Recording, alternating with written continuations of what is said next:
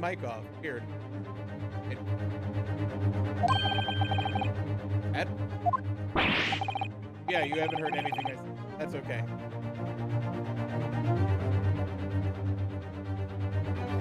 You know how it is. Yeah.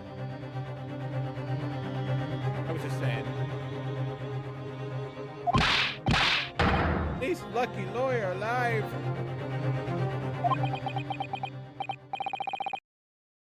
Yep. You, mister. Sent you.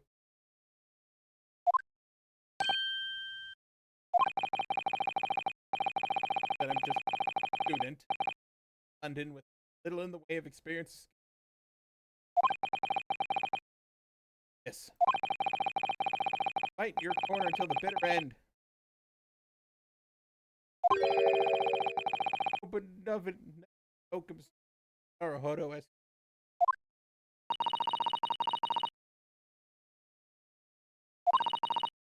Whatever happens, always be on your side. Sorry for the audio not off for some.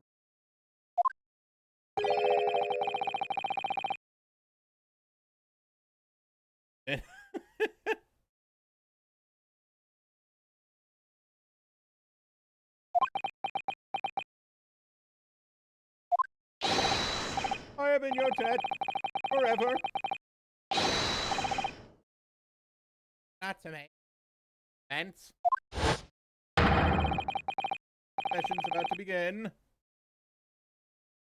Kindly make it to the courtroom at once.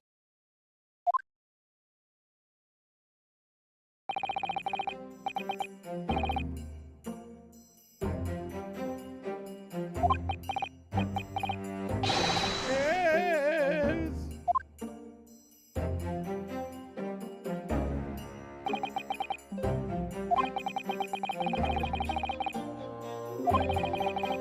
Second trial against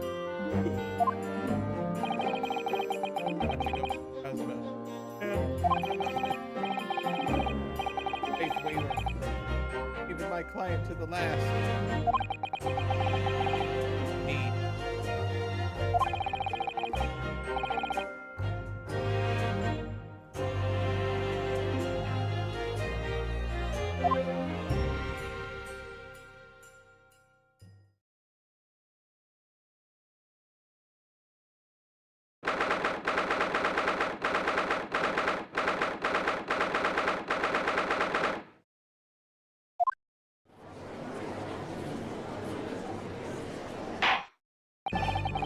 In the name of her man, I declare this court in session. Against the prosecution and defense, there will be prosecution.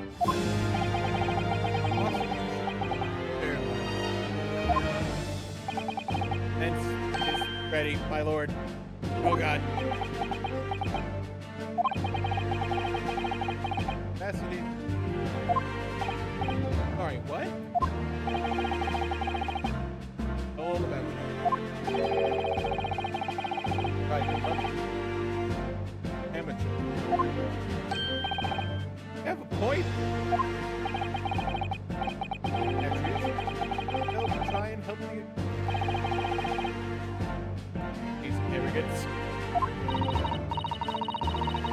These arrogance is an appropriate description. Outside.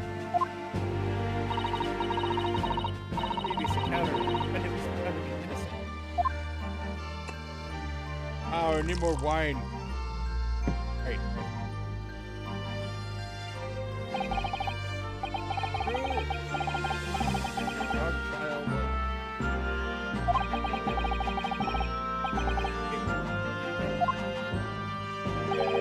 Yes, to be acquitted.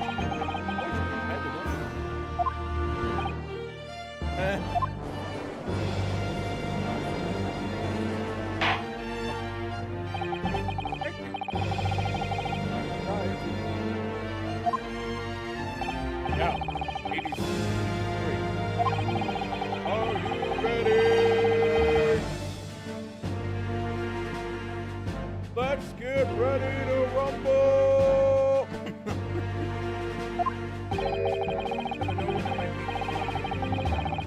Fair play for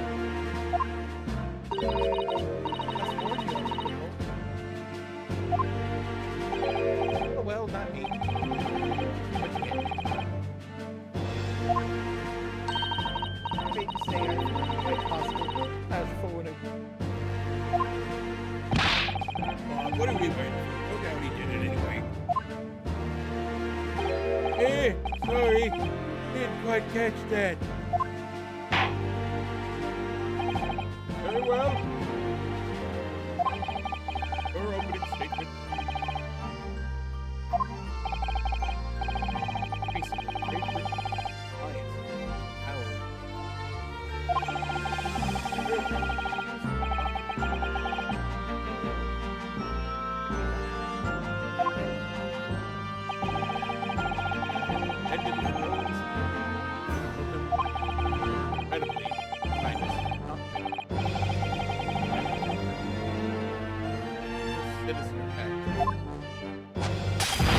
Plunging a knife into the back of an innocent woman who was doing nothing but walking down the street.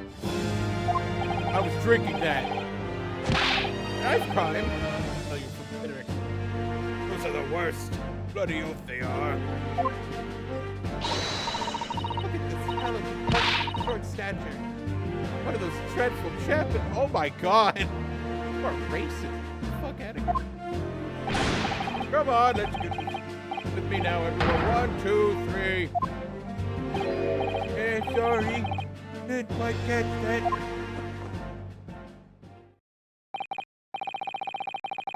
Courtesy. Hello, chat.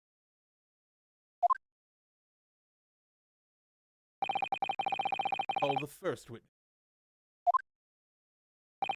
Very well. Fearless. Inspector in, please.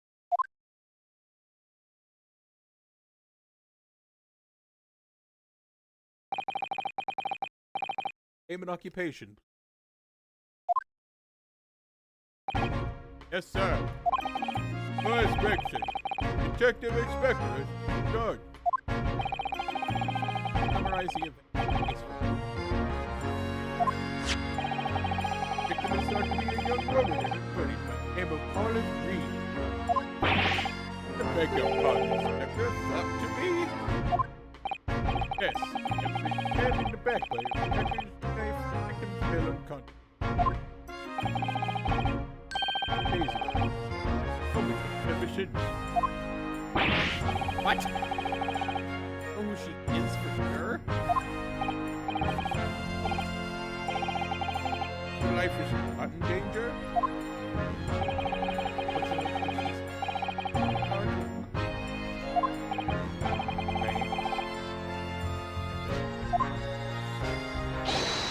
Sir, ask everyone to look at this street map. See, there's a line I mentioned. She just placed 3 days ago, 5 in the afternoon. Happened on the pavement, alongside Briar Road, side thoroughfare, poster on. It had not long since it stopped snowing at the victim, walking in. As you can see by this top hat man, running into her. Out of the blue, she was approached from behind by the accused, stabbed in the back.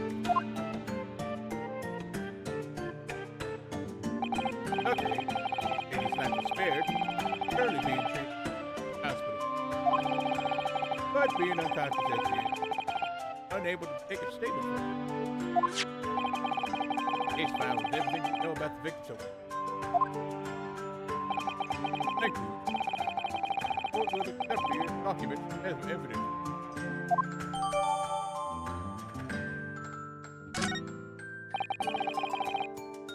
Kind of the weapon was. One of the weapons. That was the. Sir, I have it here. Back. Big things starting to make me scared to walk down the street now. Play like that. Somebody would have the point. I get the hecky son. Come in a garden jackknife. Hit him with the jackknife. Thank you. The court accepts the blade as evidence. Jackknife, jackknife. Now then, what do we know the motive? Valuable. can tell by the woman's possession, it looks like she's hard to imagine she would have had anything but for attention, my lord. Gee, in that case,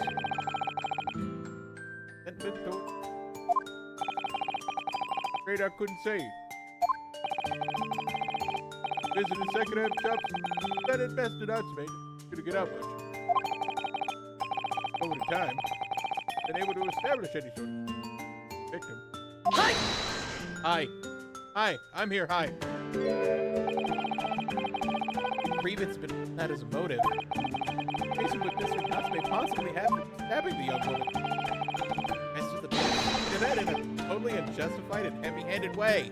Idiotic! Hey! Give that back! May forgive the courtesy of flinging a freshly uncorked bottle. Birds have soured its hollow bouquet. Is you, Ben, heavy-handed here? What? Scotland Yard does not arrest people. Question. Dr. Gregson, prosecution calls for your... Explain to the court precisely why the constabulary crime came to arrest of the... Yes, sir.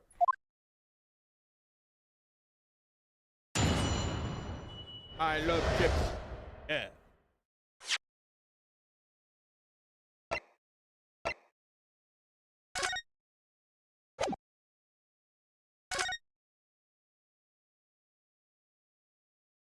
The cock. Oh, ill for Gaburio. Canterbury earnings.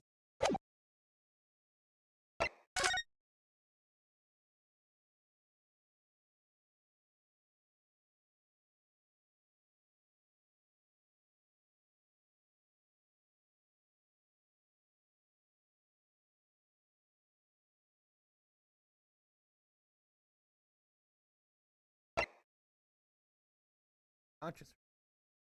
Personal. Knife.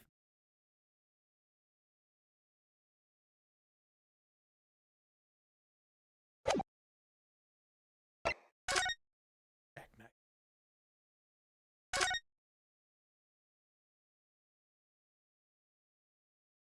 Oh, that.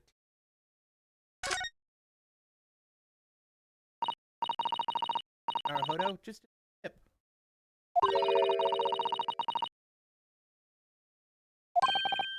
Right. What could have happened to it? Don't think it'll be lodged in the... Here, I hope not. Terribly painful.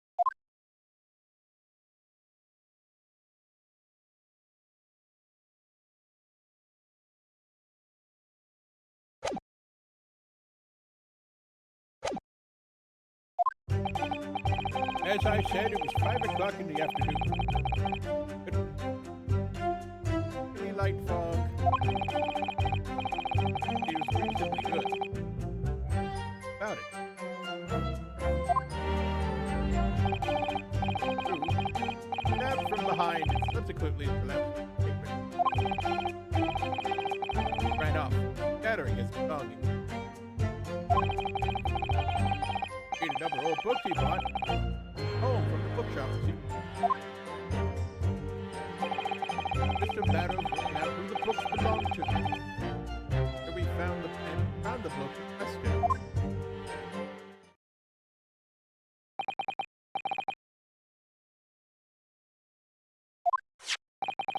Yes, my lord. Photograph here of the secret crime taken.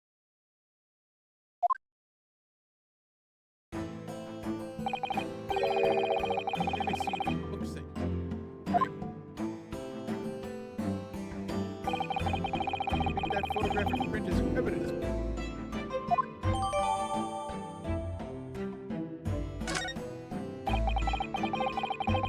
Mindless greed, cowardly. Denying everything, despite overwhelming evidence contrary. Well, Brendan is not denying everything. Miss Otto. Go on. Not saying pardon me. Right, Miss.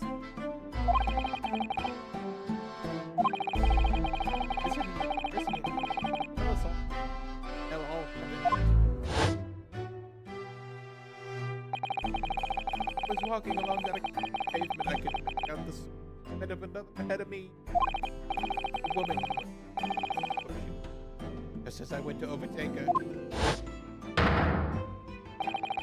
suddenly let out a little scream and collapsed on the cold, hard slabs of stone at my feet. Terrified, I had to get away from there. So I ran. That's just my cursed lodgings. An overcoat.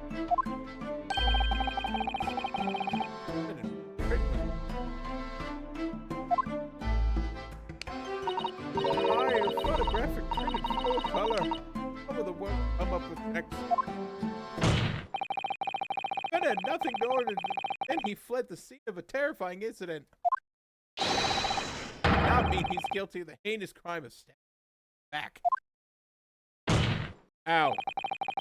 Nobody else at the time. Two of them.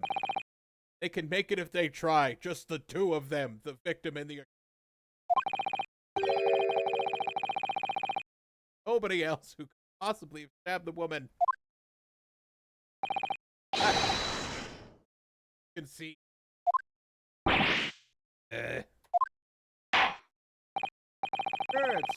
Cross-examination.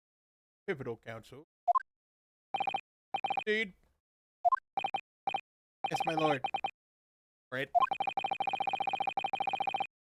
Table's here. Only chance.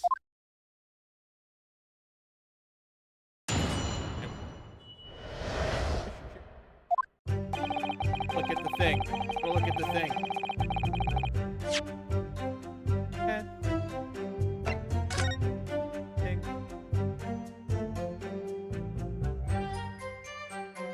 Help me. Any bit. Can't read those.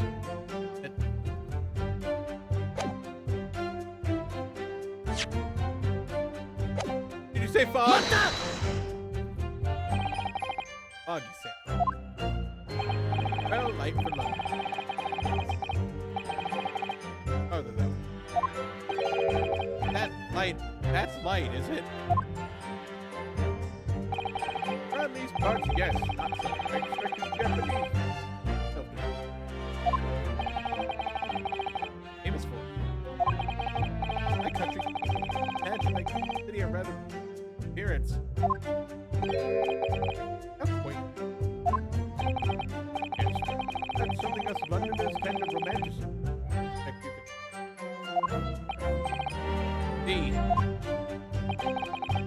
At this time of year, fog causes a large number of accidents, especially when heavy. Your own hand at the end of your arm. Indeed. The other day I was careful with my horses. There they were pulling. Yes, Otto-san, I should definitely remember to stop, look, and listen.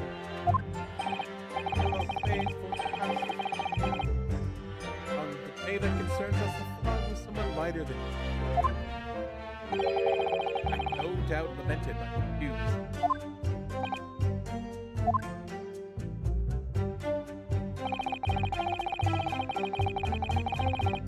Mata! I'm able to state that with any certainty. And because that is witness crime has told us.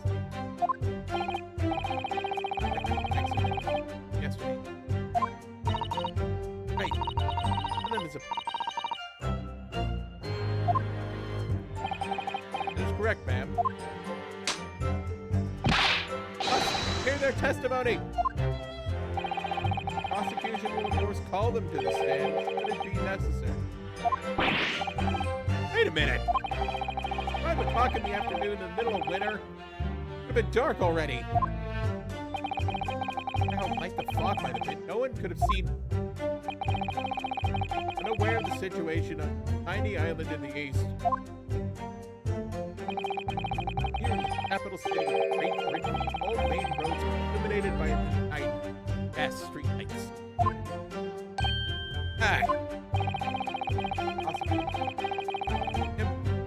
Ample light witness it. Right, here in London for the first time in history. Conquered the darkness.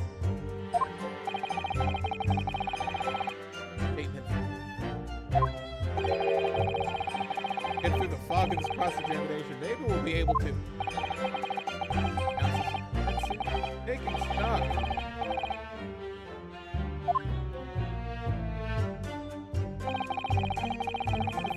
Stab from behind.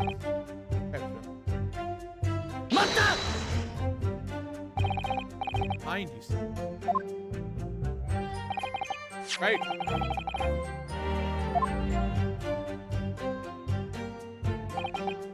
Yes, quite so. The handle of nearly picture. This poor woman remains in a critical condition, comatose no less.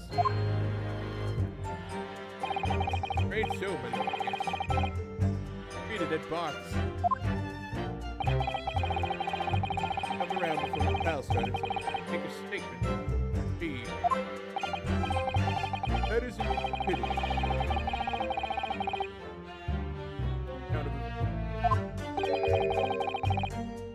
Lion side.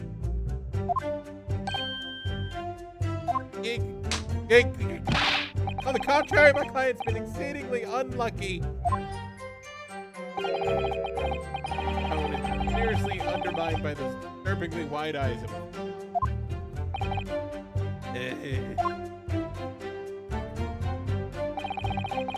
Ran off, scattering his awnings all over the floor.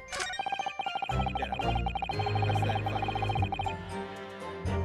Hey, if I go back. God damn it. Take this one. Very during the process. Able to steal, yes. There. An undeniable inconsistency with the inspector's testimony.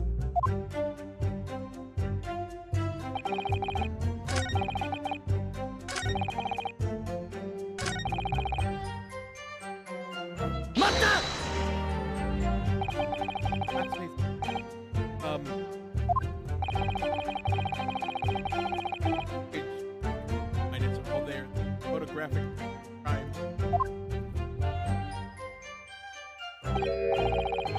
Books. Second-hand books thing. Huh? Irreparably damaged. Fallen in the nose. Buried over. Another hand would have been free to wield a knife. Very clever, isn't it? It's extremely hard for you. Handsome. Unavided maybe by you to say that belonging as he thrust the knife into the back. What happened, my lord? Yes. Being a number of old book teachers on his way home from work. And then apparently visits his second hand. Yes, so I understand. Not full of old English literature. The accused, off the subject, probably. Back floor to see him with the books. What about the book up there? Inspector?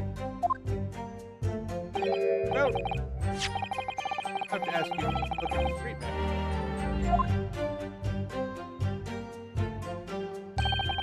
Closest second-hand bookshop to the audience. Place here.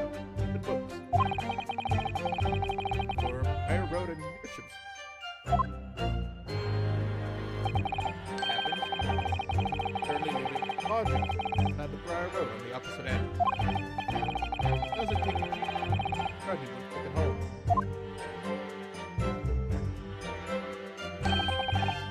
This. Update.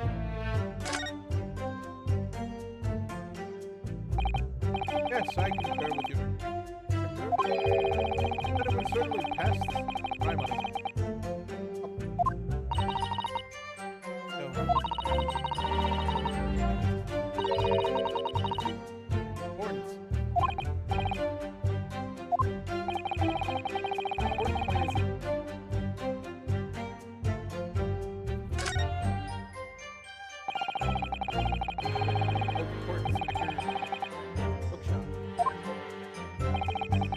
Couldn't agree more.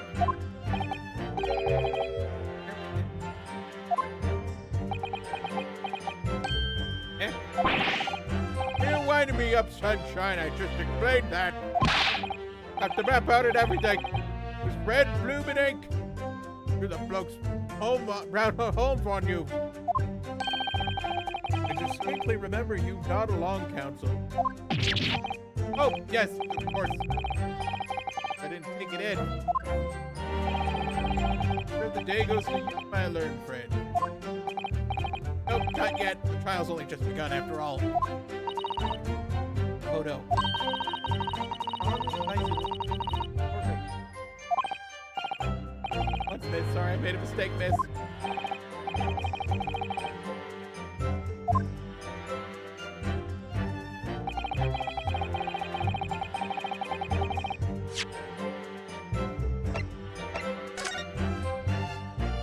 Didn't go to Bourbon Books, he went to your books.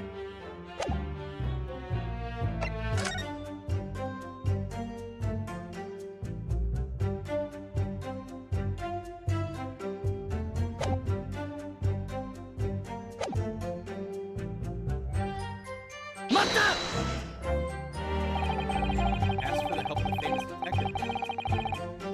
Hate the defendant. Enough and nonsense. Jack in office, that busybody just comes and sticks his oar in whenever we ask him or not. According to what I have here, Holmes was known to the scene by Scotland Yard detectives. Oh, that's nothing to do with me. I just the scene must have done it without my permission. Ah. I tell him time and time again, whenever something happens, send word to headquarters. Follow your blooming instructions. That peddler's gonna get his hands on any details, so I'll be reading it in Brad's magazine next month. Bet your last farthing on that, I'll be in there too. After all my hard work on the case. Yes, Mr. Show. No, Mr. Show. Aren't you clever, Mr. Show? That's all the thanks I'll be getting. Hector. It's proving detrimental activity. Perhaps I should step in and deal with him. Ah!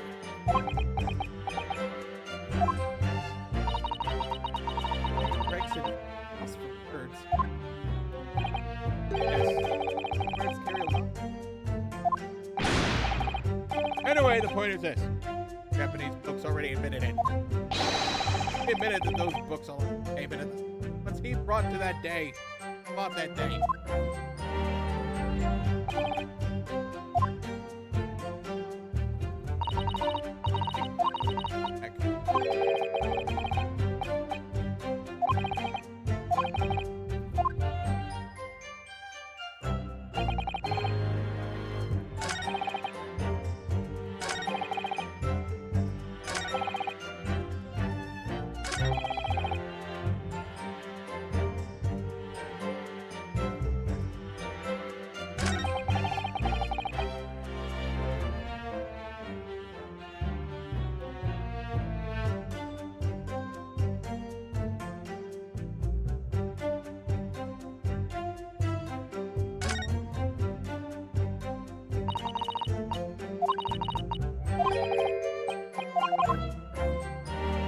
Another thing.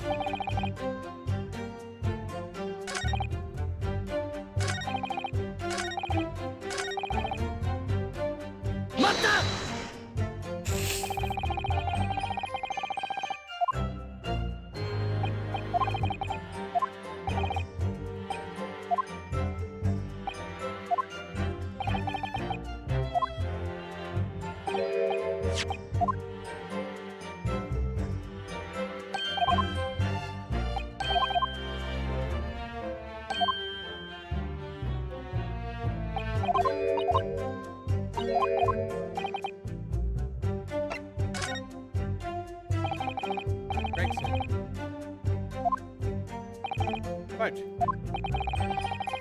Add the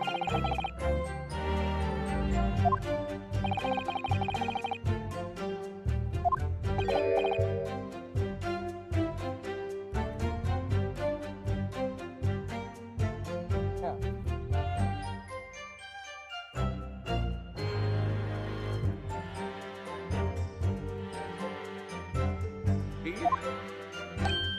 Oh well. Yes. Could be a very important clue. Whatever.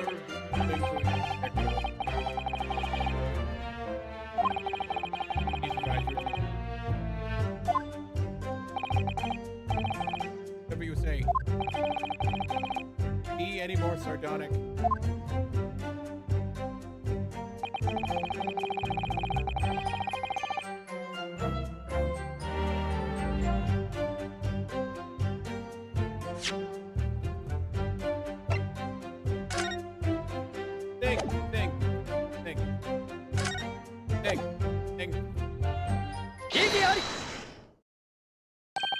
I could just stop you there, Inspector.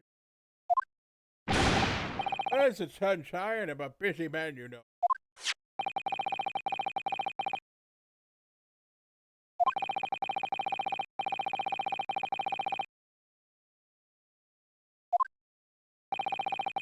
And then the...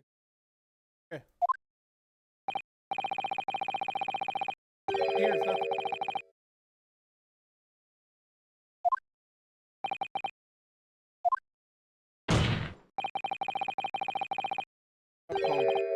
Or book. Or books. R-E. That's fun. Not to make need purchase enough. Ever. Not bourbon book. Eh? What? Inspector, did you know this other bookshop? Yes, sir. Our books is a second-hand bookshop not far from here.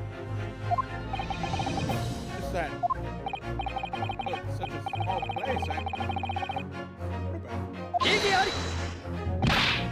Back to this, the bookshop which is in that day in question. He proves it. Yes. What difference?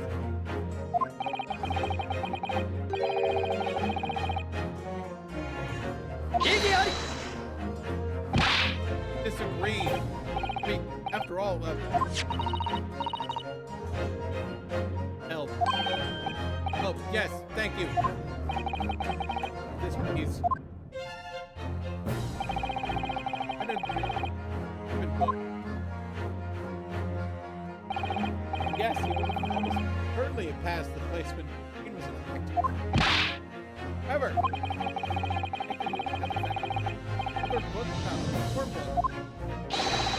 it never turned out he would have passed that location at all. That'd be true.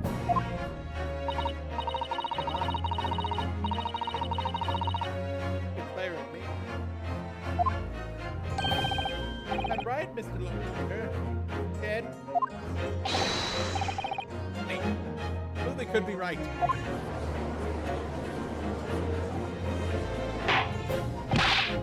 Inspector Gregson. Four books establishment. Well, into there. Turns out that your book here on the next corner of Meersham East.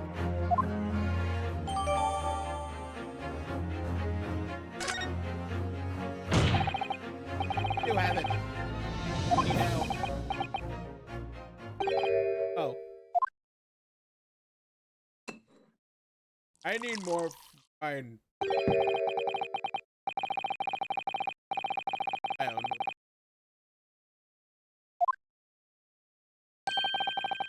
Here in the circle. Now I'll put it down for you. I didn't think I need to fill it out. Go. This is coming home. Books is urban book. Same fucking way. Tab. Yes, thank you.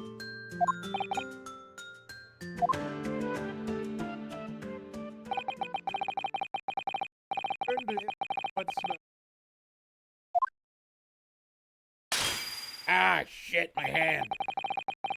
And purchase. No difference in the final announcement. Fuck! As I suspected, you can't fool. I don't suggest you try. I say, hey, had enough of this now. Pick your pardon, terribly sorry. Mind repeating that. Oh no. Mustn't give it up. Mean. Members of the jury may find that Miss Natsume is guilty. Right. Think. Let's consider the assertion that the court prosecute very, very carefully.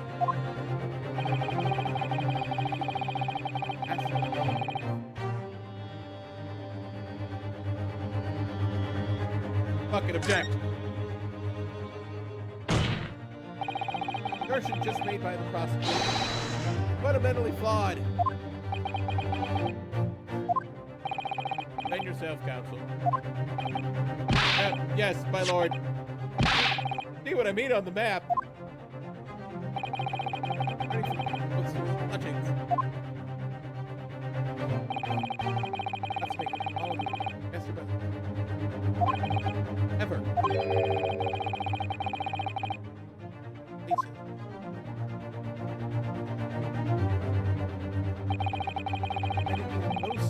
What happens? He lies back in his lodgings without passing the location where the victim was attacked. Why would he do that? Lucky. Was I so compelled to point out that?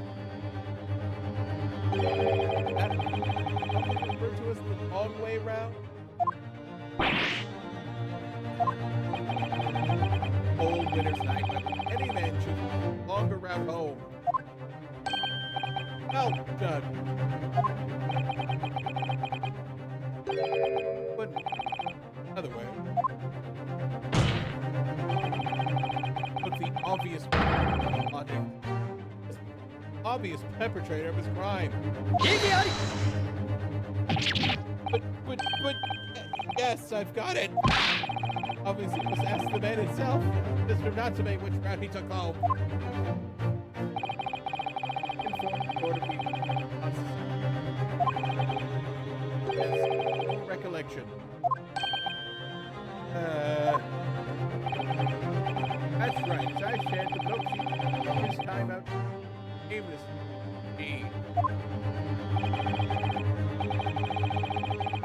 Never where he was or which route he took. Oh, I don't believe this.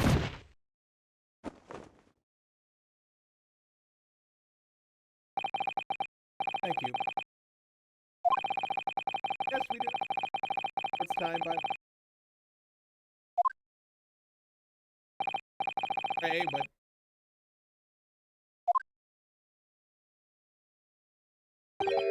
But... Ace...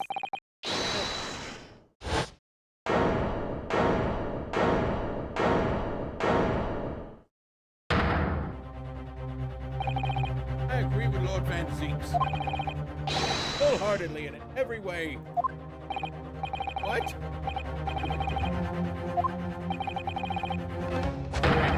Completely convinced now. Very well. All of our whole members. Then your court. 有罪有罪有罪有罪有罪有罪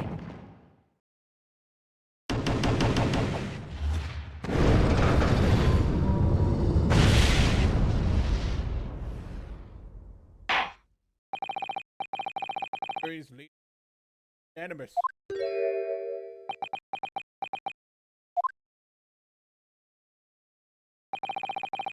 Delightful memory. Jury. Queen and admirably.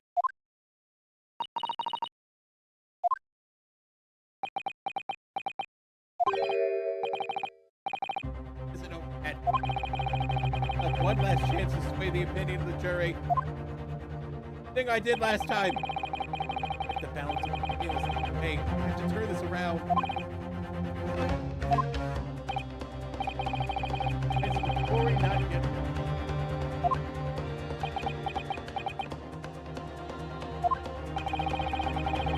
And fights again in this trial. It's antiquated.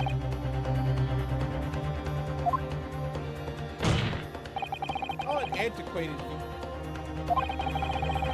Defense prerogative. Carry out a summation examination. Very well, Captain. Better of the law. You should. All the members are very ready, Mr. Foreman. Of course, ready.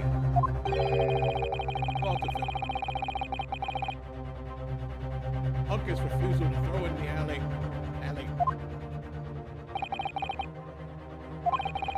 Ladies and gentlemen, hurry. Let's get ready to rumble. Each explain on what grounds you've been admitted to be guilty. Ping pong bing.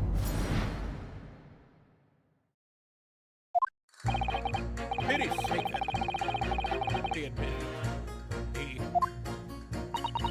Is that a woman? Victim. On around the house. Back to the enter. Poor woman. Back from England. How dreadful. Really don't care. Can we just wrap this up now? I've got work to be doing.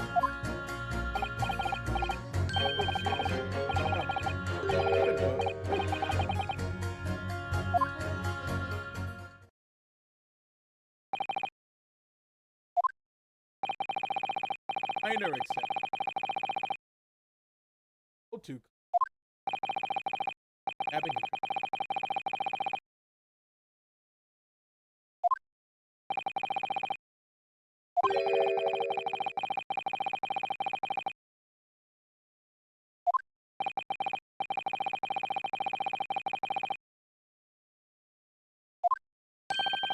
Per se, ample grounds to get.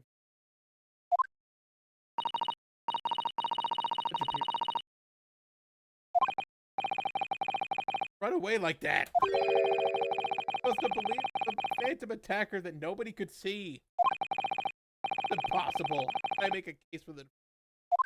In Arhodo, there's no time for grumbling. Not a trial to continue. No, I have to turn the.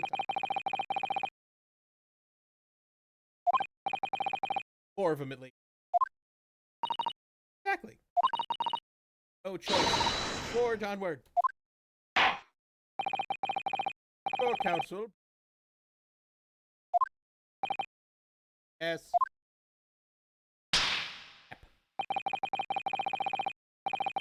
Whatever it takes. You know, Skeg, you can do it.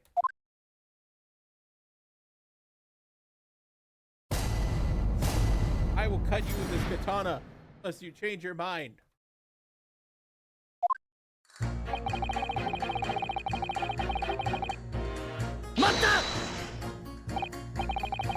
Excuse me, but yes, that's right. I was in myself. Here you go. Feeling it. It's the side of it.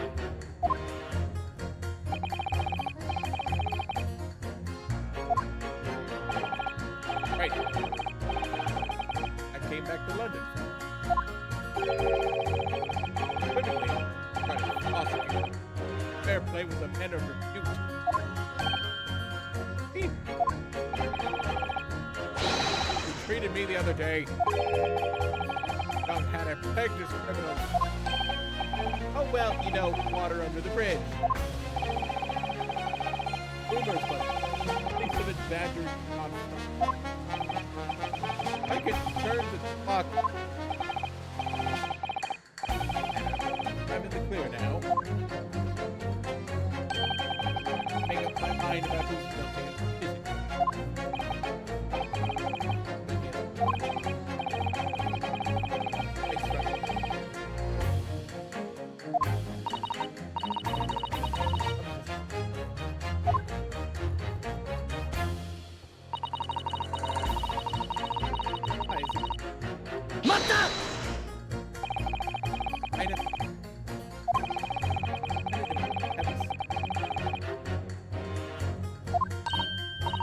Right, that's precisely my point.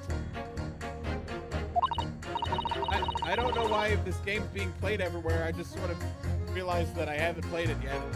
Okay. Harry Green was the victim. Clearly that funny little Japanese man with the curving mustache is the culprit. Now forget that vehemently denies attacking the woman. Of course he does. Abigail's life is over. Obviously, Poker-faced coward, he simply collapsed before his eyes. Why is he suggesting nothing could have stopped it? Something more credible? Hey, for real. Say that it goes through your funny little mind.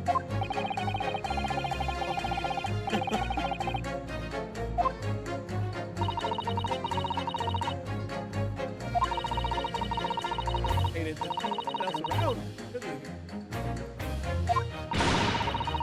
one else would possibly have committed this awful crime. This must be the man, really. Couldn't be more simple. Arguments compelling it is. Oh my, you're too kind, my lord.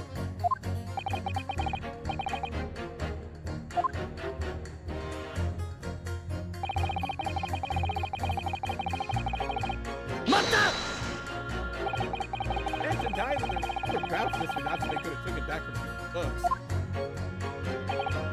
Oh yeah, like we did on the back. Is that it? Ash Road.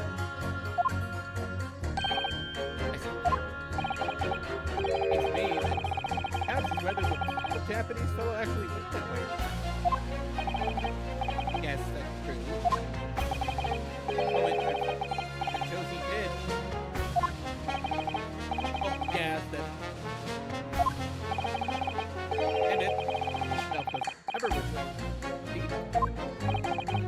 Yeah, that's annoyingly true. Dark and cold. Yeah, I see it. Get home as quickly as... Well, yes. Why is all this true?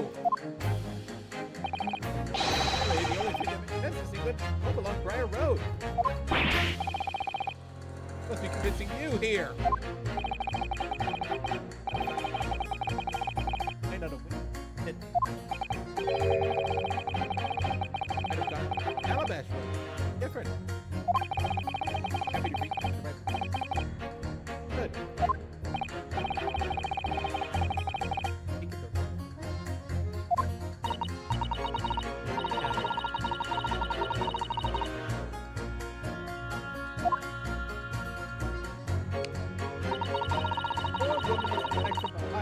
How dreadful. Fuck, I wanted to... You.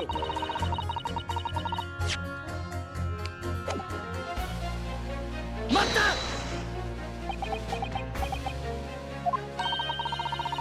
What's the matter, young man?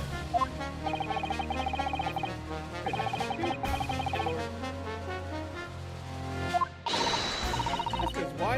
Where do you get your ideas, sir? I'm the maid. The maid, you understand. Maid. Awkward. Didn't you mention this yesterday. The story of this trial I made. The mention of it. They were trialing. Pretty clear. So it happened.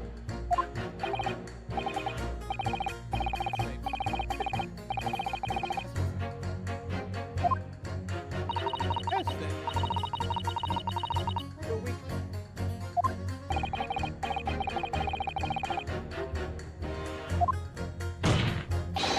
Mr. Natsume looked like the kind of man who would commit such a crime like... Oh my goodness, yes, me? Oh my goodness, me? Yes, me? Look. But... I'm that snarky, dingy, all that scrupulous mustache. And never speaks. And he's got on 50 eyes on the name. I've heard them, you know... building a bomb in there or something. Say such thing. Just a harmless bookworm. Nothing more. Worms. Careful. Eats. Ready.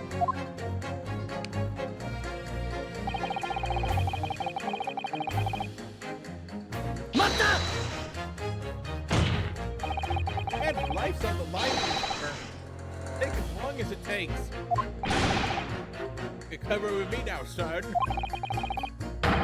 Too, and so is my family. I understand, but a neighbor like me can afford to take time. I don't work, I don't eat. Either do the wife and the kids.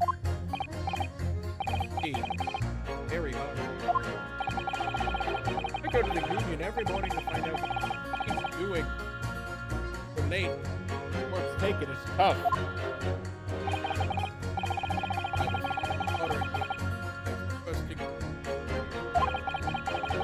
Keep laboring at the coach that arts to busking.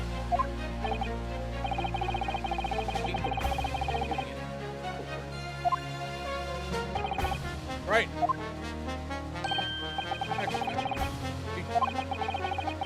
I'm the corner from Carl Haver's old bookshop.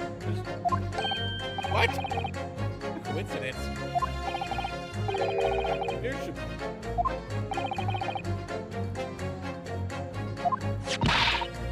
that is tapes. 5. I need you to add that formal statement, please. Point of that, can we just... Please, sir, it's important. Fine.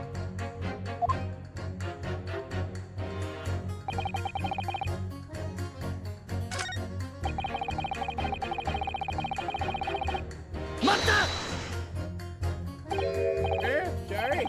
What did you say? Hold what? No, what I said was hold it. Wanted to ask you, visit your books often?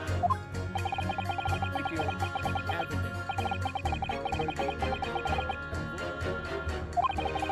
That's my idiot. Reading every day.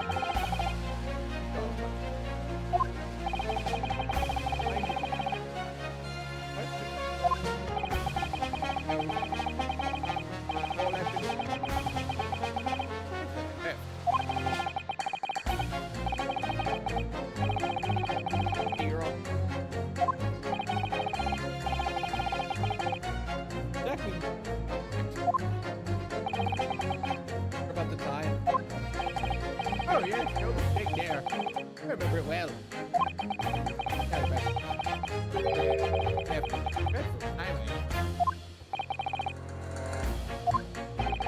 Well, I was walking in. I slipped nice and jumped ahead. Always first after the post stop. Most slippery. And no clean out I got my nose up. Wait a minute. Get this straight. I have a concussion. Happened on Calabash Road. That's right, I live in Florida. Down Calabash Road.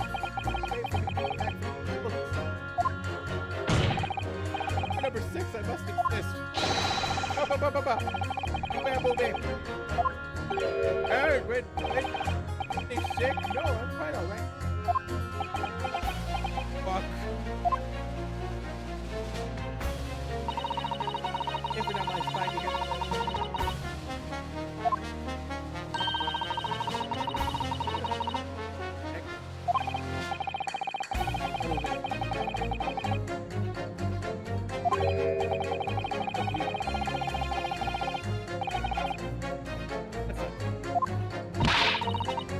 Give that to advantage with Naruto cunningly.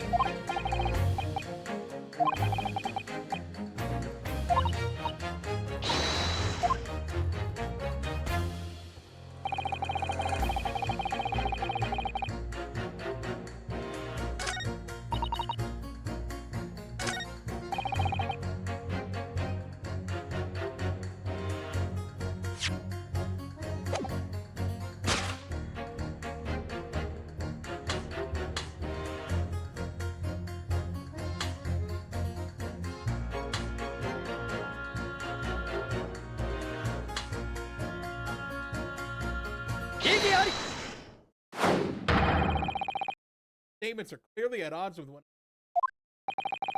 Explain yourself. Please don't point. It wasn't me. I swear. Hey, wait, I just wanted to get this done and dusted. Oh, me? What? Lines were-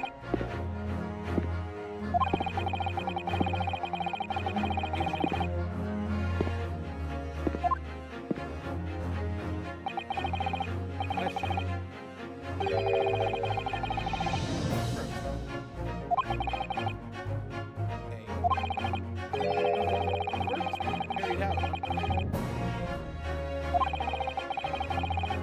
Oh.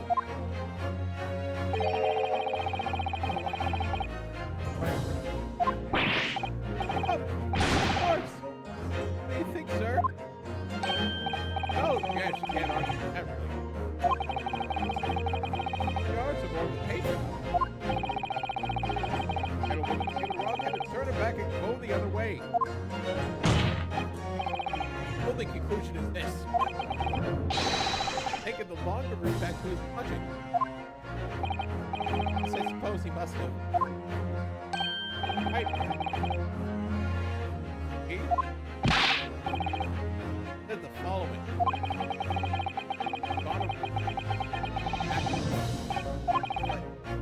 Now that he had no choice. Yay!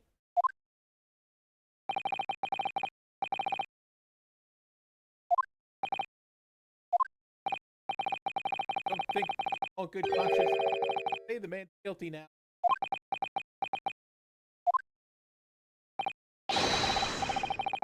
Trial continue.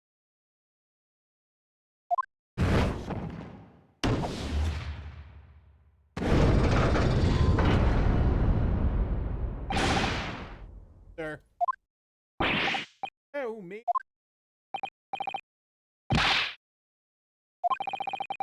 Holding the should be figured in, that's what.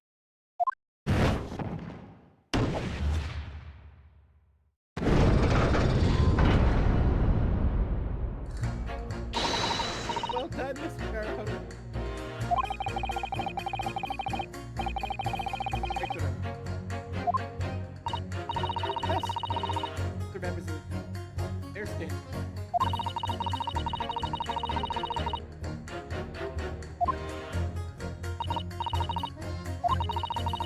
Identify one more clue.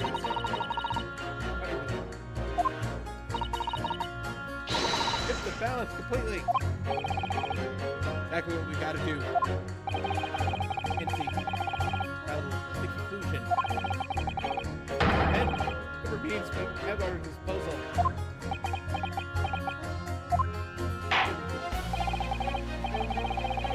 On the sufficient examination. My lord.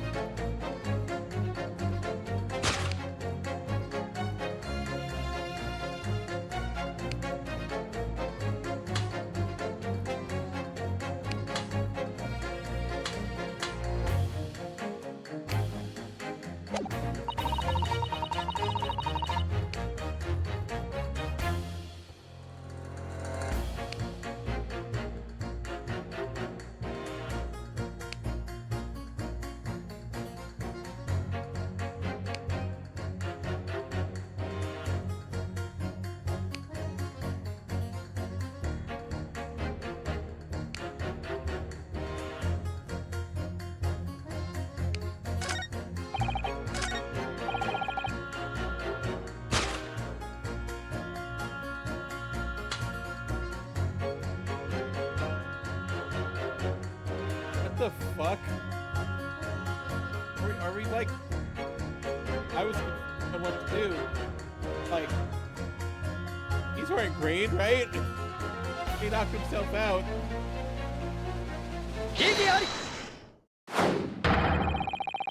Statement shittily close law and the juror's reasoning. What are you talking about, counsel? Juror number 2. Number 6.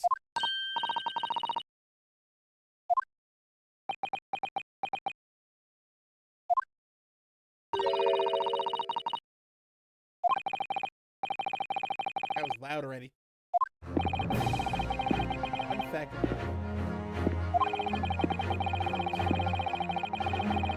Need some?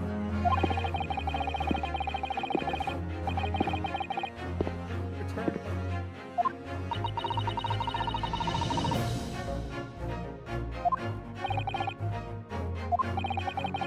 This one.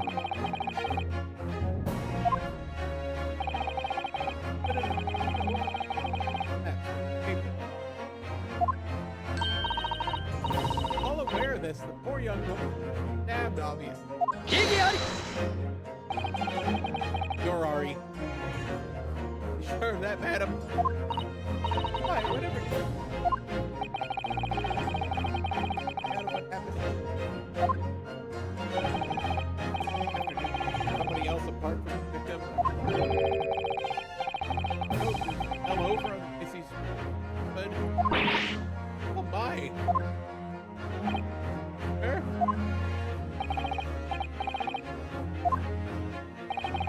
Right. Hard of hearing, juror number 6. He's suggesting that person. Jolly old gentleman the bench here with me today. Entirely possible, yes. Oh, yeah. A similar build to the victim, built like an orb. Look at that! My goodness me! Ah, sorry, you to pee? Crucially, here the old overcoat fell. Ash Road. Careful.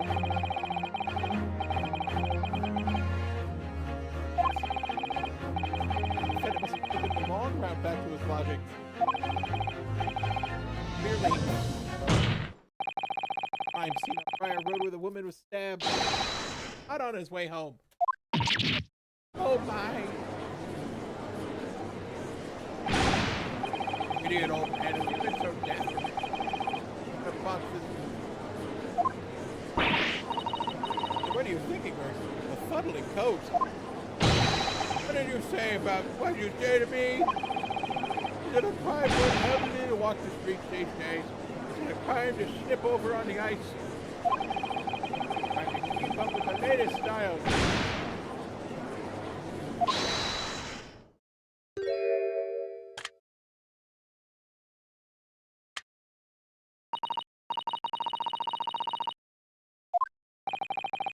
Like to change anything I and that I'm not guilty. Thank you. I would too. What? Is it a crime to change your mind, is it? Well,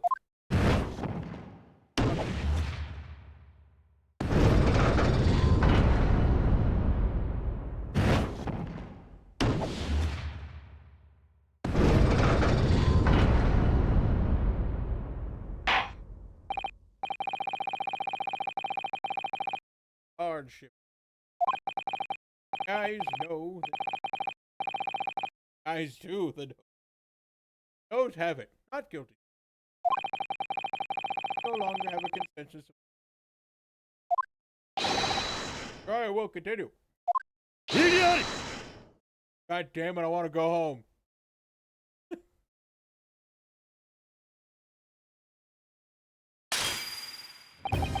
But it seemed churlish.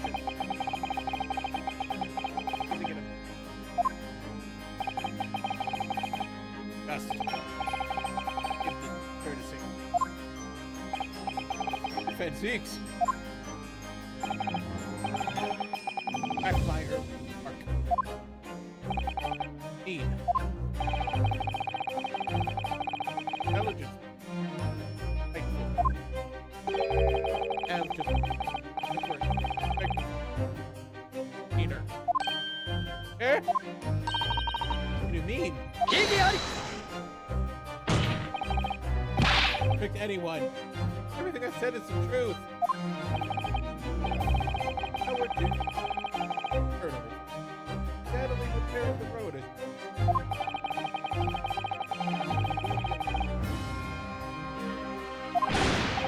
Right. Oh, day. They paid me a meat tuppence for it.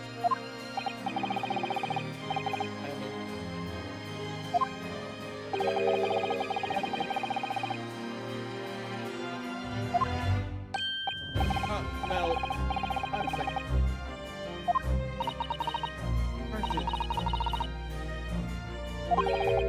Less than 2 meters. That's not much at all.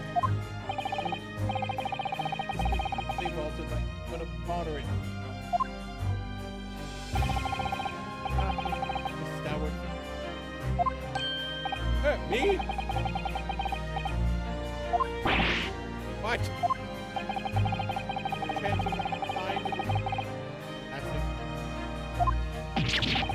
I wouldn't dream of it. What a waste of time. Oh. Turn any gentlefolk back in pain. Jump us right over us all the time.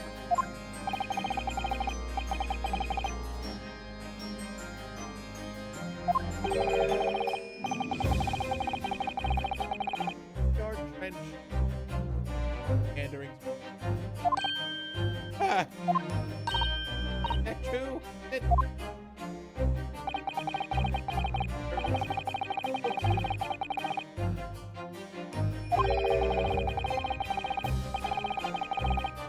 Not to me.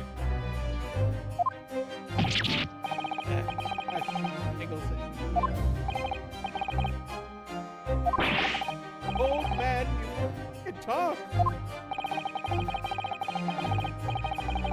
o'clock on that question. Halibut. Behind you. Oh, I am very. Don't remember. What a wager, my lord.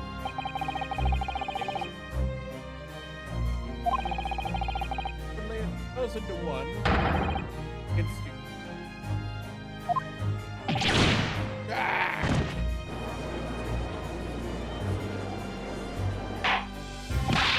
Order, order. Explain yourself. Convention argument. Why in the world would you not offer into exclamation again?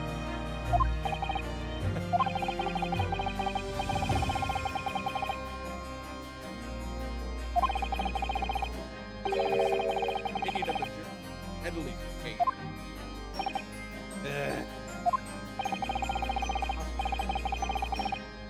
Hampton.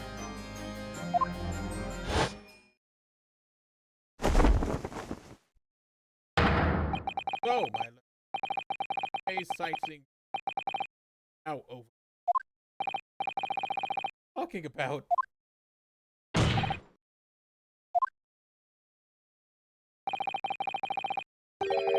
Mission to call its name. That's it. Airlift. Ex-witness. Not remember.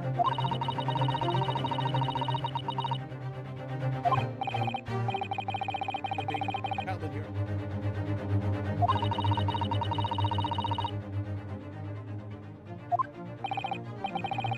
Letter of ransom. Hey. Neki-san. No, he's innocent. Very end. Battle's over.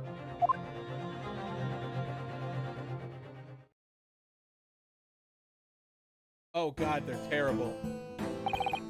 Witnesses, please state your names and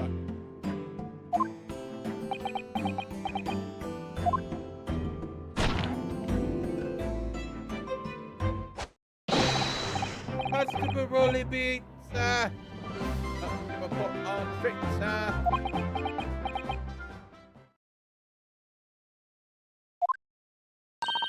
Hi, Miss Beat. This is young town heroes wife.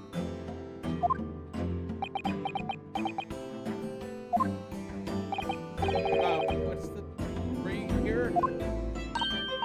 Hell, shoot. I've been married long. Hey.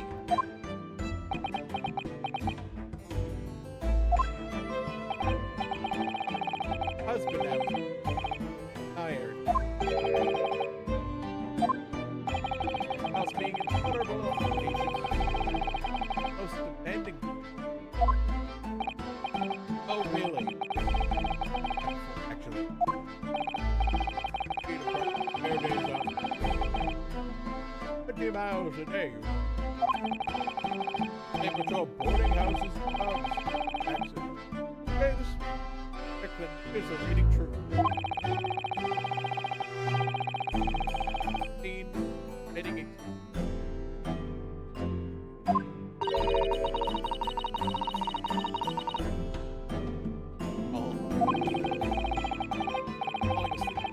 I collapsed long ago. I'm saying the primary.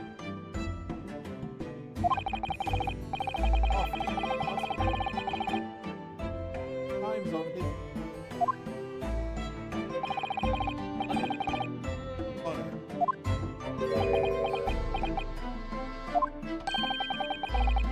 Lumber.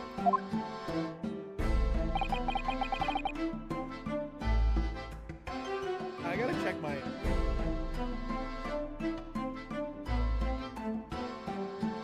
Get more.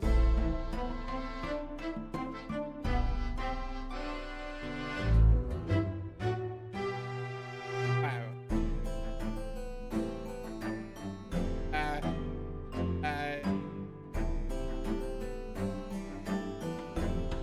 Sorry for the.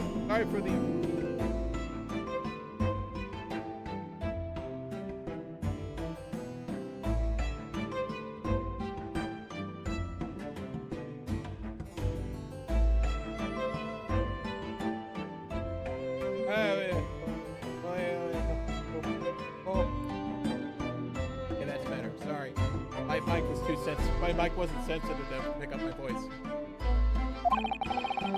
And his wife was walking down Briar Road in the opposite direction. It's the incident as it occurred. Not correct. That's right, sir. Isn't it, Rolly?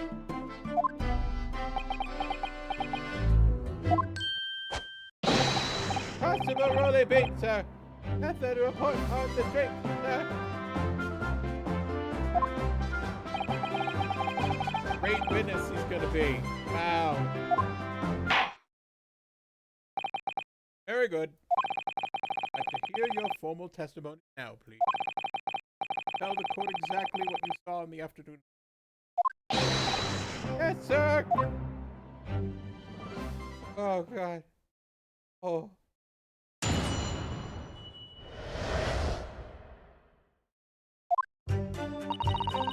Our wedding anniversary. Rolly was taking me out for a meal.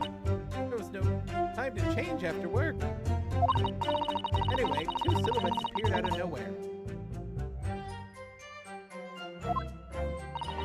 All of a sudden, one of them just collapsed on the floor, and the other scattered something and before running off. Ran straight over, of course, and then we went for help in the nearby police box. Definitely that Japanese man on the dock. We both saw him clear as day.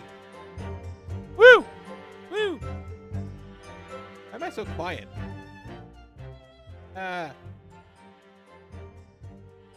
What if there's like a microphone booth?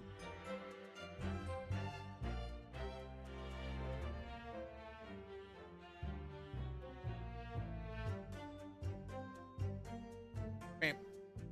Bam, bam, bam. Bam. God damn it, I don't understand what's happening with my microphone. Too quiet.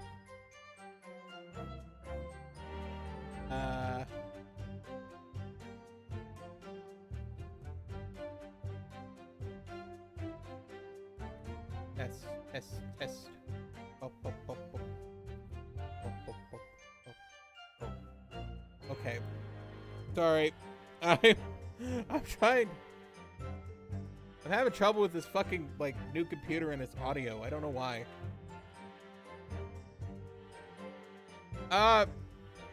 Witnesses. Witnesses are here. I'm just having trouble with my microphone. Okay, I think I figured out something that I can do.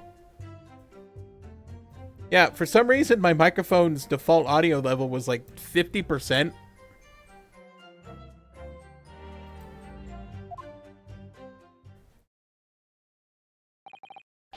Well, this is extremely compelling testimony, I must say. Yeah, I was having microphone problems, like, all night. Oh dear, that policeman and his wife are claiming to have positively identified Mr. Natsume at the scene. If the testimony is true, the alternative course of events that you established in the summation examination will be quashed.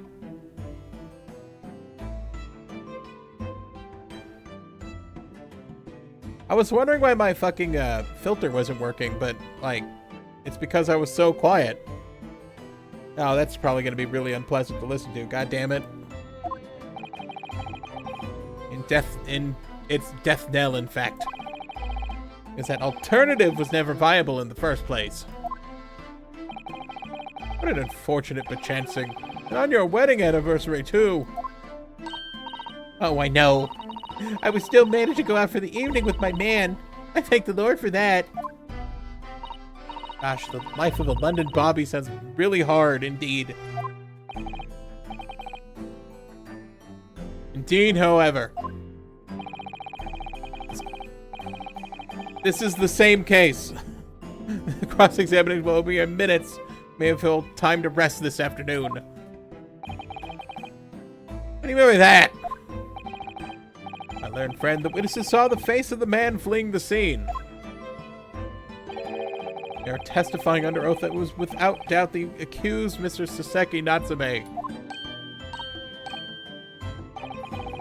One of these witnesses is a policeman, no less. So you appreciate the gravity of the situation, I'm sure. Except that the man's so tired his wife has to do all the talking. Enough preamble. Counsel for the defense, commence the cross-examination, please. Yes, my lord.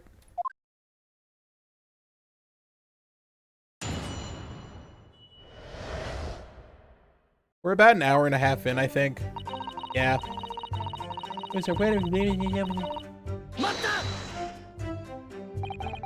time to change after work, you say? Are you also a member of the police, Miss Beat? No, sadly not. It's only a job for strapping young men only. Women and children and the elderly can't even apply. Well, I think you can probably see why children and the elderly can't do the job, can't you? I think Rolly looks ever so handsome in his uniform, and it suits you down to the ground, doesn't it, darling? Isn't that right? Oh, what? Oh, I just finished my meet. Dad and I were heading back to the station. I was actually planning on getting changed here. Keep talking in his sleep? This is creepy. Oh no, Rolly, I much prefer you in uniform. Sometimes, I don't recognize you when I see you in plain clothes. Oh dear, that doesn't seem healthy. Kindly adhere to the point. You were going for a meal after you'd finished your beat for the day, correct? That's right, so yes, although I was fitting to be honest, after spending the whole day on my feet. But policing is my lifestyle. As long as I'm proud to be owner of this, I'll serve my city and its queen to the end. What's that now? My warrant card, sir. Proof that I'm a London copper. Noble founding principles of the force written on it is a reminder for all of us policemen and its sworn duty. to patrol the streets of London town and uphold the peace of the common man. As for such a noble cause, I cover 20 miles every single day, without fail and without a grumble. Because I know that the plodding of my boots is all Londoners need to hear to feel safe and secure. So fighting crime doesn't appear to come into it then.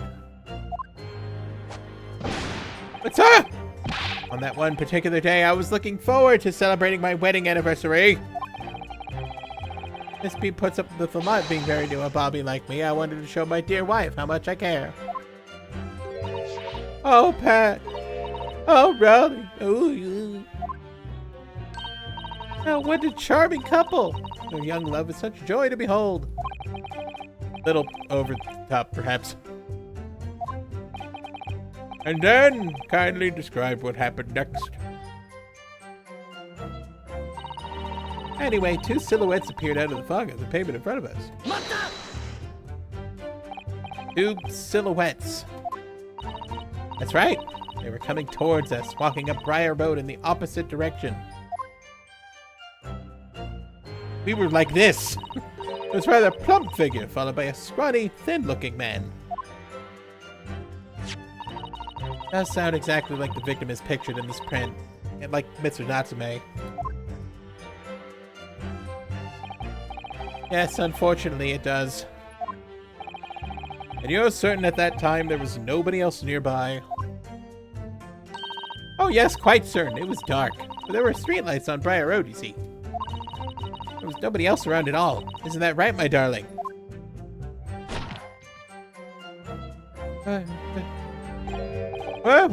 Yes, that's right. Of course, there was a light fog on the ground. The Briar Road is dead straight. You can barely see it a long way down the pavement. There's street lighting as well. I don't see any of it. Before sleep takes a firm hold, your answer please, Mr. Beat. Are you quite sure of what you just said? Yes, sir!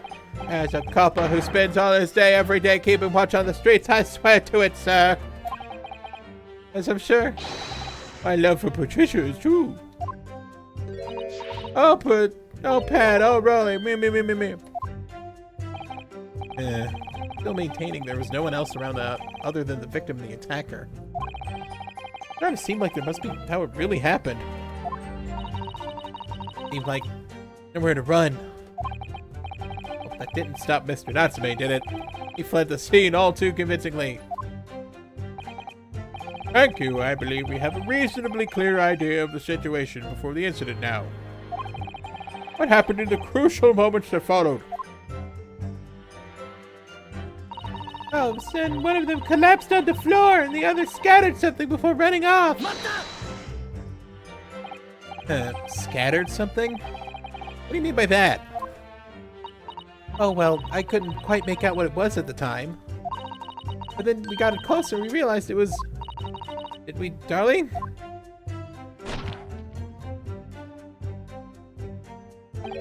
What?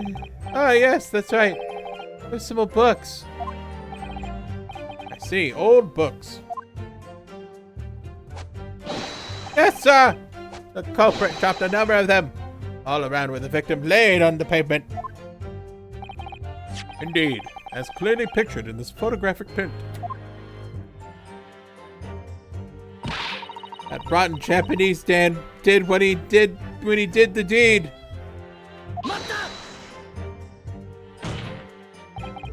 Now forget that it remains to be established that the defendant was indeed the attacker.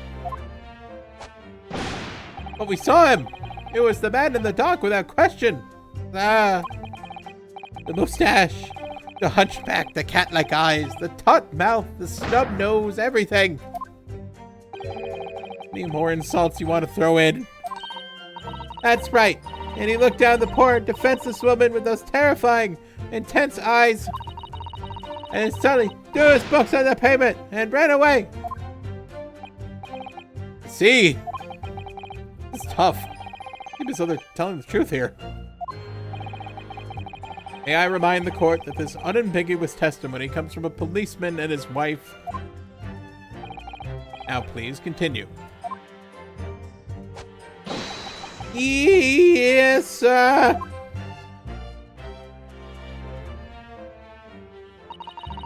We ran straight over, of course, and went to help at a nearby police box. Is it your husband who went to fetch help? No, I went. I may not be a police officer myself, but I am the proud wife of one after all. She's one of those people who, like, goes to the store and tries to get a discount by saying she's a policeman's wife. And, like, the store's just like, please leave. Isn't that right, my darling?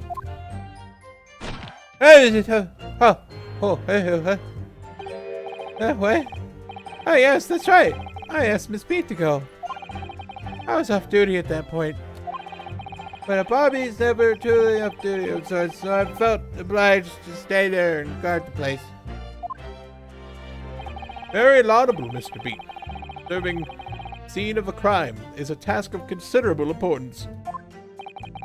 That's why I sent Patricia, you see. I told her where to find the police box. Forgive my ignorance, but what do you mean exactly by the right police box? Depends on a crime's location, you see, as to who deals with it. Where the woman was stabbed wasn't actually on my beat. So I told Patricia to wait to the police box where the beat and the incident fell under so she could go and report it. Ran there as quickly as I could and asked for help from the Bobby on duty. Not like nothing more important than a young couple in love working together, you know. And thanks to your swift response, the case was quickly resolved. Your actions of two model citizens. Meh. Oh, please, you're making a splash. Isn't he, darling?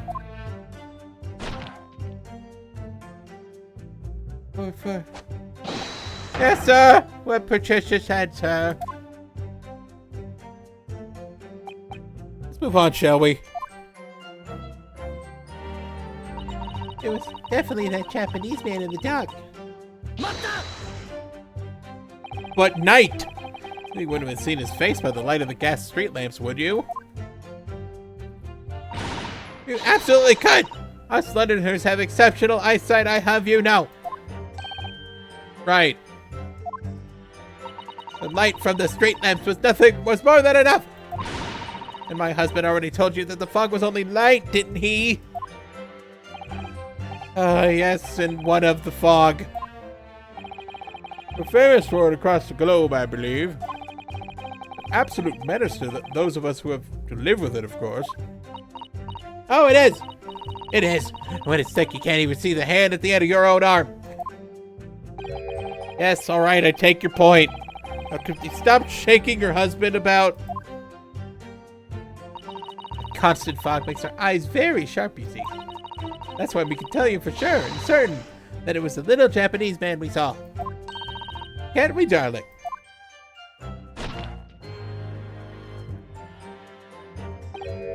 Well, yeah, it was the accused, and no mistake. The mustache, the hunchback, the cat mouth, the snob. Unmistakable, sir. As far as this couple's testimony is concerned, there can't be any questions. Mr. Seki's-san that they saw running away from the scene of the crime. That's it, isn't it? That's their entire testimony. What do you think, Mr. Naruhodo? Well, I hate to admit it, on hearing the testimony, it really does seem though that Mr. and Mrs. Beat saw what they say they saw. Mr. Natsume running from the scene on Briar Road that day. Yes, I feel the same. That's true. Where does it leave us? Members of the jury are sure to call for a guilty verdict after this testimony. Oh no! What do we do? What do? Kazuma-san over here. What are you trying to say? We try and find a contradiction somewhere else within their testimony. What do you mean, somewhere else? The statement about seeing Mr. Natsume is unequivocal. Calling that into question won't help. Can identify some other part of their testimony which appears to contradict the facts. Might be able to discredit them and make the jury doubt the pair's memory of the day is accurate. Oh, right. Simply, let's focus on finding a discrepancy in the statements somewhere. No, and I'm afraid the trial may reach an early and unfavorable conclusion. Why do I always seem to be so up against it? Lawyer, sir, can I ask you something? Oh, yes, of course. What is it? You keep asking us all these questions about everything we told you, so... It seems like you don't believe our testimony, is that right? Is it? Well, out with it! What? No, it's really not like that at all. My husband's a policeman, remember? And I know what I saw. I remember every last detail. Everything like... Oh, I know. What about the books the man dropped? I can tell you the name of every single one I could. Every single one! And you dare to question how reliable my testimony is? That will do, Miss Beat. No, it won't do at all! A Japanese lawyer has no idea what I'm capable of.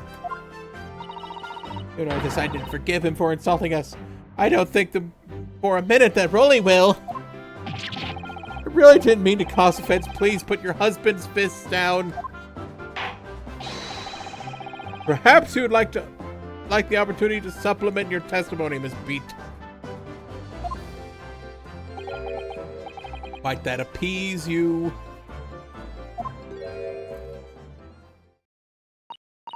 Oh, thank you, my lord. That will settle things nicely. Wouldn't it, darling? Fuck.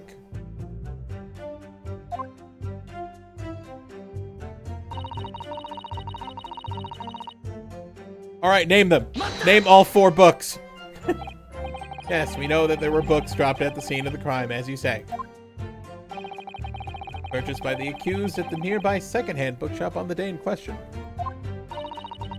Went to the police box for help. Well, I've decided to have a good look over the area for good measure. A proud policeman's wife, after all. I did it for Ollie. And what was your husband doing at the time? He was like face down in the snow, getting some well-deserved rest.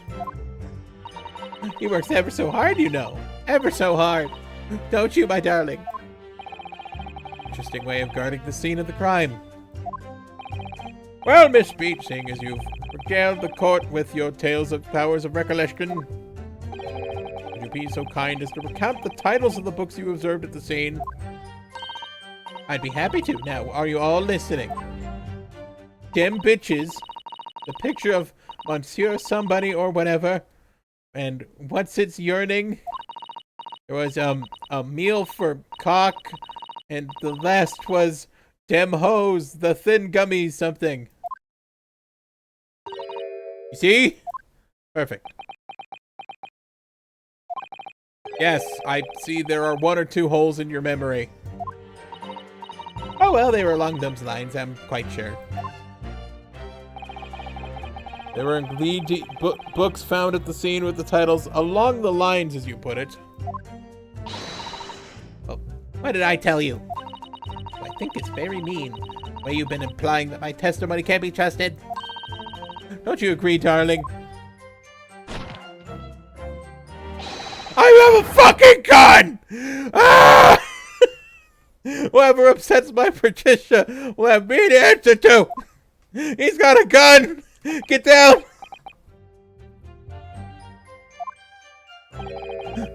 Terrifying, indeed. Yes, she really is.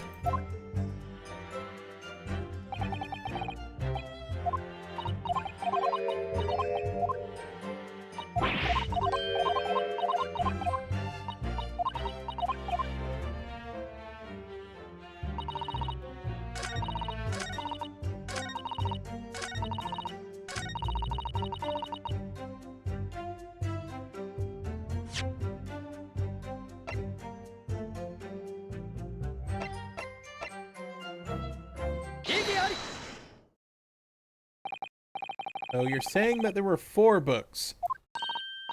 There are 4 books! Picture of Monsieur Somebody, What's It's Yearning, a meal for someone, and the thin gummy something. Sorry, Miss Pete. There's a fundamental flaw in that statement of yours. Oh no, what flaw? Simply that, at the scene of the crime, there were only 3 books, not 4. A card. What? This is the receipt of the bookshop where the defendant bought his books. Your books. Yes, and it details Mr. Natsume's purchases that day. And as you can see, only 3 books are listed. Only 3, but no, that can't be. I remember seeing them. There were 4 books, I tell you. 4 dirty old books. Oh, really? Have a good look at this photographic print of the scene of the crime. Yeah, it's fucking 3 books, you dumb bitch. Hey. But I don't believe it. I saw them there, I swear I saw them. No, madam, I'm afraid your powers of observation cannot be relied upon.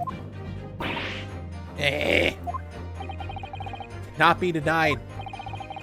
Though you say it was the defendant you saw, you could very well be mistaken. Oh no. Oh no, oh no, oh no. No!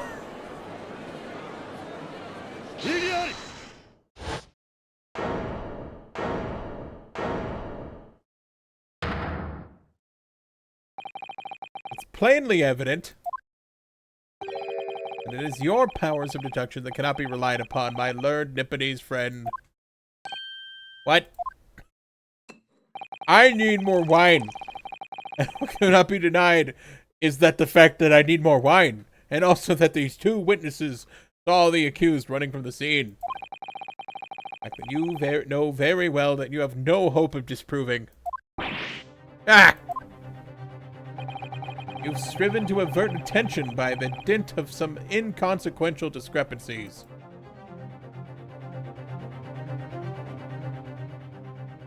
Who messaged me? Okay. That would be fair. He sees right through me. But your plan is somewhat recoiled against you. What are you talking about? Quite simple. Let me explain with a toast. Here's to them bitches. To the policeman's wife and her entirely accurate testimony in every respect. Oh! You see, the matter is not up for debate. At the scene of Briar Road, a total of 4 books were most definitely found. But what about the photographic print? It shows 3 books. That's not 4. That's 1 less than 4. That's 3. Only 3 books can be seen in that print. The print? You mean to say... Oh, shit! Allow me to present another one that shows the victim's hand. Book 4. I don't believe it. It's the 4th book. We'll observe. The 4th book was hidden in view from the original print by the victim's torso. No. Fucking no. God damn it. He keeps fucking with me. No. Order! Order! Hey, you see, look at that! I'm peeking, hold on. Peeking. Look at that. Yes. It's just like I said, isn't it, my darling? That's, Patricia's always right, sir. Let us study the receipt for the books purchased by the accused on the day in question. Mrs. Beat, the titles once again, if you please. Oh yes, of course. The picture of Monsieur somebody or other. Picture of Monsieur Lecoq. Cock. The picture of my cock. What's it, yearnings? Canterbury yearnings. A meal for someone. A meal for my cock. I mean, for Gaborio, in fact. And the court has just heard the witnesses remembers the book's titles flawlessly, save for a few minor details. Mrs. Beat's powers of recollection can only be described as exceptional. Did you hear that, Rolly? The gentleman paid me a compliment. Yes, sir. Flawless, sir. Patricia is flawless. But there are only 3 books on the receipt. And Miss Beat mentioned 4. Nothing surprising about that. Merely the 4th book, which is thrown in this photographic print. I'm sorry, Counsel, but that does seem kind of odd. Why would the 4th book be omitted from the receipt? Not odd at all, my lord. The photograph clearly shows the 4th book was found in the victim's clutches. In other words, it belongs to the victim. The victim was holding her own book? I wonder what became of that 4th book. Obviously, it wasn't overlooked by the investigating officers at Scotland Yard. I have it here as evidence.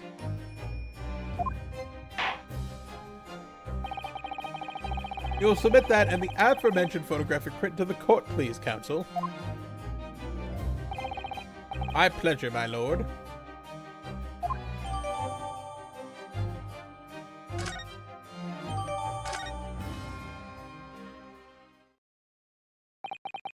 Prosecution rests. Sleepy time. I'm going to sleep. Bam, bam, bam, bam. Why is that burnt? Oh, look at this. The book's been badly burnt. Right, you'd never be able to read it in this state, especially not the latter pages. What terrible waste. Judging from the scorched edges of the paper, I think the damage must have occurred very recently. Book recently damaged by fire. That seemed to raise a red flag with me. Can you open the book?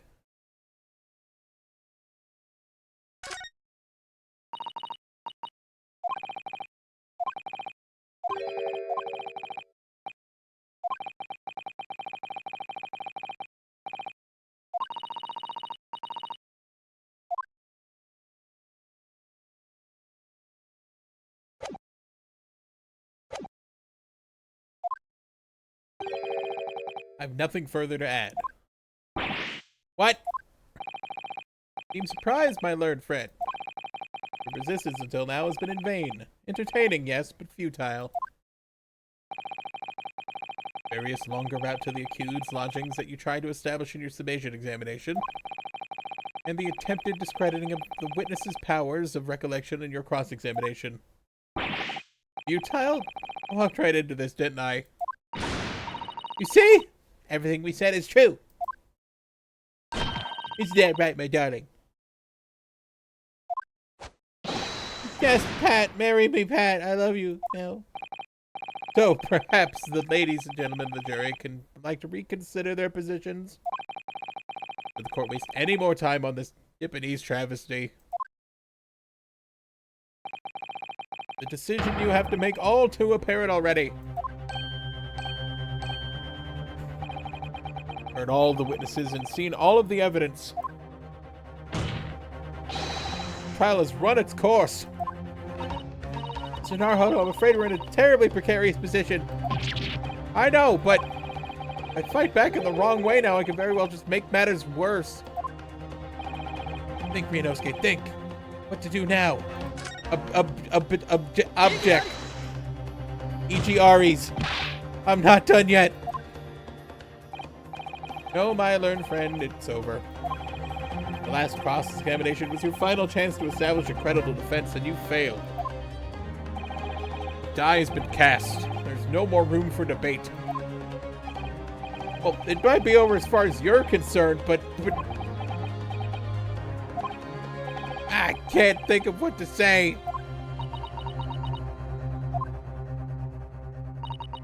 If I may, Lord Van Zeeks. Somewhat boorish to close down the debate at this point. Your insignificant little Eastern Isle must be a lawless hole indeed. The baloney judicial assistant to have the audacity to intervene in a moment like this. Oh!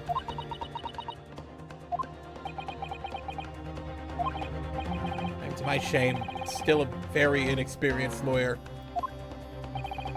You'll have to forgive me, but I consider my assistant's advice essential and her opinions invaluable. Mr. Naruhodo!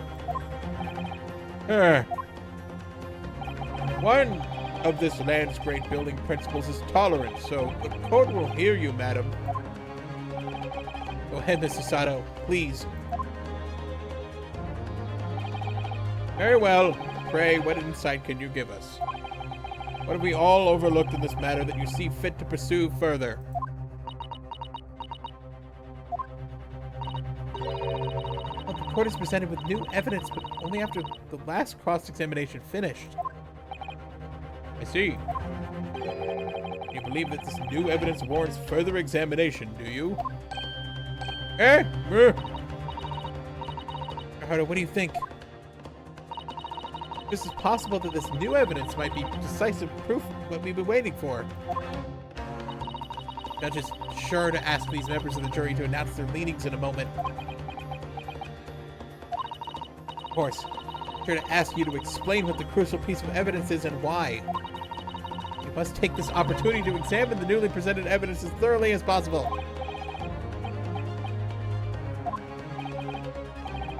Right. I want to see if there's anything in this picture. It's just that the book is singed. I don't know.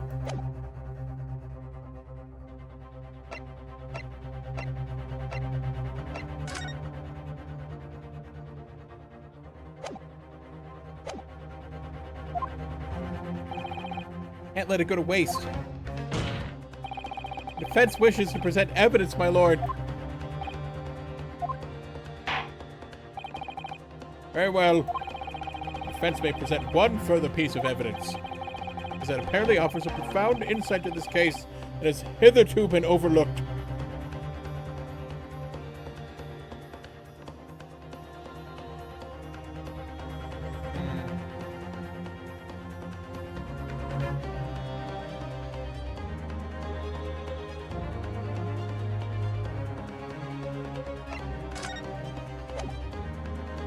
Book burn. Book burn. Next question is what we can see from the newly presented photographic print of the crime scene. Fourth book, found in the victim's hand. We've already discussed the fourth book at length. Other than it being in the victim's grasp at the time of the incident, no significance has been attached to it. Moving the matter further would be flagrant waste of the court's time, as you well know. Oh, yes, I'm afraid, counsel. I must concur with the prosecution on this matter. When I afforded you this opportunity, you led the court to believe that the evidence in question contained a hitherto undiscovered clue.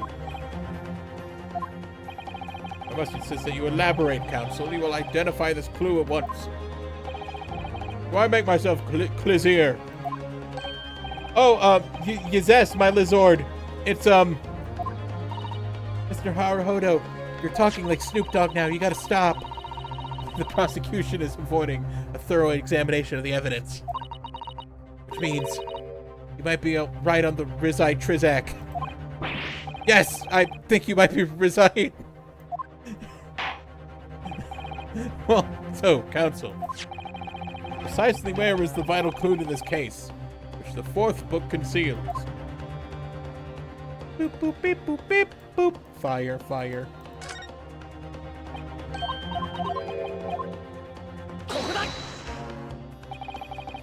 Ask the court. Observe the back of the book in question. The back? What do you... You don't read the back of the book. Oh my god. It's burnt to a crisp. Ask ourselves, why was the victim clutching what's clearly an unreadable book? It's undeniably an extremely unnatural thing for her to have been doing.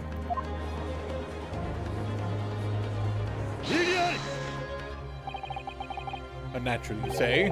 And what of it, my Nipponese friend? Oh! I can just concede the point. It bears no relation to the case. There's nothing to discuss.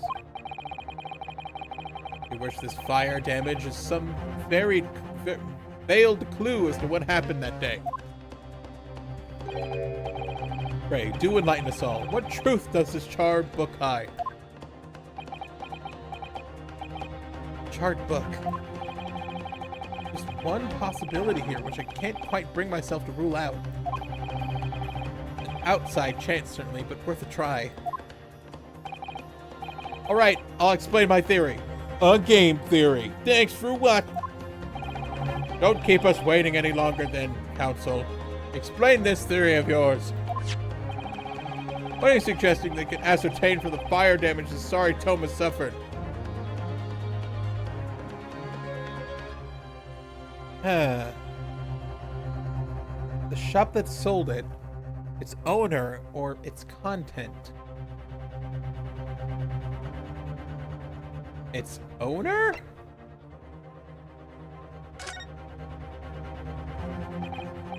Lord, the burn on the back of this book reveals the startling truth about the book's owner. I beg your pardon. But we already know who the book belongs to. The victim was gripping it in her hand as she fell to the floor. After all, it's obviously hers. The question of how this book came to be in the victim's hand yet has to be unanswered. Has yet to be answered. However, as to the questions of who the book really belongs to and where it originated, the defense has very credible answers. Oh shit! How could you possibly? Very well, I'll play along with this futile attempt to delay the inevitable demise.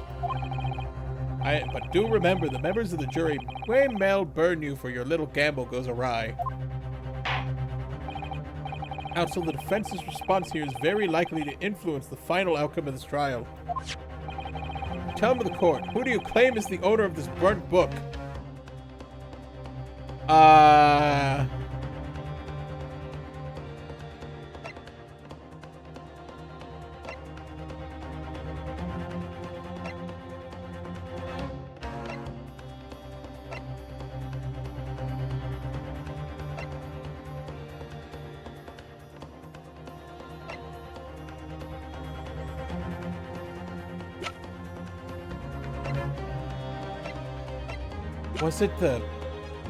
Was it the landlord's wife? Was it the landlord? Because they had a fire in their house. If they had a fire in their house, that would be why it was burnt. But then why would Olive Green have it?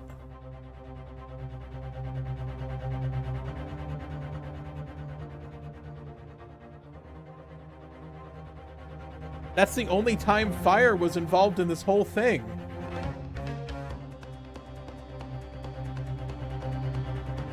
I'm gonna try it. The answer is that the book belongs to the couple who owned the house where the defendant had his lodgings. Certain Mr. and Mrs. Garadeb. The landlords. Whether this is some extraordinary coincidence or some kind of fate at work, I don't know, but of all the people in London, one of the 6 chosen for the jury duty in this courtroom today is none other than Miss Garadeb herself. Oh my goodness. Me? I think you must be mistaken, sir. I'm not Mr. Garadeb's wife. I'm his maid. Things would be so much easier if you would just drop the pretense. And how about a simple question for you? Have you ever seen this book in Mr. Garadeb's house? I would never presume to know all the books he keeps, sir. This outlandish behavior. When is the accused landlady, you say? You implicate this hard-working member of the public. You besmirch her without a shred of evidence. Your actions are unforgivable. This is not mere conjecture. The defense happens to know that on the day in question, almost exactly at the same time the victim was stabbed on the pavement below, Another incident was taking place in the room on the top floor of Mrs. Garredip's house. Good lord! What sort of incident, Counsel? Fire, my lord. Oh yeah, he was a weird pervert about lions. I remember that. Ready to say it was. It happened in the blink of an eye, you know. The whole place filled with smoke. Couldn't see a bally thing. It didn't take long for the fire to spread, of course. The bally furniture started going up as well. Most of it is, I lost my favorite. The book called The Lion's Pride.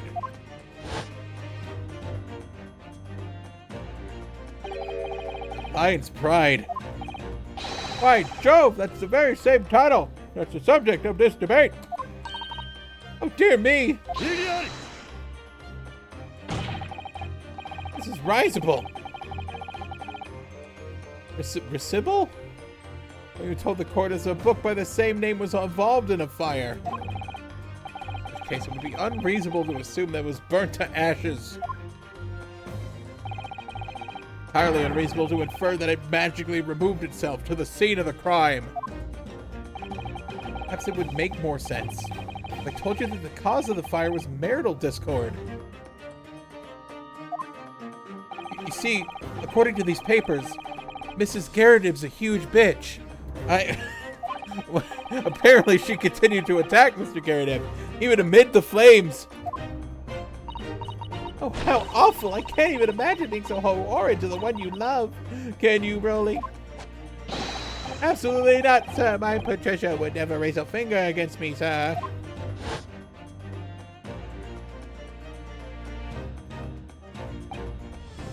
Favorite old novels in my case. As soon as the fire got hold of them, that was it. Whoosh! Up in smoke! My wife started hurling things at me. Where was I? Back up against the window under heavy enemy fire, incendiary books coming 10 to the dozen. Did she throw the book at the fucking window? And then back against the window and had burning books thrown at him? Goodness gracious, are you suggesting that the book was thrown through the window and landed coincidentally at the scene of the crime? No, a thorough investigation of the surrounding area was conducted by the very evening of the incident. No report of the Garredib's window pane being broken. Quite true, we also saw no sign of broken glass when we visited the Garredib household. But is it not conceivable that the window was open at the time and not even remotely? Let us not forget the season and the chilling weather that accompanies it. No Londoner would ever leave a window open in the middle of winter. Ah!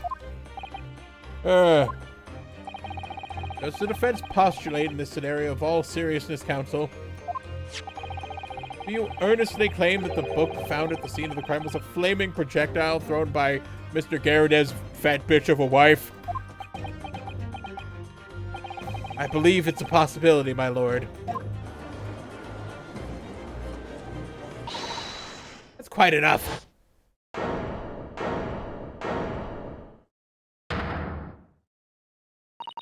Well, I hope everyone can see for what you are now, you little foreign trickster. Call yourself a lawyer, but you're just a coward. A mean coward. You keep calling me a bitch. I don't appreciate it. A little tiff the whole neighborhood alight, honestly. Implying that a mere posing as a maid for appearance's sake. How could you? Nothing to do with the beastly case. Not any of it. All you've done is sully your family's name. No, I assure you that was never my intention. Dragging an upstanding citizen's name through the mud simply to divert attention for your failing defense. I should box your ears, that's what I should do. It's utterly unforgivable. Too right. Here we go. How long have we sat here now listening to this Nipponese spouting his fancy foreign theories?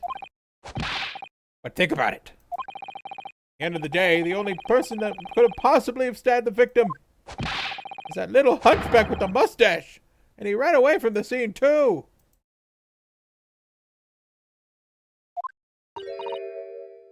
You declare you're right. It's true. Yes! What did I tell you?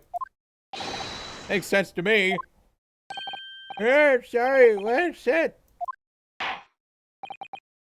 Well, it would appear that the ladies and gentlemen of the jury are once again in full agreement. What is your position, Lord Van Zeeks? I need more wine. That's what I feel.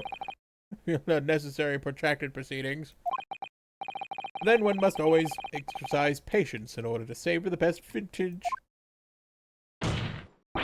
No, wait! The mystery of the fourth book still hasn't been... Leg! The books are your predilection, my learned friend. Study them on your own time.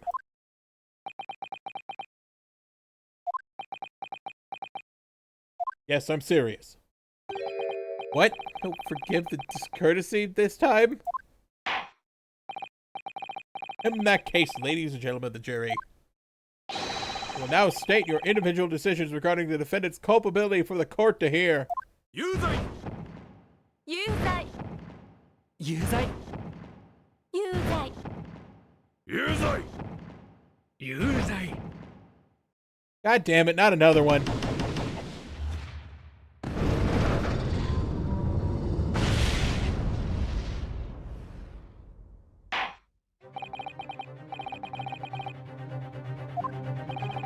It's twice now. It's over.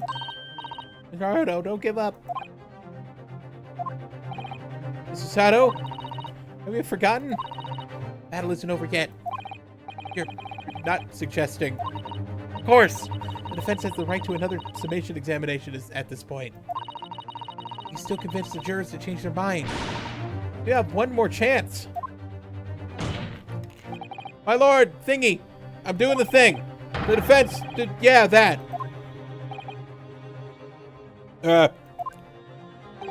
You're just trying to pad out the game's runtime. You believe you still have tricks up your sleeve? You don't intend to trick anybody. I intend to uncover the truth. Point. There's no truth. There's no time to be downcast. It's time to be dreamcast.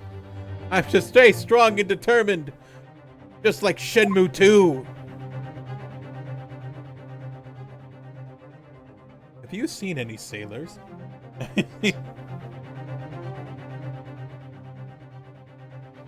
I'm looking for the man who killed my father.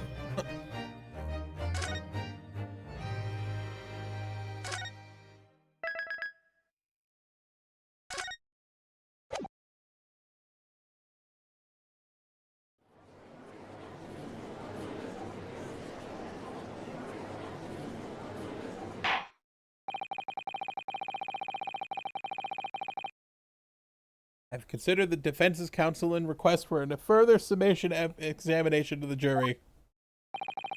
I have determined that the court must uphold the defense's judicial right to this procedure. Counsel, I will now proceed with your second summation examination.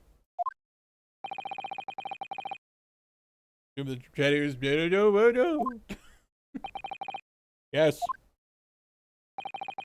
Very good. In that case, I ask each of you now to state very clearly and concisely for the court the grounds on which you find the defendant guilty of this crime.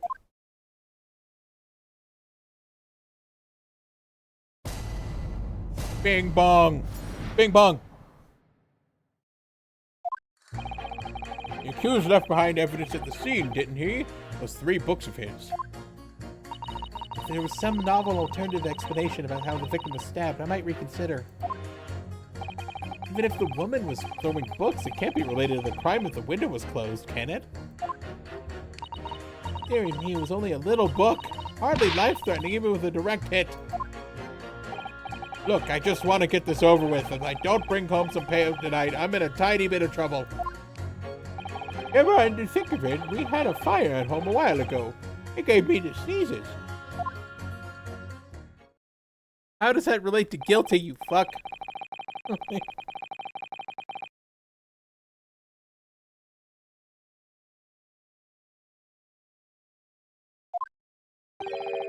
With one noticeable exception, of course. I learned student was able to find fault in the previous witness testimony. The court must accept the fact that this was indeed the accused seen fleeing from the scene of the crime. And moreover, no one else was even at the scene to commit the crime. Well, if the eyewitnesses are correct, it seemeth the conclusion is somewhat set in stone. I fail to see how it could be argued any other way. Means I'm afraid that during the summation examination, it's essential that we establish some other tangible explanation for the facts. We can't constitute a tangible explanation here. Isn't it obvious? Who stabbed the woman and how? Those two details are all you need to provide. Maybe you give us a name and a method by which the attack was conducted. And there I was thinking that this might be hard. Naruhodo, you have to do it! Otherwise this really will be where the trial ends. Oh, no pressure then. That's quite enough preamble. Proceed with the thingy. I presume you are prepared, counsel. Oh, yes, my lord. Right, Ryunosuke. Focus your mind now. Ow, ow, double ow.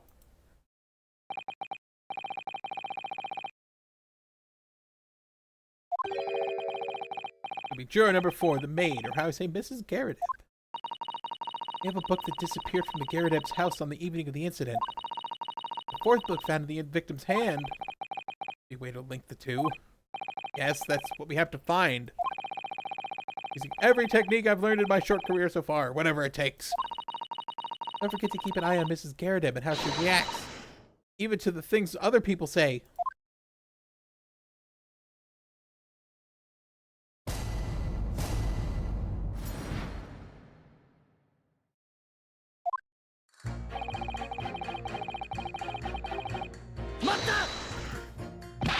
But as we know now, there were 4 books, not 3. Well, what difference does it make? Every possibility that the 4th book in fact belongs to the defendant's landlord. Yes, that's the part I have a problem with. Sorry?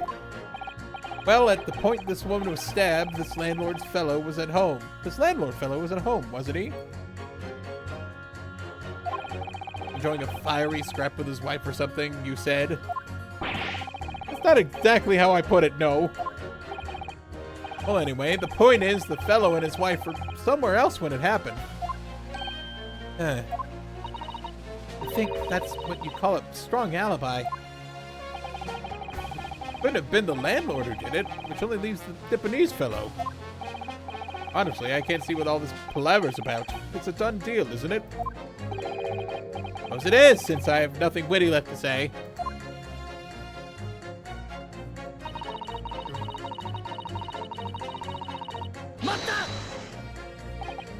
So, you might be willing to change your decision, you mean? My, such delight on your face. I'm afraid I shan't be swayed by your emotions. Despite what you may think of me, I'm a very modern, metropolitan, and rational woman. That's great. One reads the morning papers, it's all forgotten by tea time, wasn't it? So why read them in the first place? You see, modern, metropolitan, and rational thinking, don't you say? Not at all extreme. As I see it, an overwhelmingly suspicious Japanese man has been implicated by an overwhelmingly strong testimony. But despite one or two minor puzzlements, I do declare that the man is overwhelmingly guilty. Modern, overwhelmingly. Us modern gals are delighted to embrace new fads, you know. So I'd be only too happy to consider an exciting new theory you could come up with one. Be happy to do that too, only if I could. Ba-ba-boo-ba, ganbate, ganbate!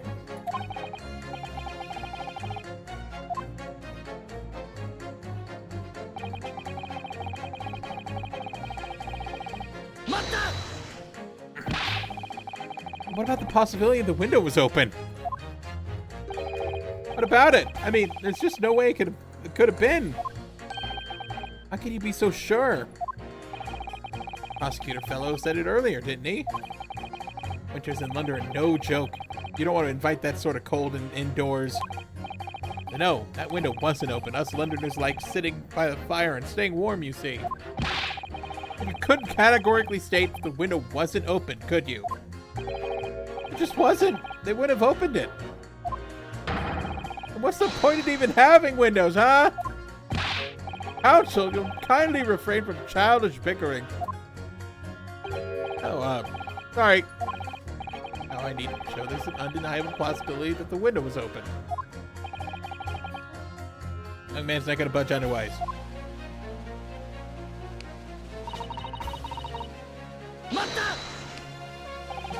The little book was on fire at the time, was it not? With flames of love, I'll have you know. No such thing as a loving incendiary bomb.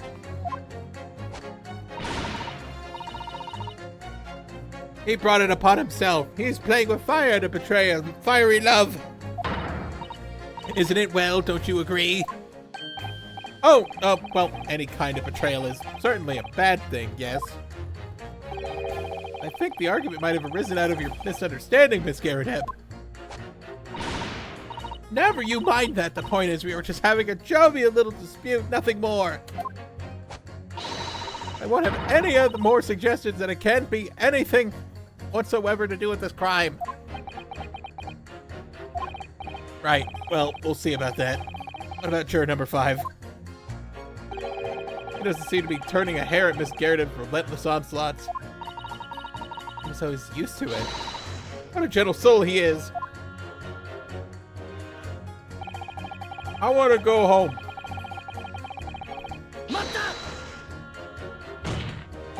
You just want to get this over with? How can you sit here and say something like that? A man's future's at stake here. Well, him and me both then, like I said before. What? I told you already, I'm a day laborer, aren't I? I don't bring home some readies with me tonight. You'll find me floating face down in the Thames tomorrow morning. What? You heard me, my missus isn't one to mess about, you know. She can be fierce, believe you me. A shining example of marital bliss, then. A situation like this cropped up the other day. It was, well, you know, it's funny that I can't quite remember. Sorry? Too frightening, that's the thing. I must have blocked it out. Helpful. Miss Pete will be ever dragged into the Thames by his scarf. Don't even go there, Mr. Soto. Some way to jog his memory about this.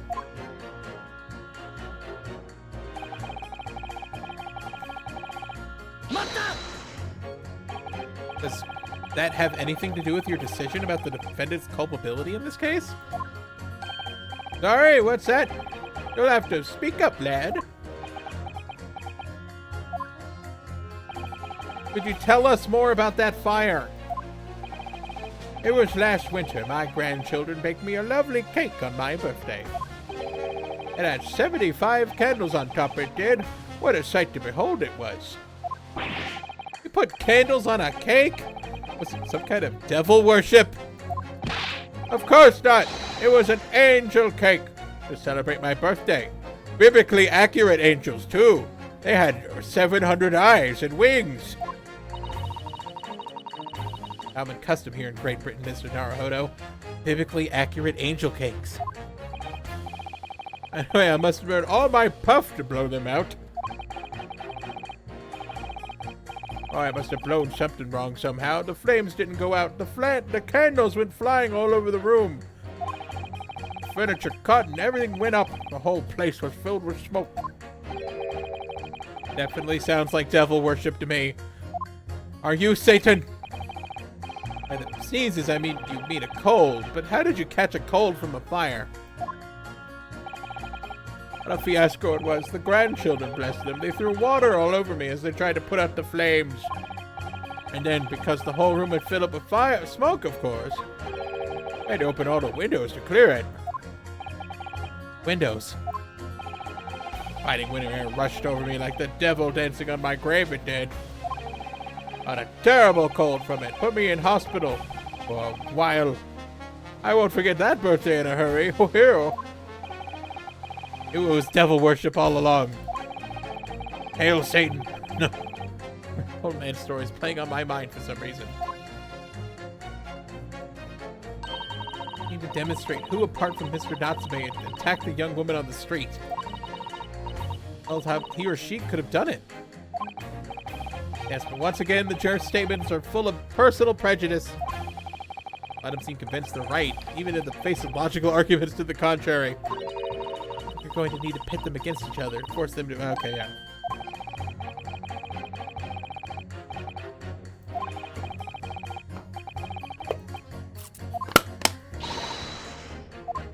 Game.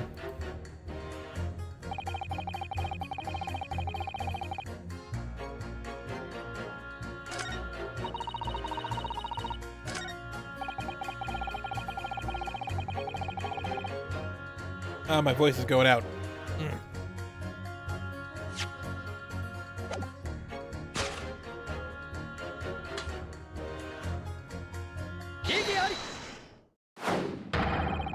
These two jurors' statements clearly contradict one another. Rare.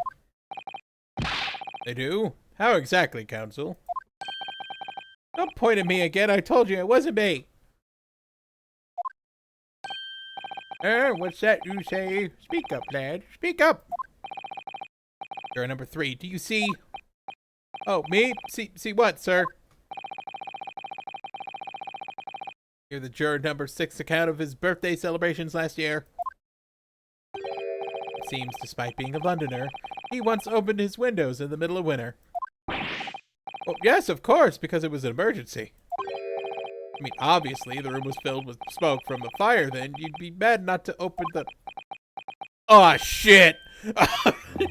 No, exactly.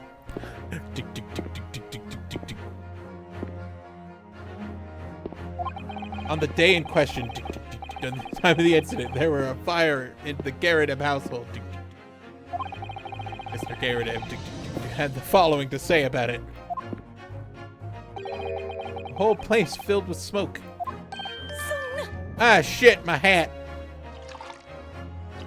And you, bitch. You're number 4, and you have something to say about that. I need more tea. I need more tea. Mrs. Garrett, stop drinking all that fucking tea. Ah! Oh, dearie me. What's the meaning of this? How dare you imply I'm hiding who I really am? It's imperative that you confirm something for the court. Please, it's time to drop the pretense now. What is it? When the fire in your house started that day, did you or your husband open the window? I beg your pardon? What are you insinuating?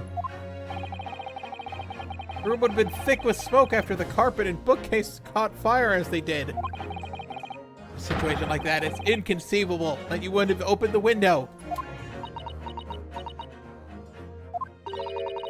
And what if we did?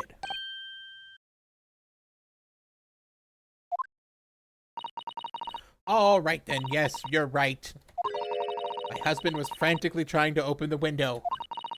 Which can't have been easy since I continued to give him a justly deserved book battering. Even though your house was on fire. Oh, you never stop throwing till the anger subsides. It would be terribly bad for the nerves to do otherwise. You would both be fucking dead. That's a significant step forward, Mr. Naruhodo. You managed to establish that the window was open. You simply must have that added to Mrs. Garrett's formal statement.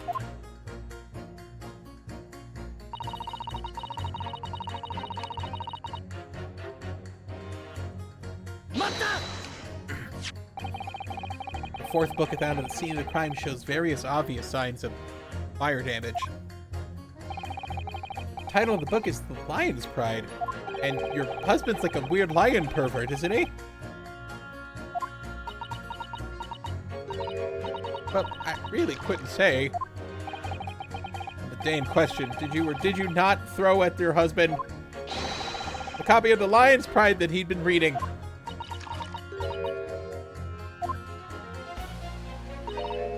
I did. This is the first thing I could lay my hands on. Oh, I hurled it straight at him. Now come to mention it, yes. He was rather enjoying reading it, you're right. Why did you not reveal this information to the court from the outset? Yes, I couldn't, you insolent little man. I didn't remember.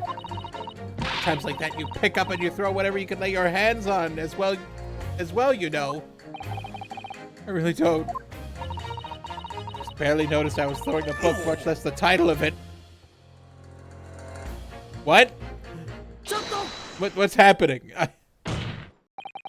What is it, juror number 5? I have no fucking... You know something? I've remembered what it was. The memory I blacked out. I was listening to what this granny was saying. Brought it all flooding back. What are you calling a granny, you cheeky devil?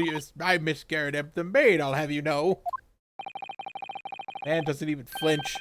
Please tell me that's not because he's used to being hit all the time. About 2 weeks ago now, I just got back home after work, like. Put my hand in my pocket for the wages I earned that day, and I nearly died. There was a hole. Every last penny had dropped out. Oh dear, what a disaster. Haven't heard the half of it, boy. Oh? Wife was cutting up some chicken at the time. I couldn't hardly get the words out. I told her straight, I've lost the day's wages, love. Next thing I knew, the blade was whistling past my ear. Struck into the wall next to me, it did, about an inch deep. What the fuck? What the... I could smell it then, you know, that god-awful stench of the Thames. I was sure I could end up face down in the muddy banks that night, I can tell you. Now, that's a real disaster, isn't it? I'll never use the word lightly again. Anyway, the point I'm trying to make is this. If Bloom grows their rag, they'll throw anything at you. Knives, hatchets, hammers, you name it. Mr. Naruhodo, you must not think that all women are so short-tempered and unrefined. No, I wasn't thinking that woman who threw me several times. Stop throwing household objects at people as well. It's so uncivilized. At least attack with honor, using a bow or the like. And what? Attack? Who are you going to attack? Never mind. Anyway, this man's words are rather significant, I think. Alright, we'll come back to the bow and arrow thing later if I dare.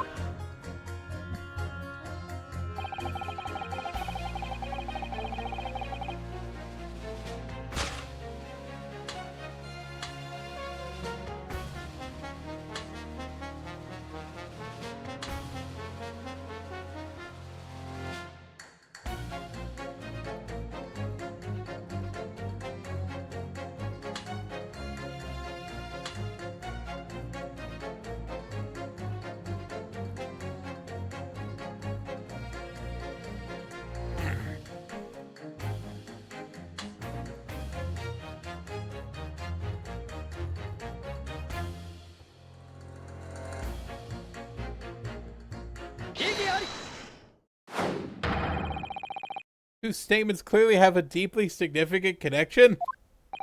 Do they? Do they don't contradict each other? Explain, counsel, at once. Or number 2, do you think perhaps this could be one such novel alternative? Whatever do you mean? An alternative explanation as to how the victim was stabbed in the back? What are you talking about?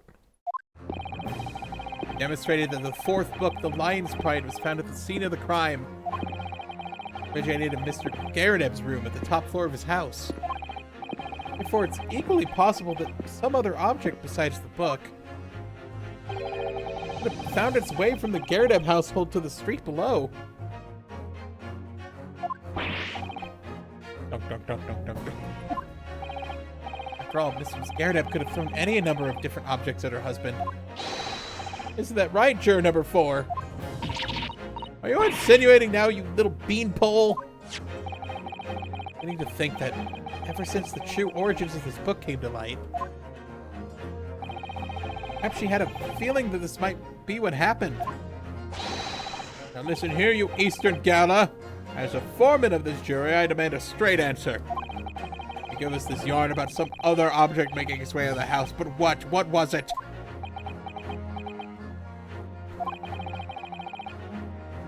Taking a really big gamble here. That was a bold accusation to make, but I haven't any real evidence to back it up. I'm certain, at the very least, this warrants further investigation. All right, Mr. Foreman, I'll try to explain the defense's theory. Did she throw the knife out the fucking window?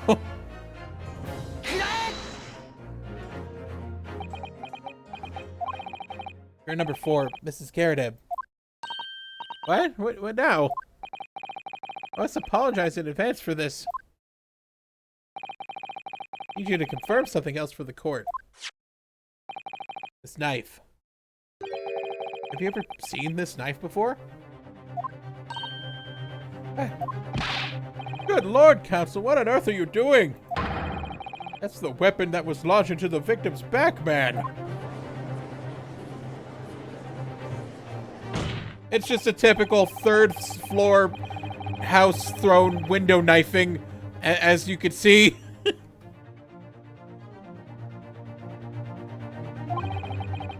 Miss Garadeb was hurling anything she could at her husband, who'd been backed up against the window.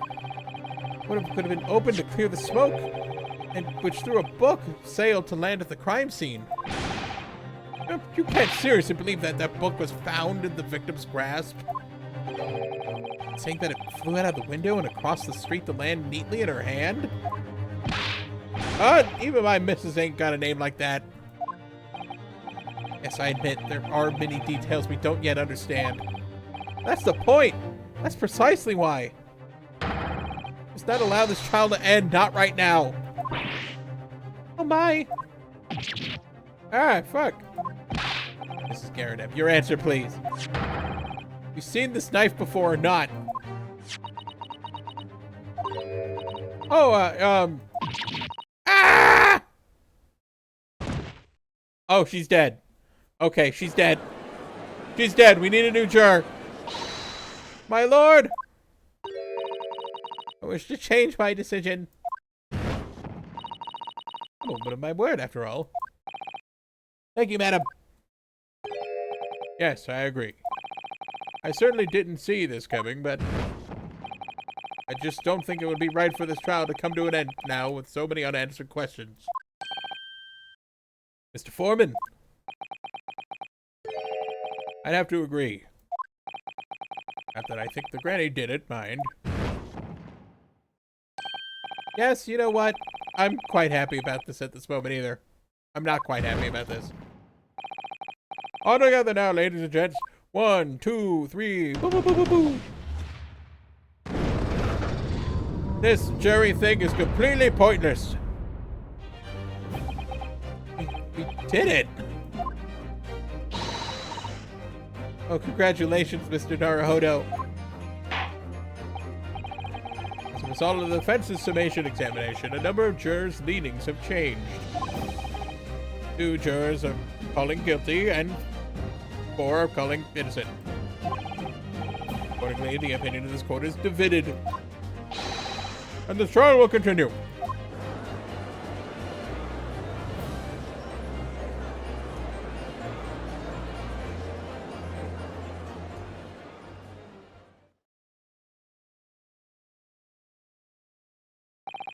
Now then, Lord Van Zeeks, how does the prosecution wish to proceed? I need fucking drink. I need a fucking drink, sir. Trial's rapidly descending into a farce. This is some bullshit. A corked wine with the first few sips are bitter enough. That follows is so repugnant it's good for nothing. Save the gutter.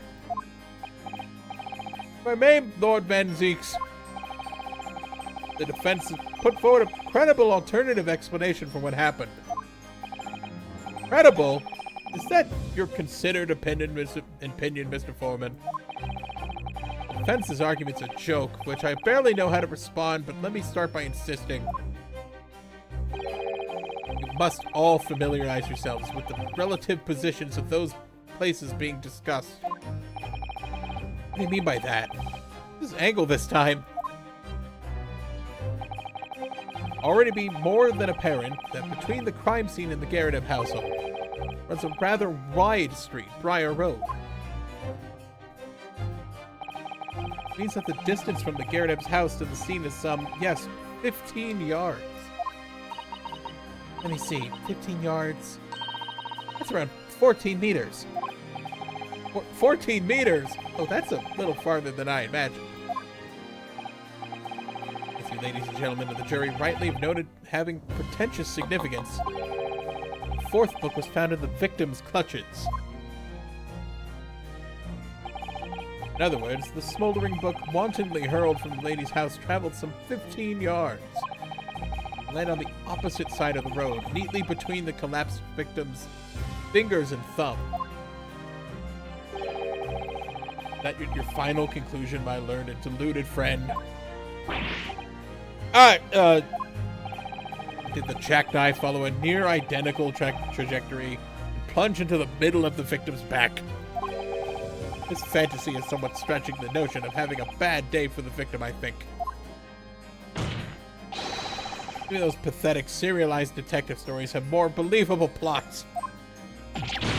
Ah!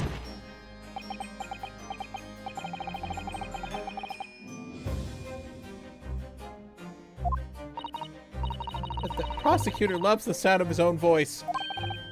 Mr. Sato! Serialized detective stories are pathetic, are they? How dare he! Maybe let's pick our battles here. My lord, might it be allowed to speak? As judicial assistant, you may speak for the defense. Yes, go ahead. Prosecution may consider the idea of fantasy. But the defense postulated was believable enough to persuade the jury to change its leaning. And as such, the court has a duty to explore this alternative explanation as thoroughly as possible. That end. Juror number 4, Mrs. Joan Garredev, must be called to testify and submit to cross-examination. Saints alive! A cross-examination of a juror? Order! Order! Order! Well, this is highly irregular. It is unprecedented for a member of the jury to be summoned to the witness stand. Hey, that's rude and unnecessary. Lord Van Zeke, stop throwing wine in my fucking courtroom. Already witnesses in the stand whose testimony the defense may further cross-examine. My learned friend's farcical theory has any truth to it. And both a burning book and a jackknife must have been thrown through the sky before this couple's eyes. We must assume they would have been able to testify accordingly. What say you, witnesses?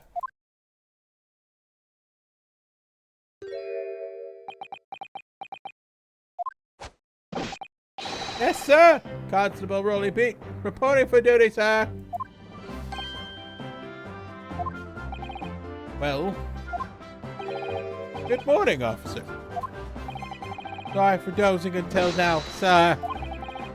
I haven't slept for a month on account of a villain who's appeared on my beat, sir. They're so heroic, these London bobbies. Patricia, my darling, I've been neglecting you, but no more. Oh, Rolly, my hero, you make me swoon. Ooh. Very well, I hereby reject the defense's request. Oh. Order the witnesses in the stand to testify again. State forthwith before the court any details pertaining to the defense's alternative explanation of events. Yes, sir.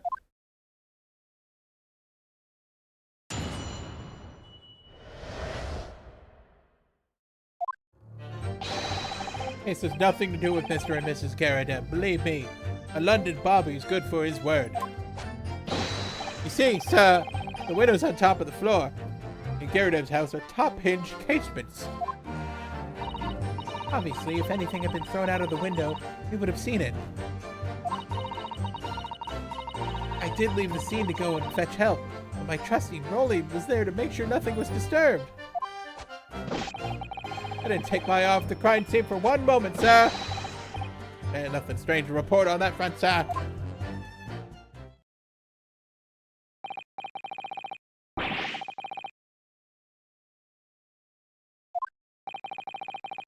It was not in the police report, Constable. Yes, I'm sorry about that. I may have been a little drowsy. Can't excuse what your sins with drowsiness every time, Constable. No, sir! Sorry, but... what exactly is a top-hinged casement window? And you... do not excuse your ignorance with such trite remarks, my learned friend. Of course, sorry. I found it, Mr. Naruhodo. My one book that explains windows.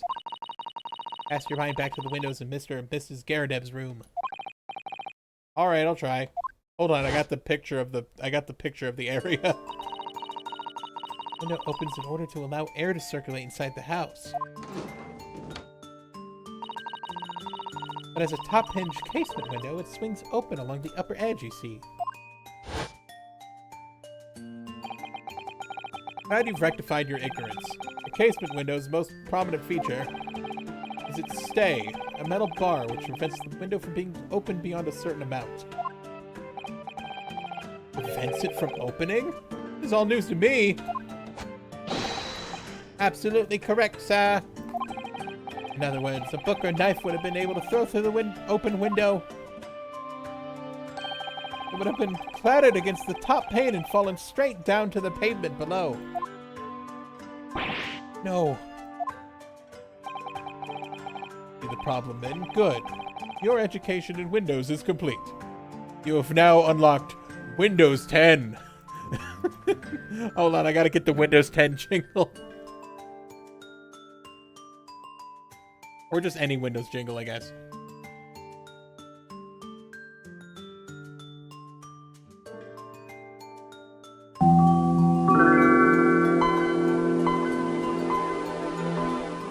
You now understand Windows. Congratulations. There was never any possibility of either the book or the knife traveling 15 yards over the road. That is, unless the window pane had been shattered, something we've discounted already. That can be. See that, Rolly? That young Japanese man just collapsed in agony. Oh yes, my darling, I saw it. I saw how he crumbled before me. Oh, Rolly, you're so strong. Fuck my life. How is this happening? I haven't even started the cross-examination yet, and I've already had my arguments been destroyed. Counsel, if you could drag yourself upright again, court awaits your cross-examination. My lord. Oh, good. Another desperate situation.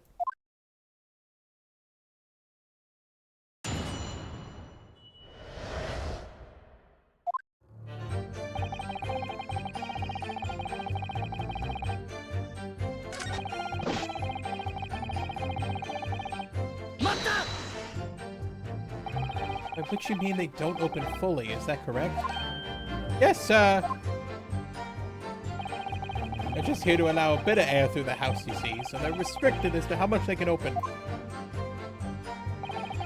Therefore, anything thrown out of the window from inside the room would simply strike the pane and fall to the street directly below. Far below, clarity, allow me to mark the map. Here is the location where objects would have fallen.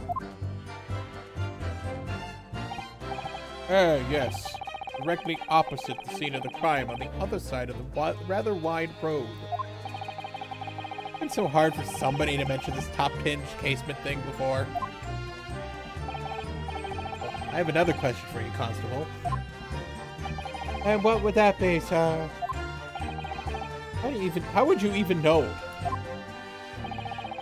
Why would you have any idea what sort of windows Mr. and Mrs. Garrideb's house is furnished with? Well, sir, that's very simple. You see, I helped with the investigation yesterday. Hey, what are you doing? You have something to add, Miss Beat? Sorry? Look, well, delighted. Is there some particular reason for that? Oh, I was just remembering. That's all. You really were so lucky. Lucky? What do you mean? Well, of course I feel terrible for the poor woman who was attacked. Don't misunderstand me, please. We were just so lucky it didn't happen on Rolly's beat. And it was so close, you see. Oh, I hadn't realized. Oh yes, that street, Briar Road. That's the boundary between Rolly's beat and the next one. Isn't that right, my love?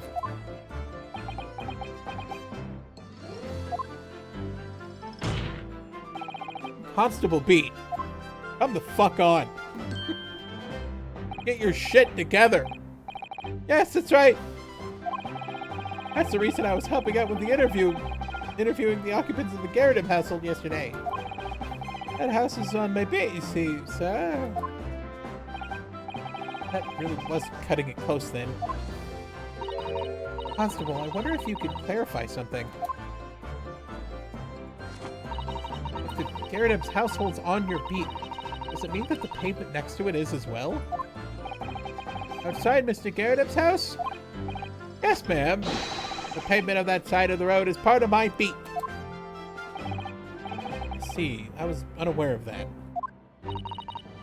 Just think, if the woman had been attacked just on the other side of Briar Road, we would never have been able to go for that meal to celebrate our wedding anniversary. But that's the life of a Bobby, after all. Extraordinary people are Bobbies. Careless, working for all the benefit of all Londoners. Why are they called Bobbies? You know what I think? I think it was the good Lord's way of rewarding my Rolling for all his hard work. Don't you think so, my darling? That must be it, Pat, my love. That must be it. Perhaps we should make sure that have that information officially on record. Leave it to me, Mr. Naruhodo. I'll take care of it immediately. Hey, I learned a thing.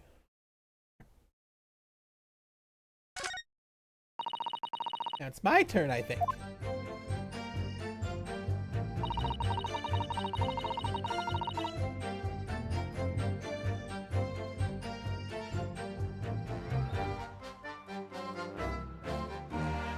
Oh, I forgot to press that first statement, actually. Sorry.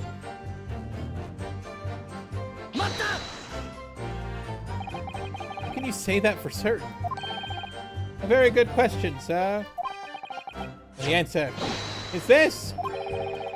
Noble, founding principles of the force written on it as a reminder to all of our policemen of our sworn duty. Showed us that before, didn't he? Did he? Can't say that I remember. To patrol the streets of London town and uphold the peace of the common man. That's what the job's all about. That's why I can stand here today beside my long-suffering wife and tell you a Bobby's good for his word. While rubbing my tired eyes, admittedly. Oh, Rolly, you're so manly. Of course I am, my darling Patricia. Oh, Pat. Oh, Rolly. Cringe. I meant, how can you say for certain that this case has nothing to do with Mr. and Mrs. Garrideb? Oh, I see, sir. You should have said so earlier, sir. Yes, well, please answer the question. That was a waste of time then. I'll answer to my fullest of my ability, sir. Surprising reason why Mr. and Mrs. Garrett's domestic dispute can't be related to this case. Before I get into that, sir, just one thing. Yes. I'd very much like you and all your countrymen to understand the great British institution of Scotland Yard. Scotland Yard.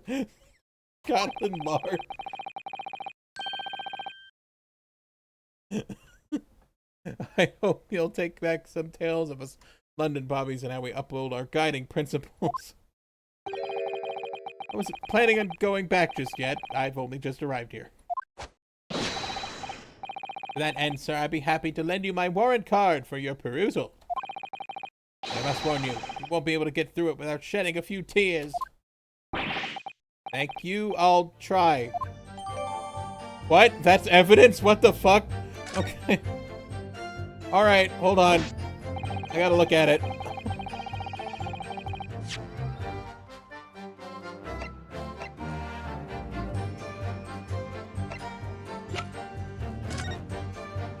Policemen will strive to preserve the peace within his allotted beat. The patrolling officer is expected to walk 20 miles around his beat every day for the furtherance of community relations.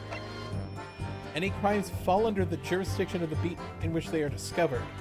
When a crime is discovered on his beat, a policeman must assist with his initial investigations and help detectives. Okay.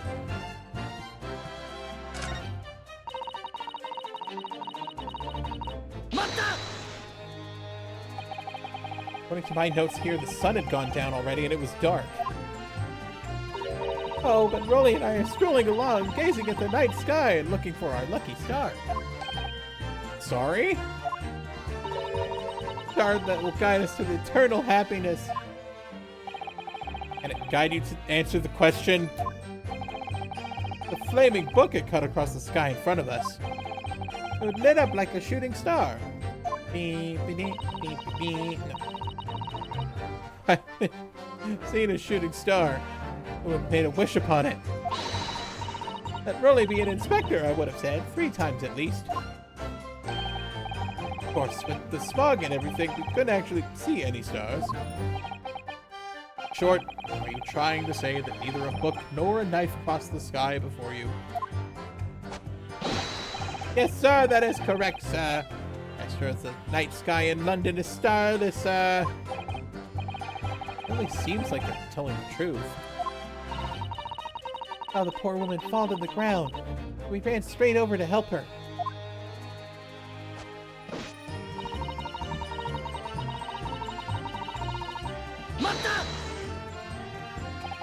Yes, you said that you went to a nearby police box to fetch another officer, is that right? That's right, yes. I had been on Rolly's beat. I would have known exactly where I was going, of course. Don't feel bad, my love. You can't be expected to know the location of every police box on every beat. Rolly told me the way, only I sort of got a little lost on the way. Patricia, my darling, that's why I love you. Your terrible sense of direction is bewitching to me. Oh, Pat. Oh, Rolly, me. Cringe. Oh, please. So, I suppose I was gone for about 15 minutes.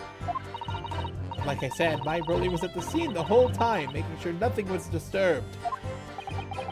I was off duty at the time, of course, but a true Bobby's never really off duty, sir. And take my eye off of the crime scene for one moment, sir. Nothing strange to report on that front, sir. Nothing to report? That's correct, sir. I had my eyes open, wide open the entire time. Nothing looked away for a second. No one else approached the scene and nothing was removed from it. I can swear to that on the yard's honor, sir. But you're so sleepy.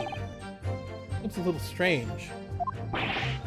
Beg your pardon, sir. Strange, sir. Seems altogether regular to me. This burnt copy of the Lion's Pride was originally in the Garrett household. The question remains, how did it find its way into the hand of the victim? Can you shed any light on that, seeing as you were at the scene of the crime the entire time? Oh. Aha! Could it be a different copy, sir? Or that just happened to be burnt as well?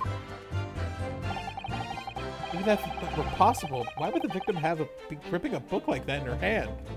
You can see from this photographic print, she had a bag over her shoulder.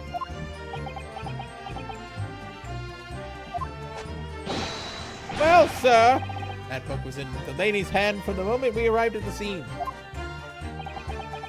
That's so. Something about this statement that's not sitting right with me. Two mysteries of how that knife ended up in her back and how that book ended up in her hand.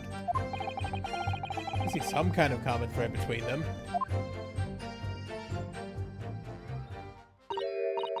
Can I ask you something, please, Mr. Lawyer, sir? Oh, yes, of course. What is it? You're doubting us, aren't you? I could tell. I'm gonna add a completely wrong thing again, and then you can use evidence against it. Please, just because I'm a woman, it doesn't make my testimony any less valuable. You might just see me as the wife of a policeman, but I'm a woman of my word I am. I really don't remember ever suggesting that I doubted you. No excuses. I don't want to hear it. My voice will be heard. My lord, you'll hear me speak. You'll let me speak, won't you? Yes, Mrs. Beat, I won't allow you to supplement your I will allow you to supplement your testimony if you so desire. Sometimes the path of least resistance is the sage one. It was a very loud mutter. I heard that. That Japanese man thinks a police wife's word counts for nothing, does he? Well, watch out, sir. I might let you get away with something like that, but my Rolly won't. Really noted, Mrs. Beat. Please, I humbly ask you to continue. What could she possibly be about to say, I wonder? You know what I saw? My eyes never let me down. My sense of direction's a little off sometimes, though.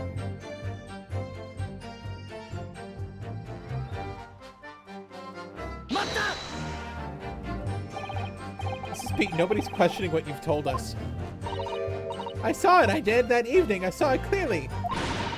Little Easter man with the whiskers and the funny curved back slinking away from the scene. I know what I didn't see as well. I didn't see any flaming books or knives flying through the sky. All very clear. You also mentioned something about having a poor sense of direction? Oh, yes, well, that's a little embarrassing, really. I'm always ending up at the wrong place when I made arrangements to meet Rolly. He gets ever so cross. Ooh, thingy. Hey, stop it. Constable Pete, is there a problem? Fucking... Oh, no, sorry, not my problem, sir. Your whites would just now bring something to mind, perhaps? Oh, well, in a way, sir. Yes, sir. I was remembering the same thing happened that evening is all. You mean Mrs. Pete lost her way on the night of the incident? Well, you see, I sent her off to find a police box in the next beat over from mine. She was gone a fair bit longer than what I was expecting. I thought she'd be back inside 10 minutes, but my darling was gone a good 15. Oh, Rolly, you're such a tease. Me not knowing where I'm going. What do you mean? The reason I was so long because of the bouquet, silly. The bouquet? Alright, what bouquet are you talking about? It was a present for our wedding ceremony. Really so romantic. He saved up for it with the farthings and halfpennies that he found in the gutter while doing his rounds. Yes, how romantic. I forgot all about it just now. I had you, my darling. Ah! Yes. That was just between us. I'm talking about it to anyone else, darling. You have to promise. Really? Oh. What was that all about? Constable Beat looked very obviously troubled during that exchange. Man, I can't offer any useful insight, Naruhodo. Quite sure of one thing. We have to ask Mr. Beat about the bouquet. Mrs. Beat. This bouquet you had just mentioned. I'd like you to add details about it to your testimony, please. Oh, really? Yes, I'd love to.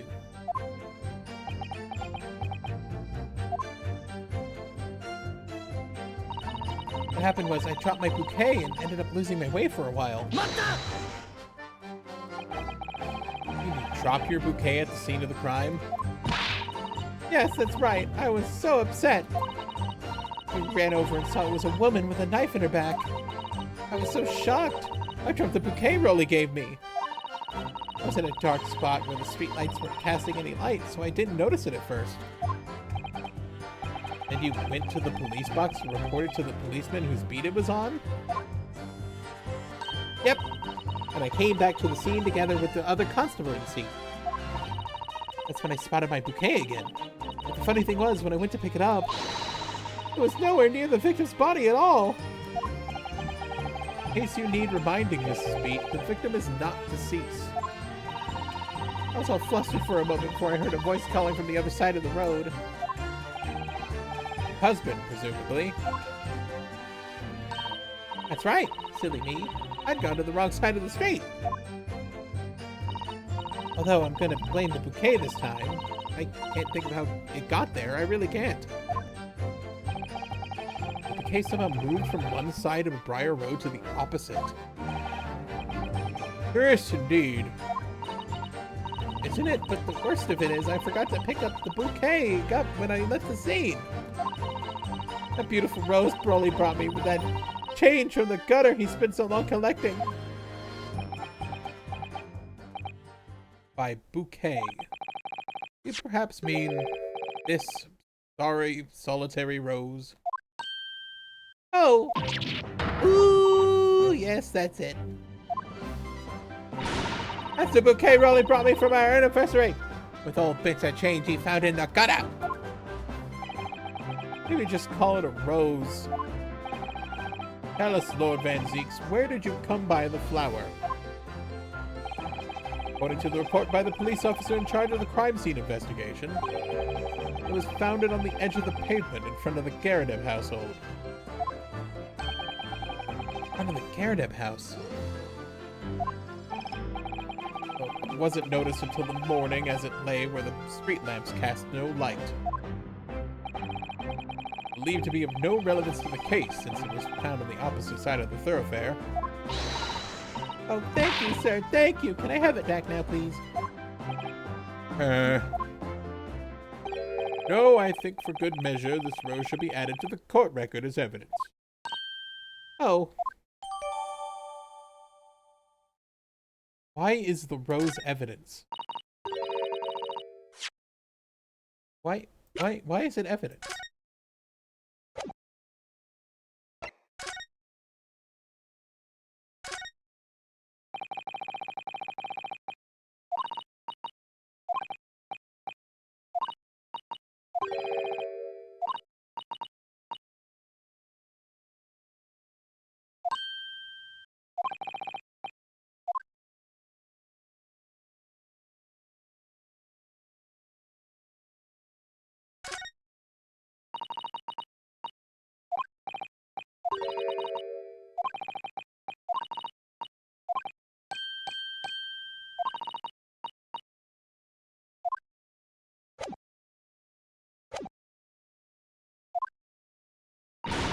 I want it back for our trial. Do you hear me? Good grief. Rest assured I will do my very best not to forget Miss Beat.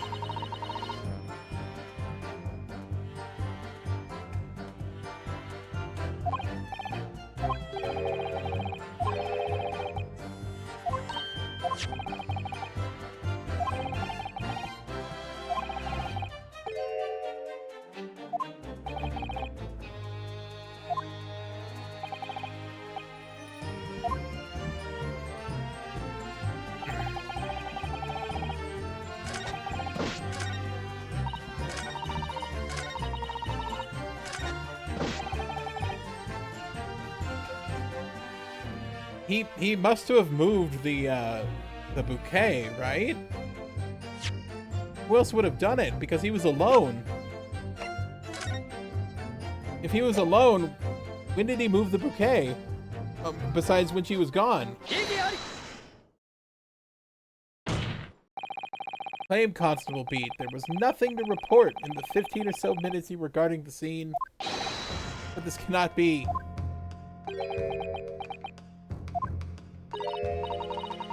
You mean to say your testimony now just misbeat. You explained to the court that when you arrived back at the scene of the crime with the policeman assigned to that beat, the bouquet you dropped at the victim's side was no longer anywhere nearby. Yes, on the opposite side of Briar Road, where the victim was attacked. But considering the size of that meager bouquet, it's a single sorry bloom that can be so described. No doubt it was blown in the wind across the street, back into the gutter where it belongs. Meager? But if that were the case, why did Constable Beat not testify to the fact?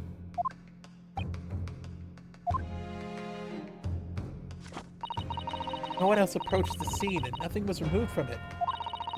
Constable Beat swore to that on Scotland Yard's honor. The bouquet belonged to me. It has nothing to do with the case.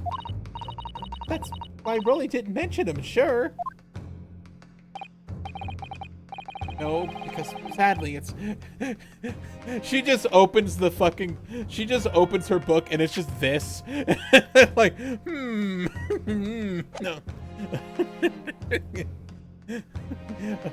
What did you say back on paragraph 36? Well,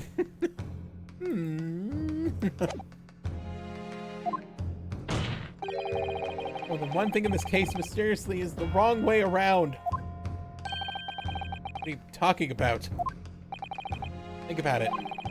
Besides Mrs. Beat's bouquet, Mr. Garredeb's book.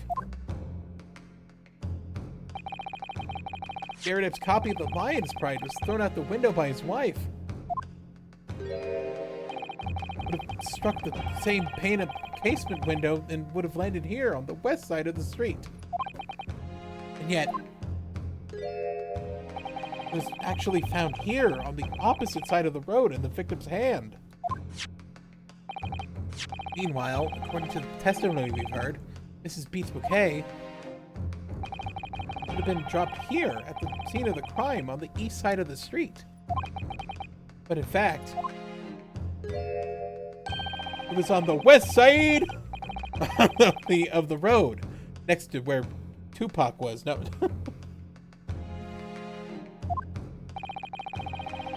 There's no logical explanation for those things. Unless somebody deliberately moved them.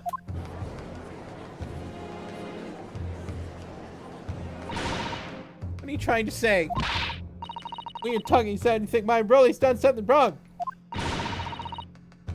Don't you listen to a word that scrawny lawyer says. Wittering on about books and bouquets. Why should we care? It's nitpicking, that's what it is. Nitpicking my way to victory.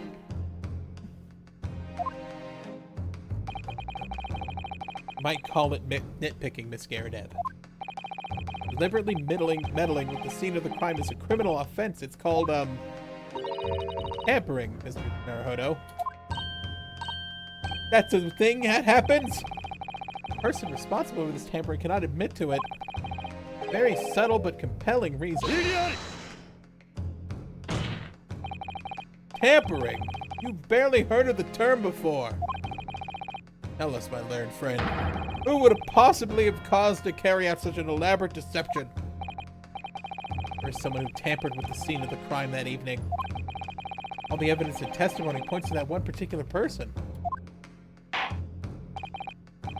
Counsel, I must demand you substantiate this conjecture. What are you saying is responsible for tampering with the scene of the crime?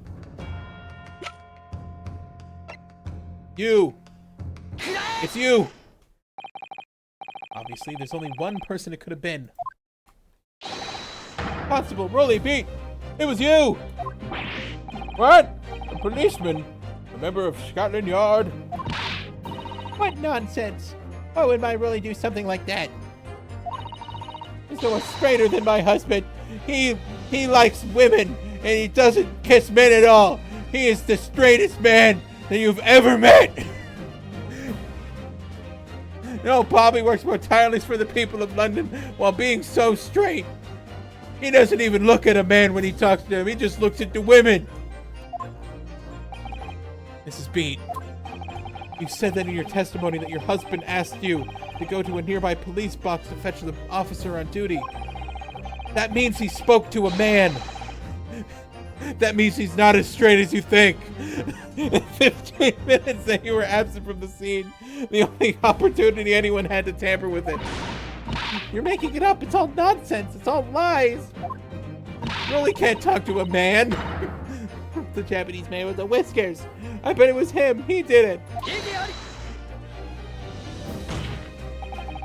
That was true. Constable Beat would have seen him do it. Oh.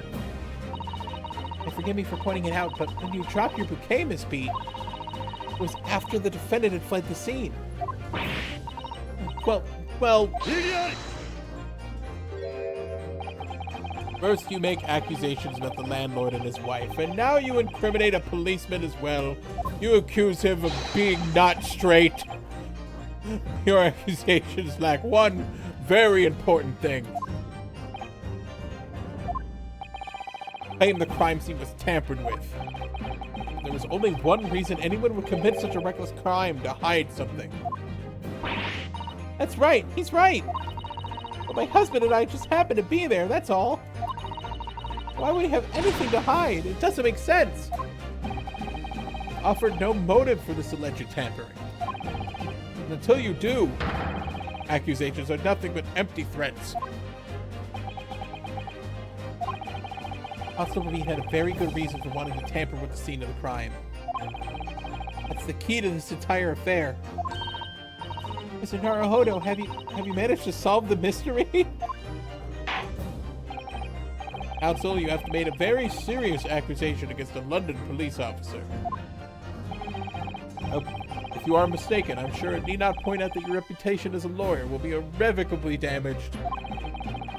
That stark warning in mind, you will now explain to the court motive for this alleged tampering, and you'll have 5 chances to do it.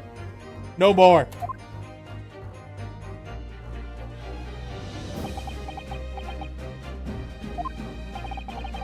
Constable Beat's motive for tampering with the crime scene was to hide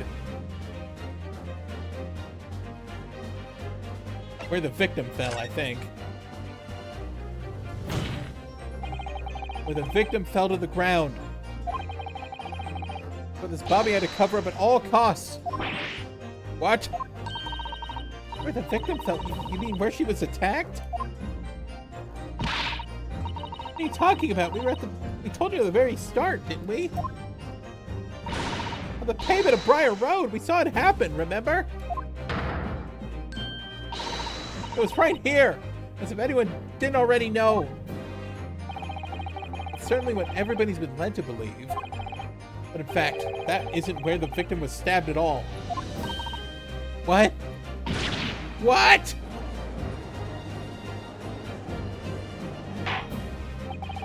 I'm beginning to wonder where this tumultuous trial will end, Counsel. That's your assertion, and the court is dying to know, my Nipponese friend. Where are you proposing that the crime actually took place that evening? Over here, dummy. Dummy? Little dummy? But that's the opposite side of the road? I don't understand. On the evening in question, Mr. Garrett's book directly fell down from the open window above. And your bouquet, Miss Beat, never moved at all. What did move was the scene of the crime itself. Good gracious, what the fuck?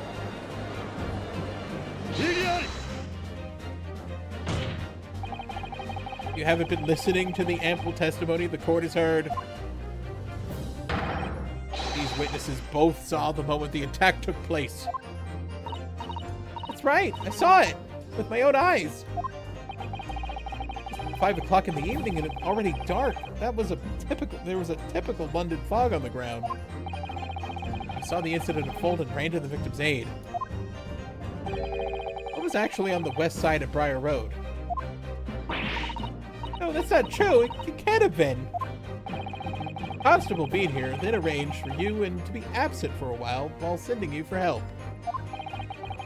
During the 15 minutes you were away, he transplanted the crime scene. He moved all the things shown in this print. The victim herself, the 4 books.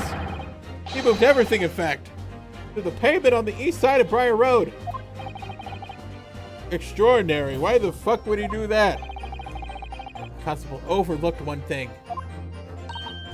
What? What did he overlook? The bouquet, I presume? Exactly. The prosecution told the court just a few minutes ago about the discovery of the rose bouquet. Lord Van Dijk says it wasn't noticed until the morning as it lay where the street lamps cast no light. Yes, it couldn't have been seen in the dark, obviously. Which is why only the bouquet that was found in the original position on the pavement on the west side of Briar Road.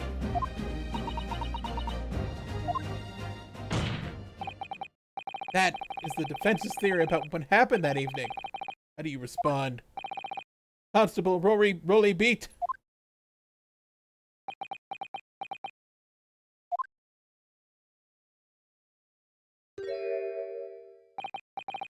Well, I'm very sorry.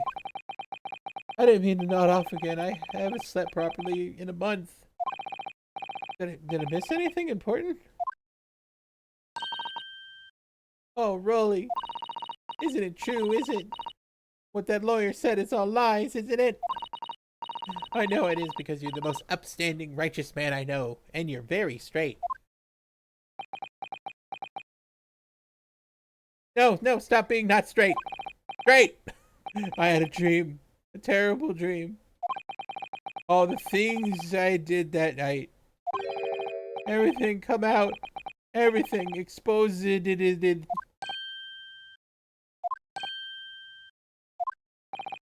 Only it seems wasn't a dream at all. Good golly, what the fuck? Order! What on earth is the meaning of all this? Oh, really? Why would you do something like this? Moving a corpse is a criminal offense, isn't it? Wishing the victim dead should be one too. Constable, explain yourself. Why would you do this? As a respected member of Scotland Yard, your duty is to protect the good people of London Town. I can't say, What? I really am ever so sorry about all this. Damaging the Yard's reputation for everything. What the fuck is happening? I have a possible explanation. Why on that particular evening, Constable Beat felt compelled to move the scene of the crime. I think of one reason. What? How could you possibly know? You, a foreigner, presuming to understand the mind of a Scotland Yard policeman. And yet Lord Van Dijk is this foreigner who has uncovered the startling truth of the matter thus far. I believe it would be beneficial to the court to hear his extraordinary young lawyer's theory. A game theory. Thanks for watching. Yes, my lord. Now then, I think you better show us some evidence. At once, my lord. England, Japan. It makes no difference where you are. The human emotions are the same. I think I have a fairly good idea about the feelings behind this man's actions. What gives away the motive for the Constable Beat's unthinkable actions?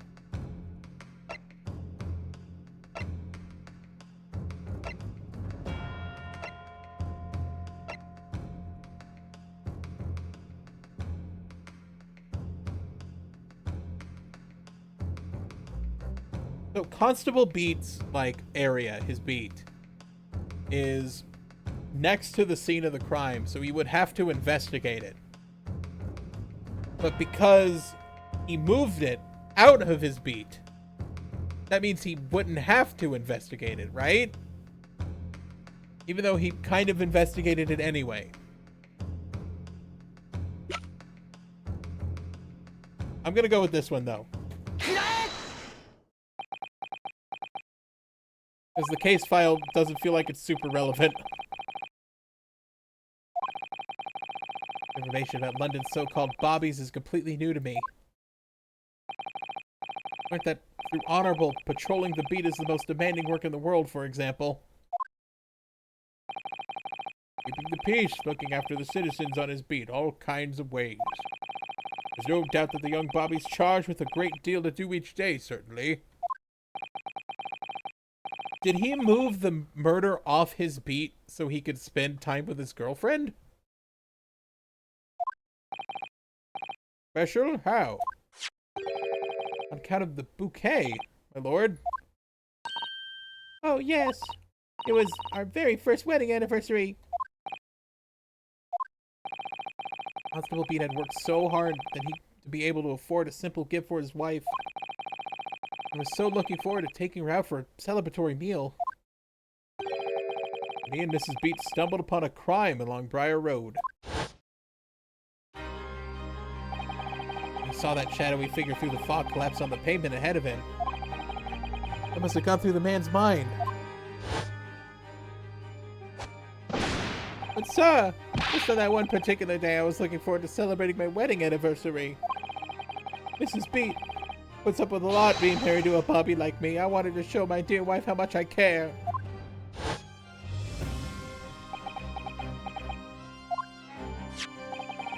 This is the warrant card that Constable Beat offered to lend to me earlier. Besides, among the rules for patrolling policemen, it says, the crime is discovered on his beat. The policeman must assist with the initial investigations and help detectives. Aha! Constable Beat. Is that not the reason why you moved to the whole scene of the crime in that day? Yes. Everything you said, it's all right. That's it. It's all to do with the boundary of your beat. Oh! Exactly. Summarize. The incident actually occurred on Constable Beat's beat. Good gracious! Constable! Do you realize that the beat gives the rhythm that gives us rhyme and reason? Do you realize the gravity of what you've done?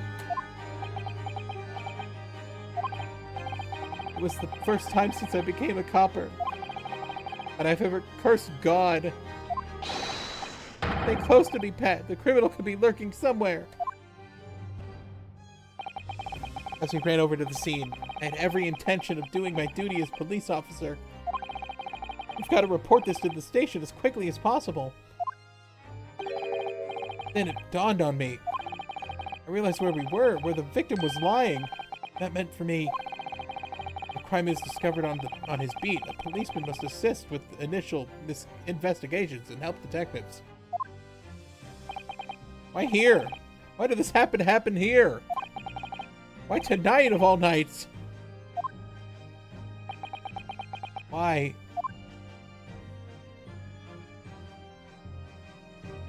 The copper's job to guard the scene of the crime, so I told Pat she'd have to go to the nearest police box and fetch whoever was on duty there.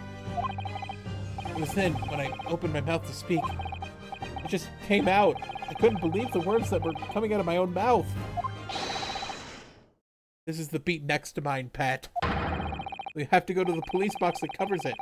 Turn right along Meerstrom Street. And then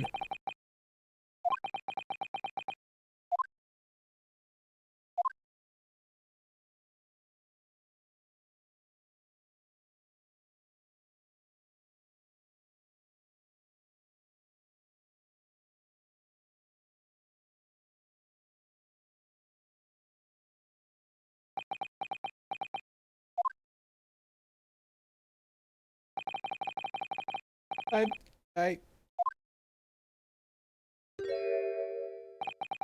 sorry. I'm so sorry.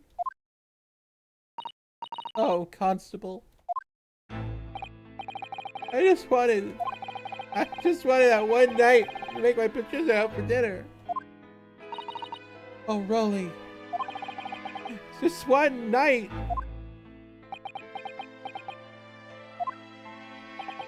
You knew that if the incident was on your beat, your evening celebration would have been ruined. You decided to move the entire crime scene outside of your jurisdiction. To cross the street to the east pavement of Briar Road, which falls under the neighboring beat's care.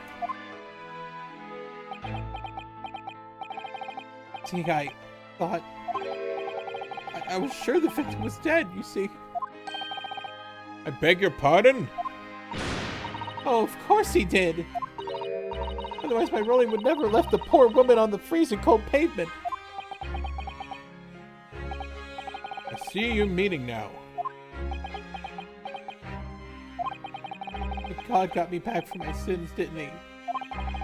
That's why I missed the rose I bought for Pat. Oh no, Rolly, that was all my fault. I would never have dropped into such a dark place. I'm so sorry, Rolly.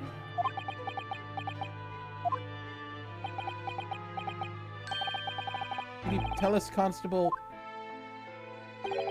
how many books did you move from one side of the road to the other in total? Huh? Oh, 4 was. Yes, definitely 4. You even dropped by Mr. Natsume in the 4th. I mean, the one that fell from the window upstairs in the Garadeb household, of course. But what made you place that book in the victim's hand? Well, the others were scattered haphazardly around, I mean... Oh, well, sir, that's because that's how I found it. How you found it? What do you mean? We first ran over to the scene. The victim was already holding the book. So when I moved everything, I made sure it was still in her hand. You're sure it was this book, The Lion's Pride, the victim was holding? Oh yes, sir. No doubt about it, sir. Interesting.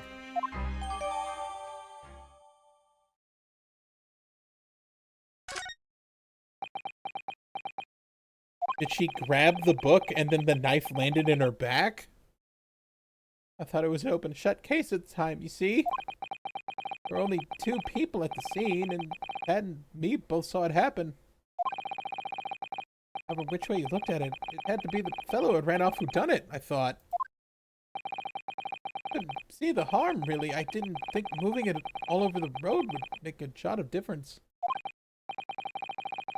I suppose this is it for me now. I've had it. Lord. Yes, Lord Van Zeeks. I believe that concludes the cross-examination of the witnesses.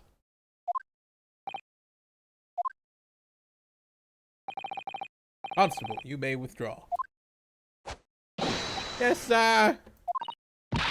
Mr. Prosecutor, sir. What will become of my Rolly? What will happen to him? Now you are free to go home. Police will contact you in due course. Please don't punish my husband. This is all my fault.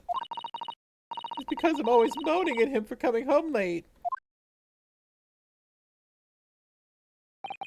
Leave it now, Pat. Let's go home. I'm tired.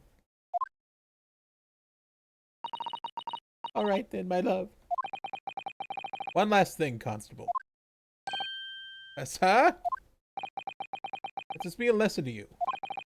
In a criminal investigation, every detail matters, however insignificant it may seem to you. Yes, sir. Carve that lesson to your mind. Never again make the mistake of tampering with the scene of a crime. Never again, sir. You mean to say... Leave, now. Trial's not yet over. Ah!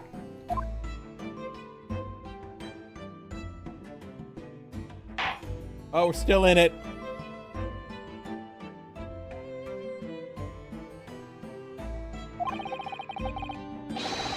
Thought of a third party transplanting the entire scene of a crime like that. Indeed, my lord. Nevertheless, there are some immutable facts here, principally. That the accused, Mr. Seki Natsume, is the only person who possibly committed this crime. No! I disagree. Now that we know the true scene of the incident, there is someone else. Another person who could be responsible for that knife in the victim's back. Forgive me for being presumptuous, but I believe the prosecution's probably very well aware of this possibility already. Lord Van Zeeks, is this true? Very well. Name the person if you will, and if further investigation is warranted, the prosecution has no objection to the trial continuing. We'll name this other person who could have perpetrated the crime. You.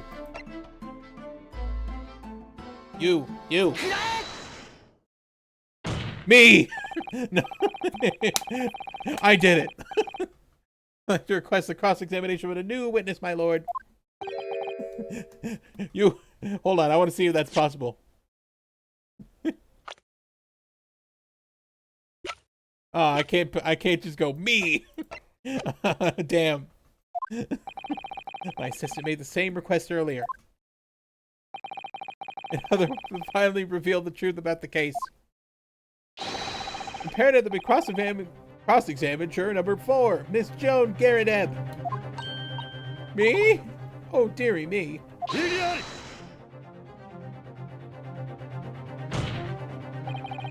request has already been denied. The situation's very different now. Mrs. Garrett, answer me this. What do you want now, you little toad? At the time of the incident, you were engaged in a violent argument with your husband, Mr. John Garrett. In the course of the argument, a minor house fire was ignited. And to clear the smoke from the room, your husband opened a window that looks out over Briar Road. Well, what of it? Threw this book at your husband, and when he was cornered with his back against the window, not striking the pane of the open-top hinged casement, the book plummeted directly down. Finding its way, what we now know to be the true scene of the incident. Yes, and as I said, what of it? During the argument, you were beside yourself with rage. That you threw not just books, but anything you could lay your hands on. So, let me ask you one more time, Miss Garrett. The knife. One removed from the victim's back. Have you really never laid eyes on it before? I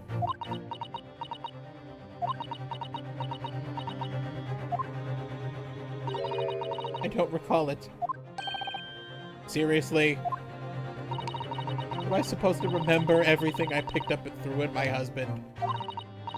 And anyway, the man over there in all that regalia said that the members of the jury needed to testify, didn't he? Conveniently, yes. No! I have no recollection of saying that at all, juror number 4. Oh? Make no mistake, you jurors are not special in any way. You are not immune to the judicial process. You know something about this knife, madam. Let the truth come out. But that's just a common or garden knife. It could have come from anywhere. Several like that at home. If one went missing, how would you expect me to know? What's that? You joking? What are you saying, please, Mrs. Gardeb?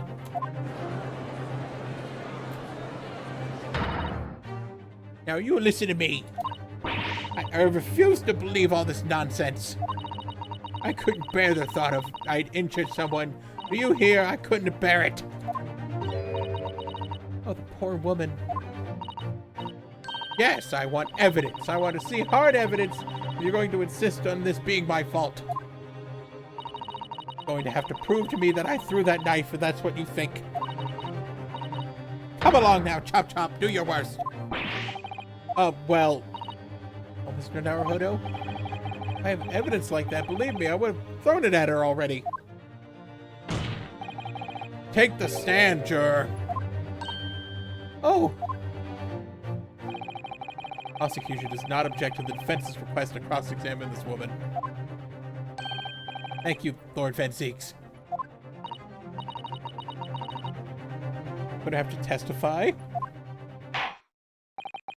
Juror number 4. As I'm sure you will appreciate having observed with your own eyes today.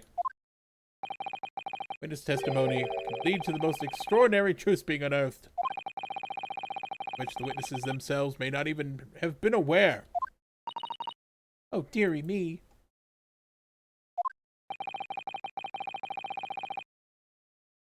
And you in full, unadulterated testimony, Miss Garadeb. Mark my words, in this court of law today, we shall extract the truth. Do you concur, counsels? Certainly, my lord. Oh, yeah.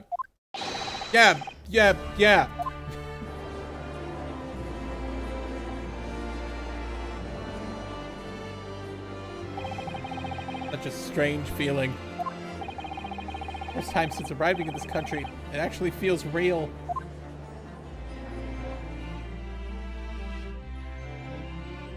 I'm here, in the Old Bailey, and I'm a lawyer.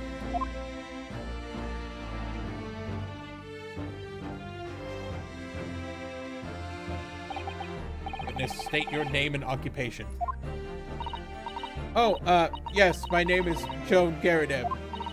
And I'm, well, I'm a juror, and such like.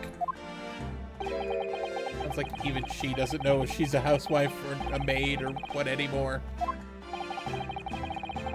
What is decided on your testimony is required in order to clarify matters in this case. You understand, madam? Oh, yes, my lord. Tell the court everything that took place in your household on the evening in question.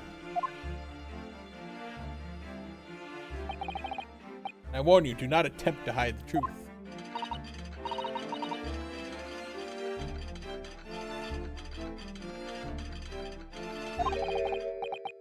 Get up, Joni. Nothing to worry about now. Oh, I didn't know you were here, John. Was it only you in here the room that day, old thing, was it? I thought to testify as well, don't you? But what about your knee, dear? Don't you worry about that. Hardly notice it. I'm not the sort of chap to leave a comrade to face disciplinary action alone. Oh, John. I presume you are Mr. John Garadeb. Yes, sir. Former 2nd Lieutenant of the 3rd Regiment of the 4th Northumberland Fusiliers, sir. In my fair share of action now, living the quiet life, as it were. Quiet life? You're not engaged in an incendiary battle with your spouse on the day in question. Well, yes, quite. I believe this may represent a first in the proud history of the British court. Calling a juror to the witness stand is unprecedented. However, the court will hear your testimony now, juror number 4, and that of your husband. Recount clearly and concisely the events in your home at the time of the incident in question. Sir, at once.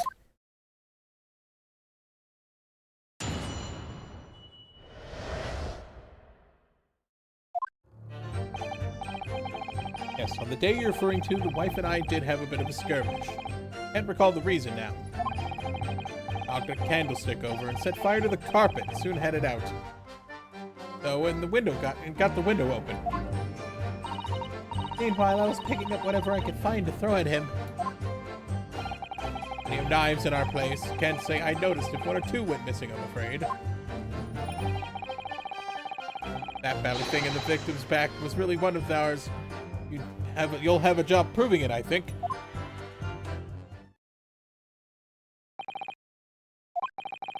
Sounds as though it was quite the battlefield in your household that evening. An entirely one-sided assault, it seems. The enemy caught upon us on the hop, sir. I had no choice but to dig in and take defensive measures. To be honest, if the enemy had kept shelling us for another minute, we'd have been toast. Of course, a veteran such as myself. There's only too aware that on every battlefield you're just a gnat's whisker from death at any moment. Still talking about a marital quarrel here. Well, I must say I'm dubious that this testimony will shed any light on the origins of this jackknife. In combat, one's focus narrows on such that surroundings are barely noticed. These witnesses may not be able to offer anything more than they have testified already. This is a dead end. Van Veeks may well be right. Well, but whatever the chances, we only have this last cross-examination to uncover the truth, Mr. Naruhodo. I'm afraid so. Very well, Counsel. Begin your cross-examining.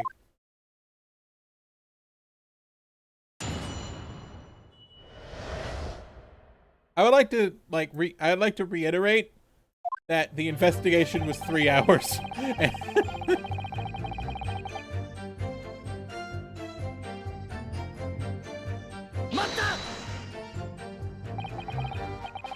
That you told us yesterday, I believe.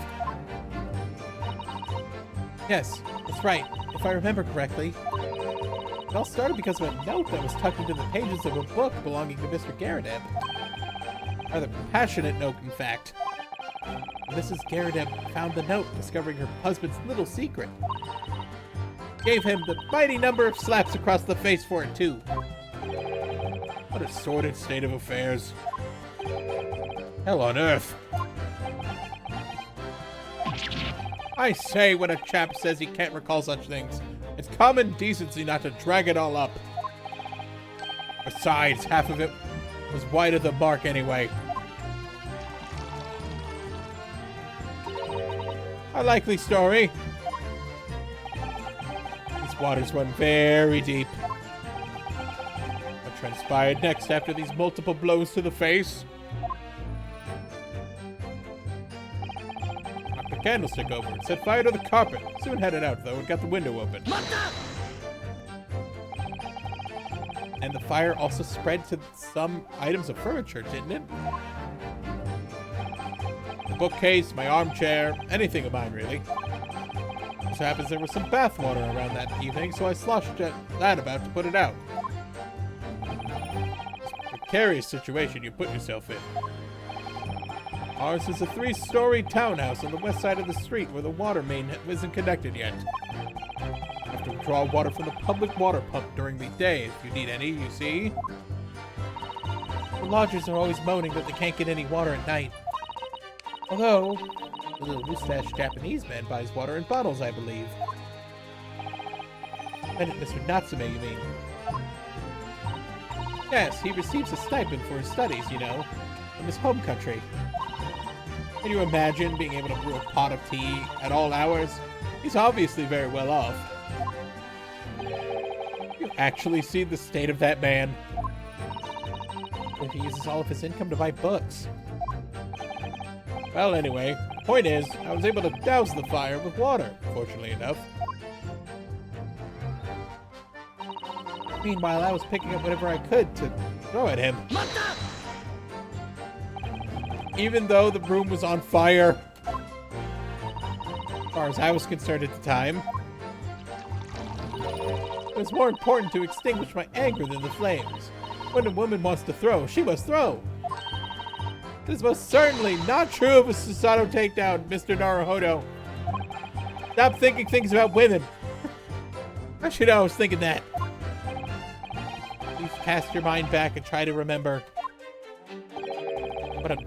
Was a knife among the items that you threw at your husband that day?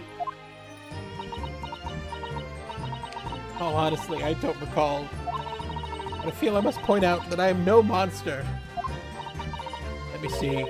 Bread, a cabbage, garlic, a towel, a sponge, a napkin. Wait a fucking minute. Hey, have something to add, sir?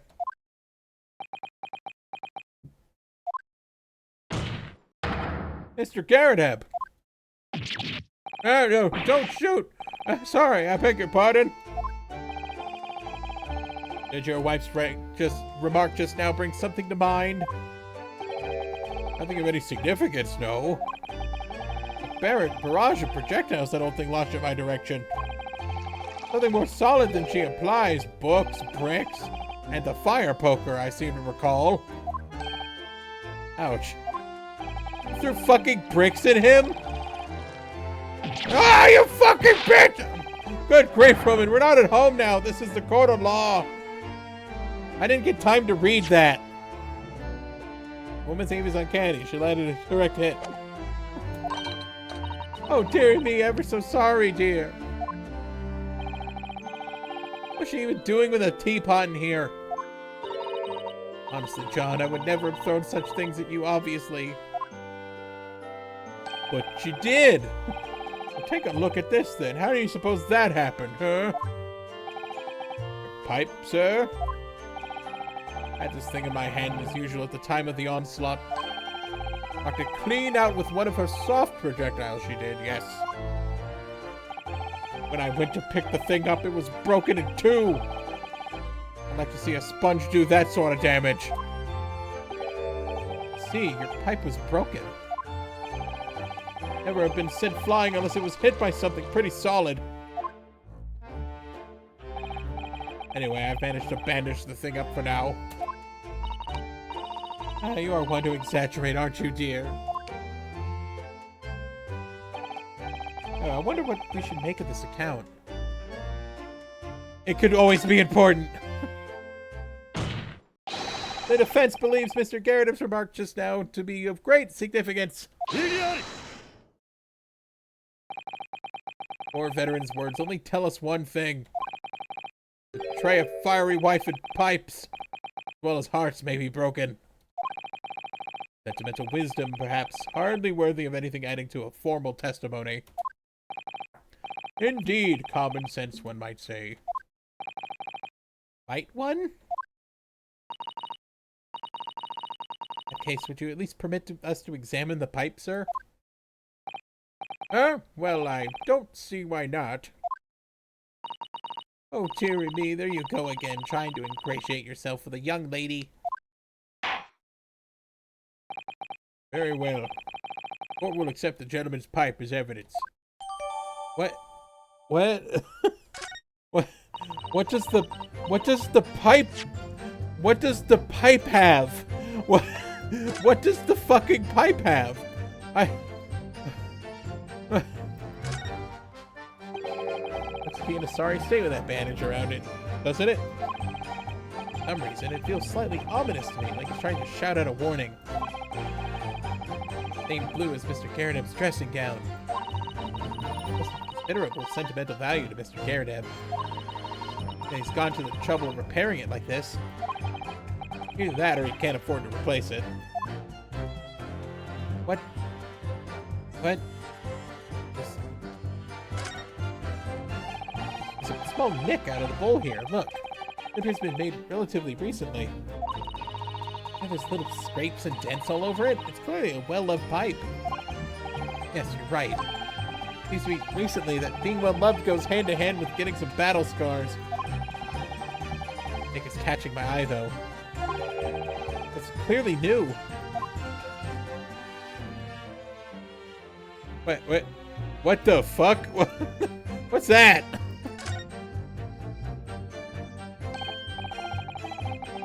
Something just twinkled inside the chamber of the pipe.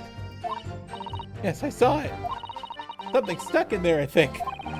Let's turn it over and give it a shakety shake. What's this? It's a tiny fragment of metal. Looks like the tip of a blade or something. Tip of a blade?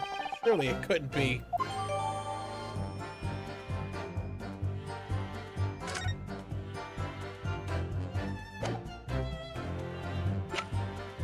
Hold on. Hold on.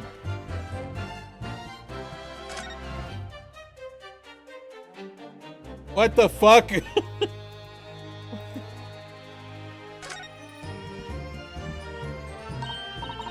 here, Mr. Naruhodo. Look at the tip.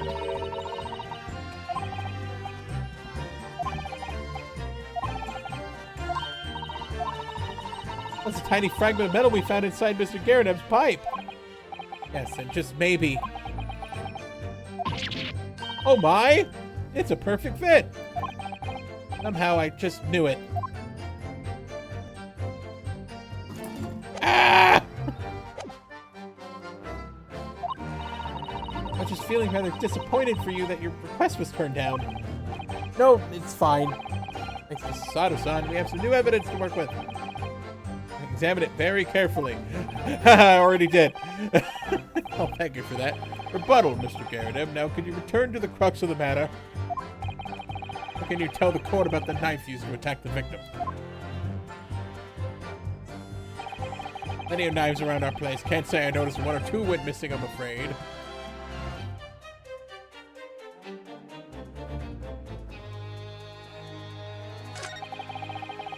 The bally thing was in the victim's back was really one of ours. You'll have a job proving it, I think. Hey. Fuck you.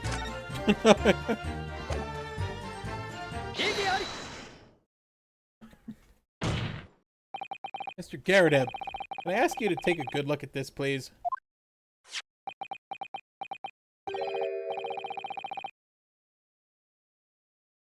So, yeah, she threw the knife at him, it chipped and hit his pipe, and the tip got in the pipe and broke off, and then the knife flew out the window and stabbed a woman. That's... You can't? Used to call me Dead-Eye Deb back in the old regiment, of course.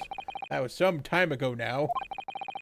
When I'm trying to enjoy a large print book by the fire these days. I struggle to tell a B from a D, and a P from a Q, and a D from a P, and a Q from a P, and a P from an F, and a P, and an F from an M, and a Q from an L, and an L from a 7. I can't read. Oh, he can't read, dearie. It's rather wearing being asked about every letter and every other word. With some D every dozy.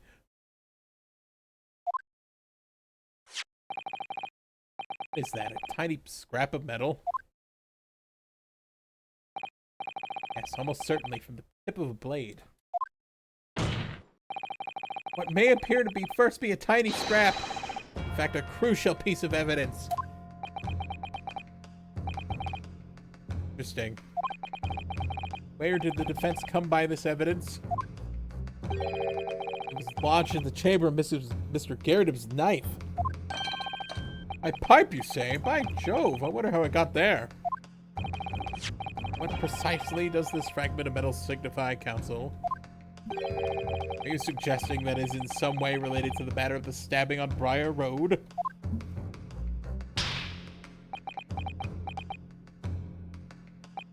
I am. What? Put together with another piece of evidence already in the court record. I believe this tiny fragment metal will unravel the whole truth of this case, my lord.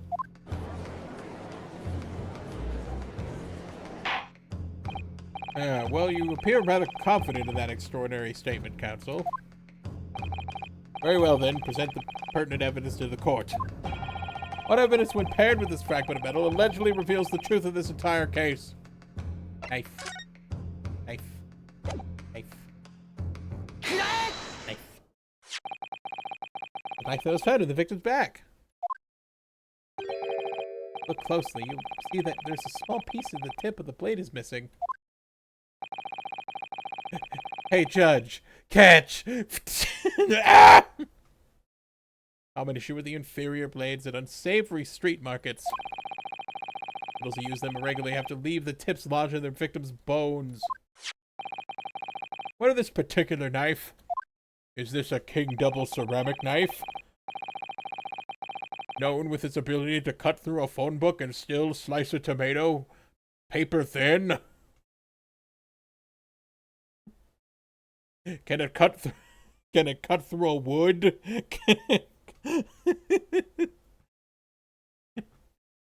I will show you the King Double ceramic knife commercial. I love that commercial.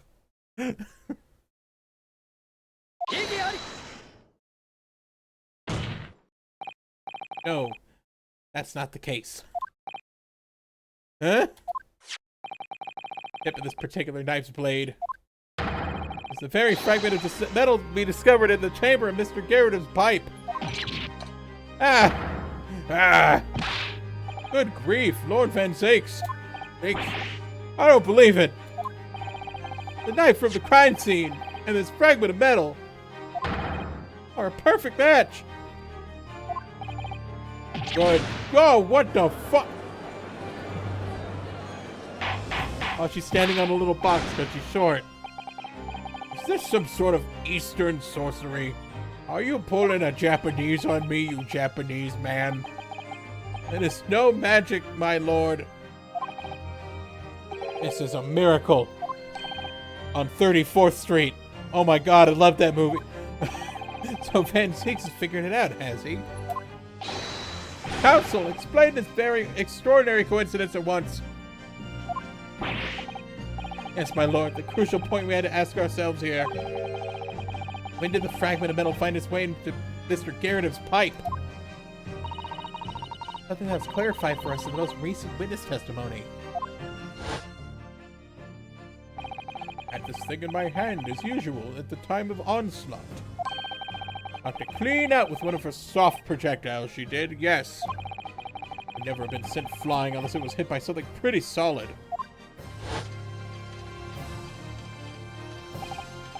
Oh, dearie me. During the argument between these two had occurred just as the victim was on the pavement below. Mrs. Garrett flung the knife at her husband. However, the knife missed Mr. Garrett, instead striking the pipe at his hand at the time. Caused the tip to break off. Of course. Good lord. Yes, and that's when the tiny tip of the blade launched itself inside of Mr. Garrett's pipe. The chances of that are 1,000,000 to 1! Yet there's no other credible explanation for how the tip of the blade ended up in your pipe. And after losing its tip, the knife ricocheted off the pipe and flew out into the open window. Ah! In short, this knife which fell from the window of the Garrett's house is the very same knife that struck the victim in the middle of the back on the street below. Oh gosh, oh dear, oh no!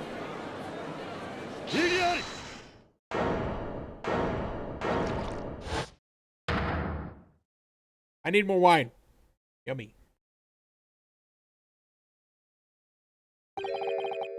Full-bodied theory, I'd give you that.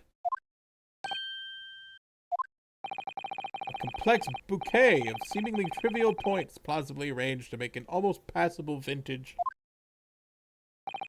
Allow me to toast my learned friend's characteristically Nipponese approach to bottling his argument. Sorry? Wine, after all, it is just a theory. A game theory. Thanks for what? My bottle of fear is corked. See? Leg! It is spoiled by an insurmountable inconsistency. Insurmountable... What? Lord Van Zakes, explain yourself. Whip, crash, bang. Crash, bang, whip. What is this inconsistency you claim to identify? Leggy! It's consistent of the simplest nature, my lord. The victim was found with the knife planted in the middle of her back. Yes, in her... Ah! Oh, that's right, you silly little man. Why did... God, he didn't deserve that. Now, Joan, old thing, why are you getting so excited about... Let us consider the basic facts of the case once more.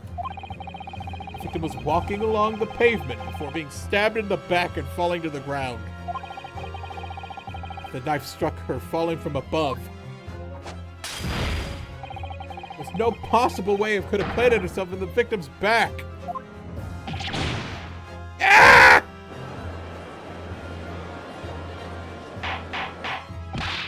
Order! Order! Right, you see, that's exactly right. If the knife had fallen on her from above, it would have struck her on the top of her head. Well, what if she was picking up the book?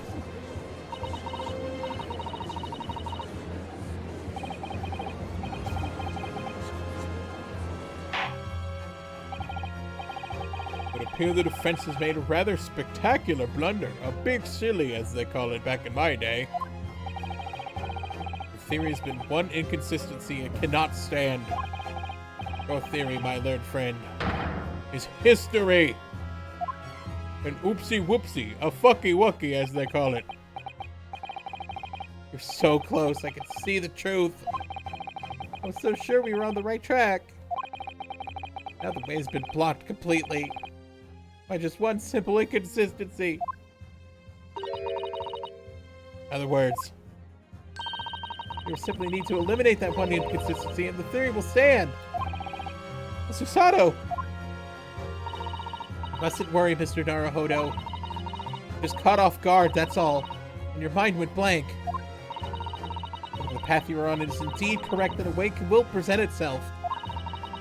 Key to this in the court record, I'm sure. All the information you need is there. Seems you have nothing to say, my Nipponese friend. Well, your silence speaks volumes.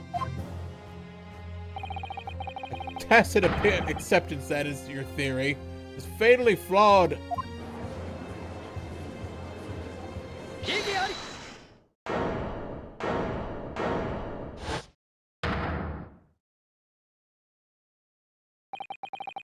Consistency doesn't mean I was on the wrong track. It means that I was sharpen my mind and dig deeper for the truth. It's a test! Yes! The knife fell on the victim from above. There's no way it could have hit her on the middle of her back.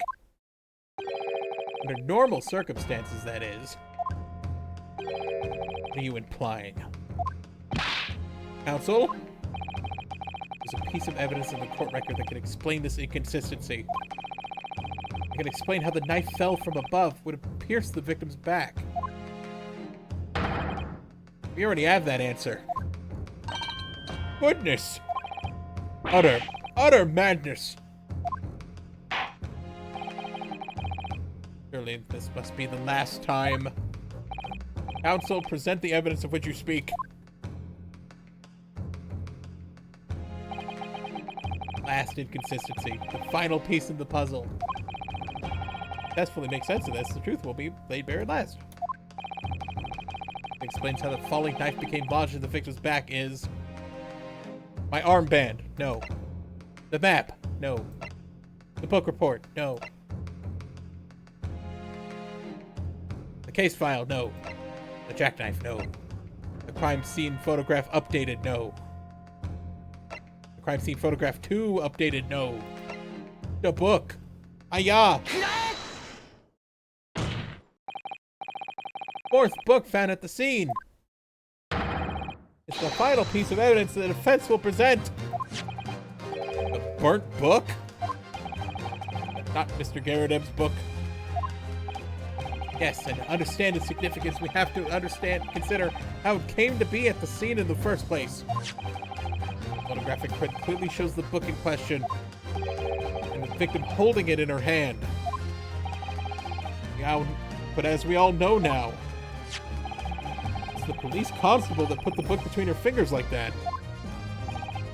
Quite so, and part of his wholesale transplanting of the crime scene to the opposite side of the road. That's true.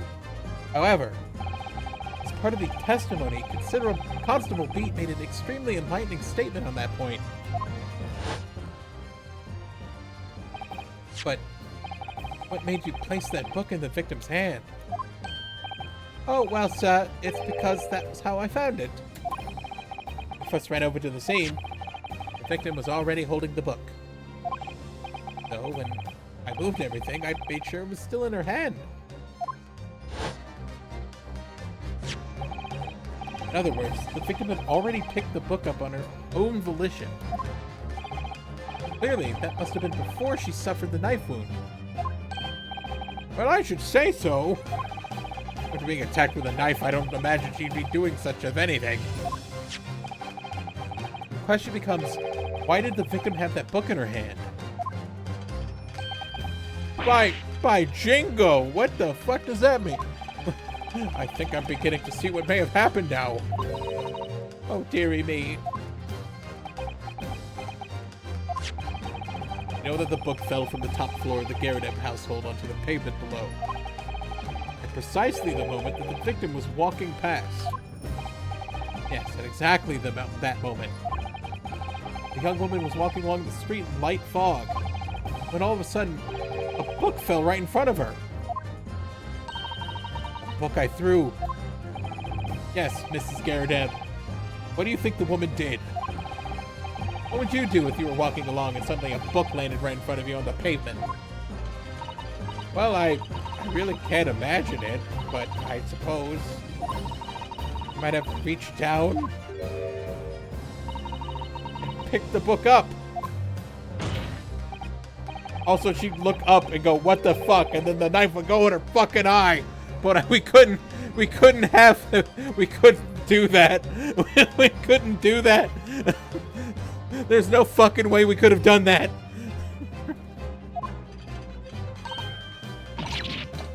Heavens! The woman reached down to pick up the fallen book up.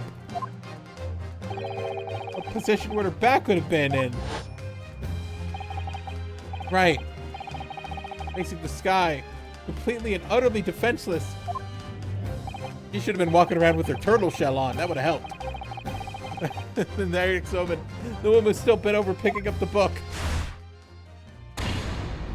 That happened.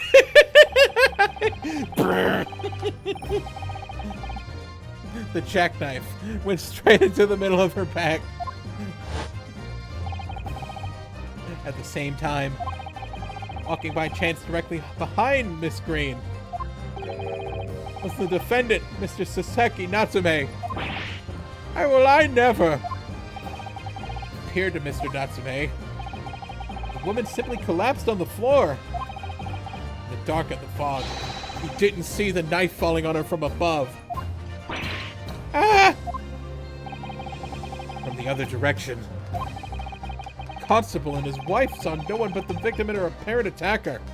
There was never a real culprit to run from the scene in the first place.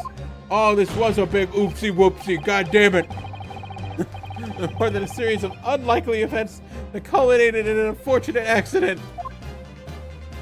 And that is the real truth behind this case.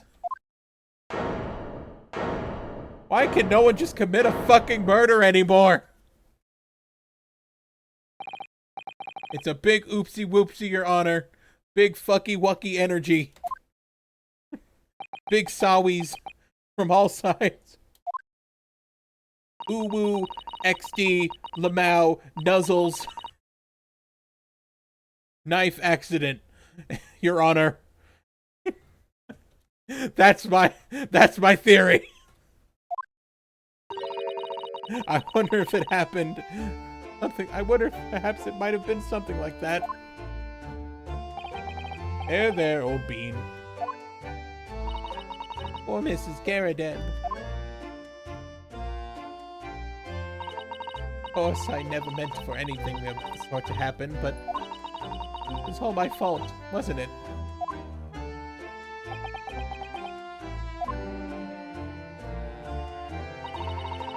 I take full responsibility.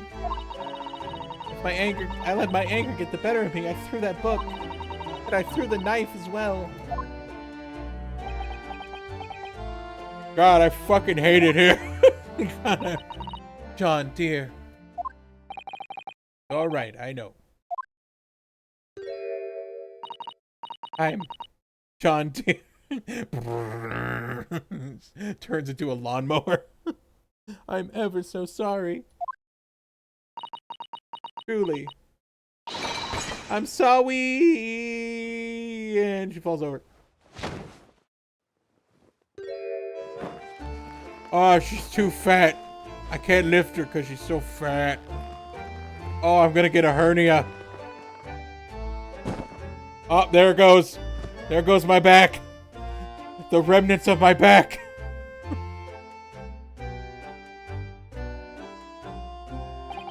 I need a fucking vacation.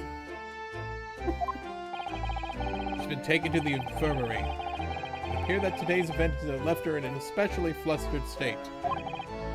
However, I believe she will recover in due course. There's no cause for concern. Yes, unbeknownst to themselves, but the cause would easily have been a terrible tragedy. They shall have to prepare themselves for the consequences of their actions. Some good news, however, my lord. This word from the hospital where the victim's being treated. The condition's improving steadily, and the doctor believes she will regain consciousness soon. Strange. We've been talking about the victim all this time, but we never once met her. How wonderful. The woman's out of danger, it seems. Yeah, she's alive. That is good news. Oh, Mr. Soseki Natsume. I'm here. Yep, that's me. Yep, I'm here. Oh, yes.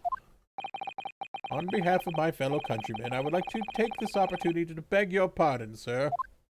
You came from your distant eastern homeland to study our great British culture, and to have been repaid with an immeasurable unkindness. Please accept our heartfelt apologies. A level 3 Gomen Nasai. From me, the judge.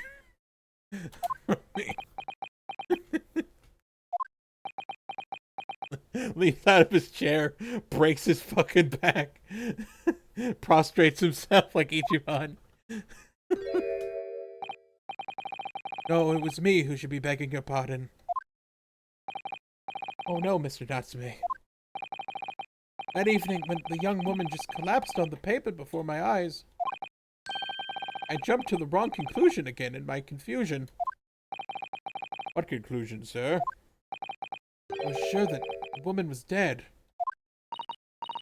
Yes, Constable Beat said the same thing, didn't he? Thought she'd been killed too. But she must have looked completely lifeless.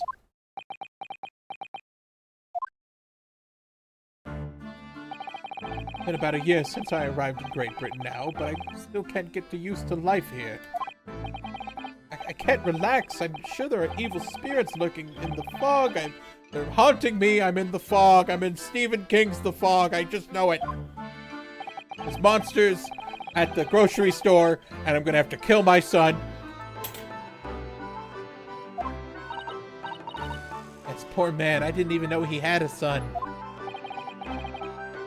That's when it happened. I thought the young woman had been taken by the fog spirits. The mist! I would never drop the books like that and run away. I should have called for help, for a doctor, for the police. Yet I've managed to create a rift in the relationship of trust between our two empires. And for that, I am truly sorry. I'm sorry that the mist creatures want to have us give our children to it. What? Who the fuck is Stephen King? Mischievous spirit has been at work here, I think. Well, they created a chain of unfortunate mishaps. We were fooled by this spirit and led to false conclusions. Thanks to Lord Van Zeeks and your lung lawyer here from the east. That chain has now been broken and the spirit exorcised. Heartily commend you both. Oh? God damn it, every single fucking trial's been a shit show. Ladies and gentlemen of the jury. Yes, my lord. Including this trial, I ask one last time for your decisions regarding the defendant's culpability. Are you ready to present your findings to the court? He didn't prosecute for 5 years, and then he comes back and it's an absolute circus. I would just go back into retirement and just wind myself to like an early grave. I do declare the truth can be extremely cruel at times. Well, I didn't expect the woman next to me, that's for sure. Sitting in the old bean while she's out of action, you know, but I know what her decision would be. You know, finally be able to get the fuck out of here. Well, it's about time. I say, I'll have a corker of a story to tell the grandchildren when I get home, that won't I? Very well, ladies and gentlemen of the jury, I hereby demand your final decisions. Mr. Foreman! 無罪無罪無罪無罪無罪 Wish flames move.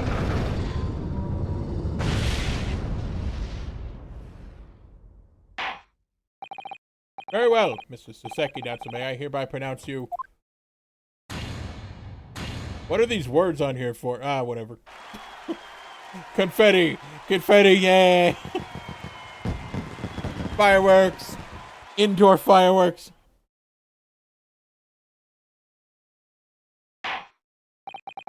Finally, Mr. Natsume. Oh, yes, Lord Sir. You are now a free man once more. You can go back to that shithole you call an apartment.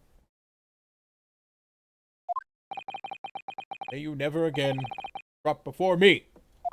I never want to see your ugly little face again. Get out.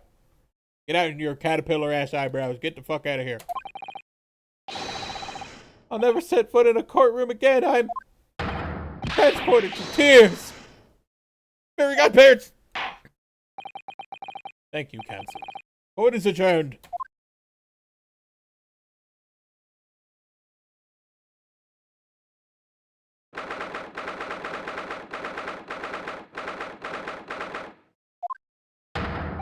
Oh, Locum! Wait, you mean me? Of course! Is there another Locum here? Even one?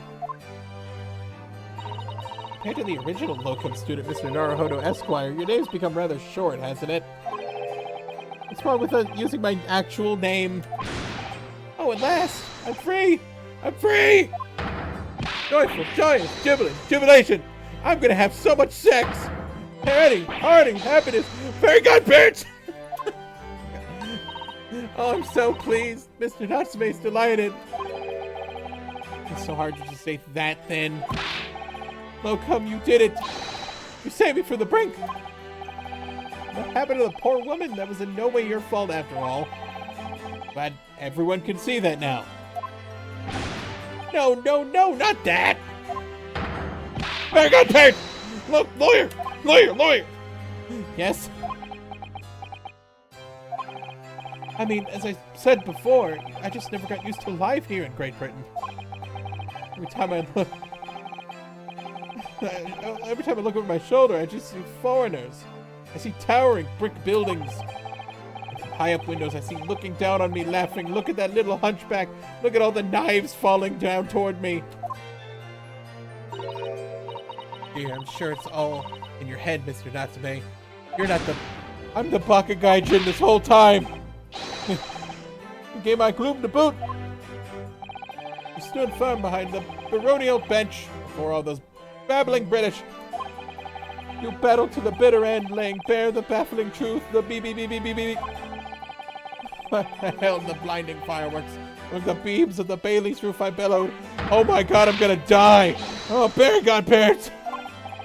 That's very flattering. And we're very pleased for you. It's given me a wonderful anecdote to recount my old friends back in Japan. An anecdote? What become of all my hard work? Ah, there you are, my dear fellows. I apologize for keeping you waiting. I rose late this morning. I had a hangover.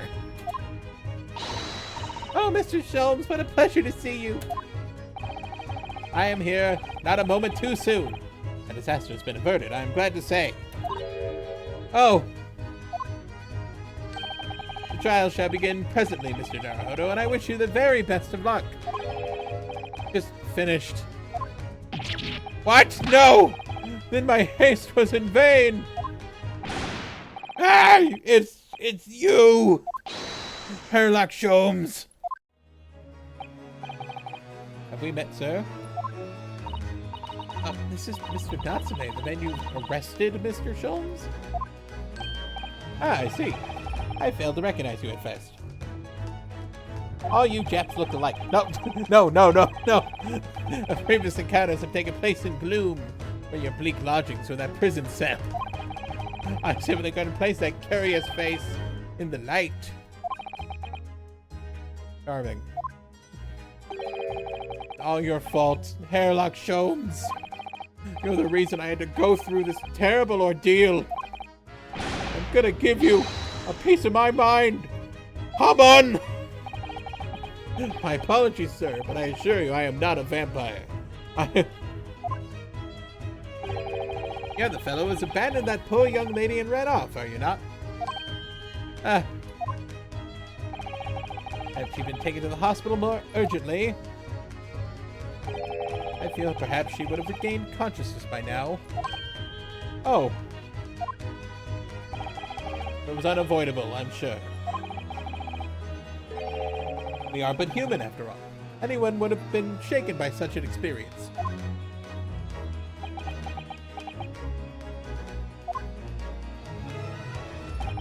I do feel really badly about how I behaved.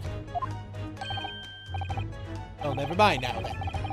Was it you that wanted to say to me, sir? Nothing. Priceless. Okay, I am sorry, really, but that was quite priceless. That's like a MasterCard commercial. Or Saseki-san. Still, on the bright side, you've had an extremely entertaining experience without paying a penny. And it would seem you are not even found guilty. There's no bright side.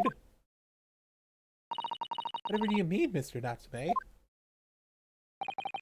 Even after all this, I'm still cursed by the spirits and now by the Reaper. The Reaper. Lord Van Zeeks. I haven't forgotten, you know, what facing that man in court means. Even if you're found not guilty, you're still doomed! We'll be alright, Mr. Natsume. Huh? Reaper appears trying to make trouble. I will protect you. Hiya! Fuck! Why'd you throw me, you fuck? Fuck! And that perfectly executed Susato takedown. I hate you. I hate you. I hate you. Go back to Japan. I hate you. I want to be alone. Don't stop. Stop throwing me. So, Mr. Natsume, what do you intend to do now? Mention something about recounting your experience to your friends back in Japan?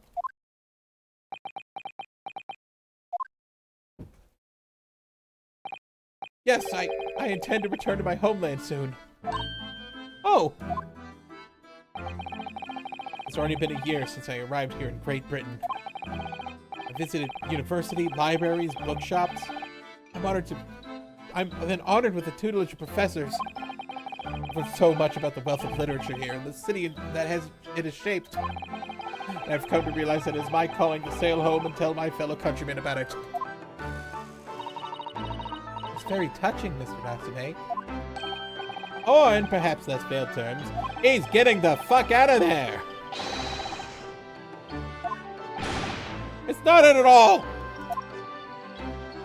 The more I learn of literature, the more this strange feeling claws at my insides. I feel compelled to return to my roots and attempt to pen a work of my own. Oh, I see.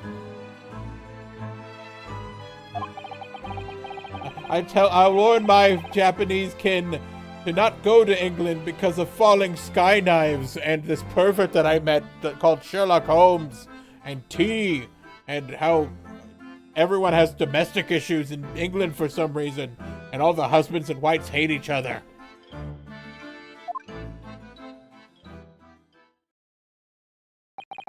And what about Mr. Sato and yourself, Mr. Naruto? Alright, what about us? Will you return to Japan alongside your mustached compatriot? Why would we? week has not yet passed since we arrived in London.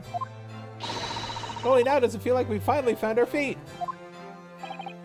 And you are accommodated in the hotel at present, are you not? Right, but we need to find lodgings before it bankrupts us. I've calculated we can afford another 10 nights before our entire budget's exhausted. Well then, you can take my lodgings. Oh, the windowless room. Ah, but what it lacks in windows, more than makes up for with a floor, a ceiling, and walls. Great. That's great. Of course. I'd be happy to leave behind, you accursed evil spirit. Oh my, an evil spirit? Oh yes. Tries to suffocate you while you sleep. It's an infallible wake-up call. As I jump through this window. Well, think about it, if that's alright. Meow, meow, meow, meow, meow, meow. Well, welcome, alternative. Would you consider taking lodgings with me? Really? Well, a vacancy is conveniently presented itself. Known as up in the attic, I might add. Attic. Are you sure it's not just storage loft? I spoke with the landlady this very morning on the matter of price, and Iris is cleaning the room as we speak. You must come all at once. Oh my god, ew. I presume you have no luggage to speak of? Oh, this is simply wonderful. What an honor to be invited, taking lodgings in the great detective's office attic. I'm too overcome for words. So suggesting we look elsewhere is out then. And it is settled. Iris will prepare a new welcome dinner for everyone this evening, because I am a grown man and I do not know how to cook. So I make a 10-year-old do it. And you must come too, Mr. Natsume, I insist. Oh, I don't want to come. Oh, I'm not in the mood to come. I'm not coming. Complete the paperwork for your formal release. It shan't take long. Somebody's happy.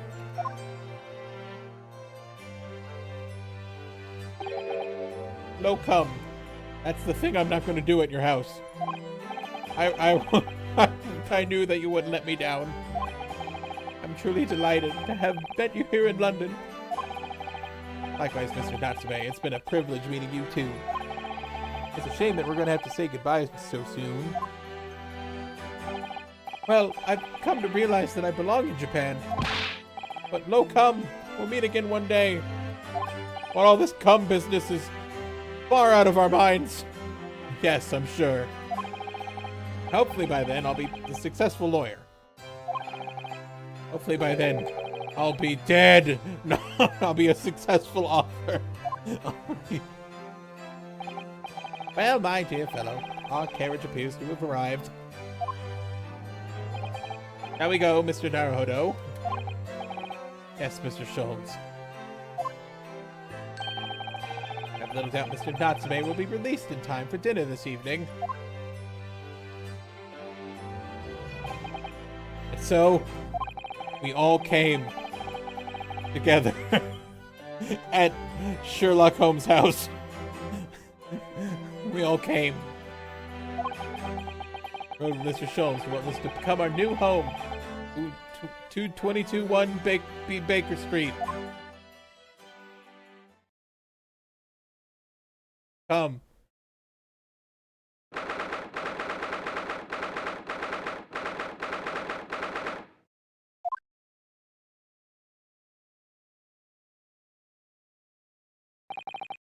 This is to be our new office, yes. Our office? I like the sound of that. Me too. It's simply wonderful, isn't it? If you can see this, Kazuma, we live in an attic now. That's totally a step up. I like to think we're getting a little closer to your dream now. My dear fellows, do you like the place? Ah! Mr. Sholmes, you're not dressed like a weirdo. Thank you so much. Delightful room, Mr. Sholmes. I simply adore it. Good, I'm pleased to hear it. Iris and I are delighted to welcome you. I hope everyone's hungry. It's time to eat what a 10-year-old considers dinner. Bread. just bread. We're all eating bread. As Mr. Natsume arrives, we have a lot to celebrate. I just made cereal. Oh, we're all eating cereal. This bread has cheese on it. That's a totally different meal than the bread without cheese on it. All right then, Susie. You'll be in charge of the salad. What the fuck's a salad? Bread salad, where all the pieces are bread. Mr. Naruhodo, how does it feel? Have your own office in the capital. Very exciting, actually. I can't help wondering what adventures await us. Just one. Well, in this game. Well, wait. Precisely my sentiments when I first established my office at these premises. Till I discovered the dark truth about the city of London, that is. Sorry? London is a glorious place, full of wonder, opportunity, prosperity, wonder, and mirth. But not to mention, wonder. But of the brightest delights. Casts the darkest of shadows. Shadows? What do you mean? Well, I believe you're aware of the murkiness that lies behind London's facade already. Once again, Mr. Naruhodo.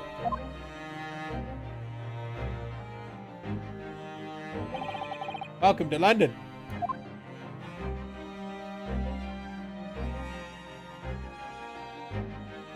Now, come downstairs and eat your bread. I don't know the significance of those words Mr. Sholmes so casually spoke. It wasn't long before my turn came. I lift the facade and see the true depth of the murk that lay behind it.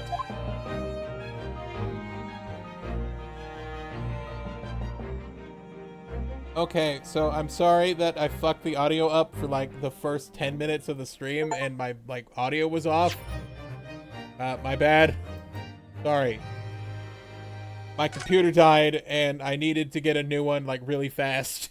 So I ended up with just this random one that I found. It seems like it's okay. It's not as good as my old one, but you know, I'm gonna make it work. And also, this next chapter is fucking 10 hours long. Like, minimum 10 hours long. So, it might be 3 or 4 parts, actually.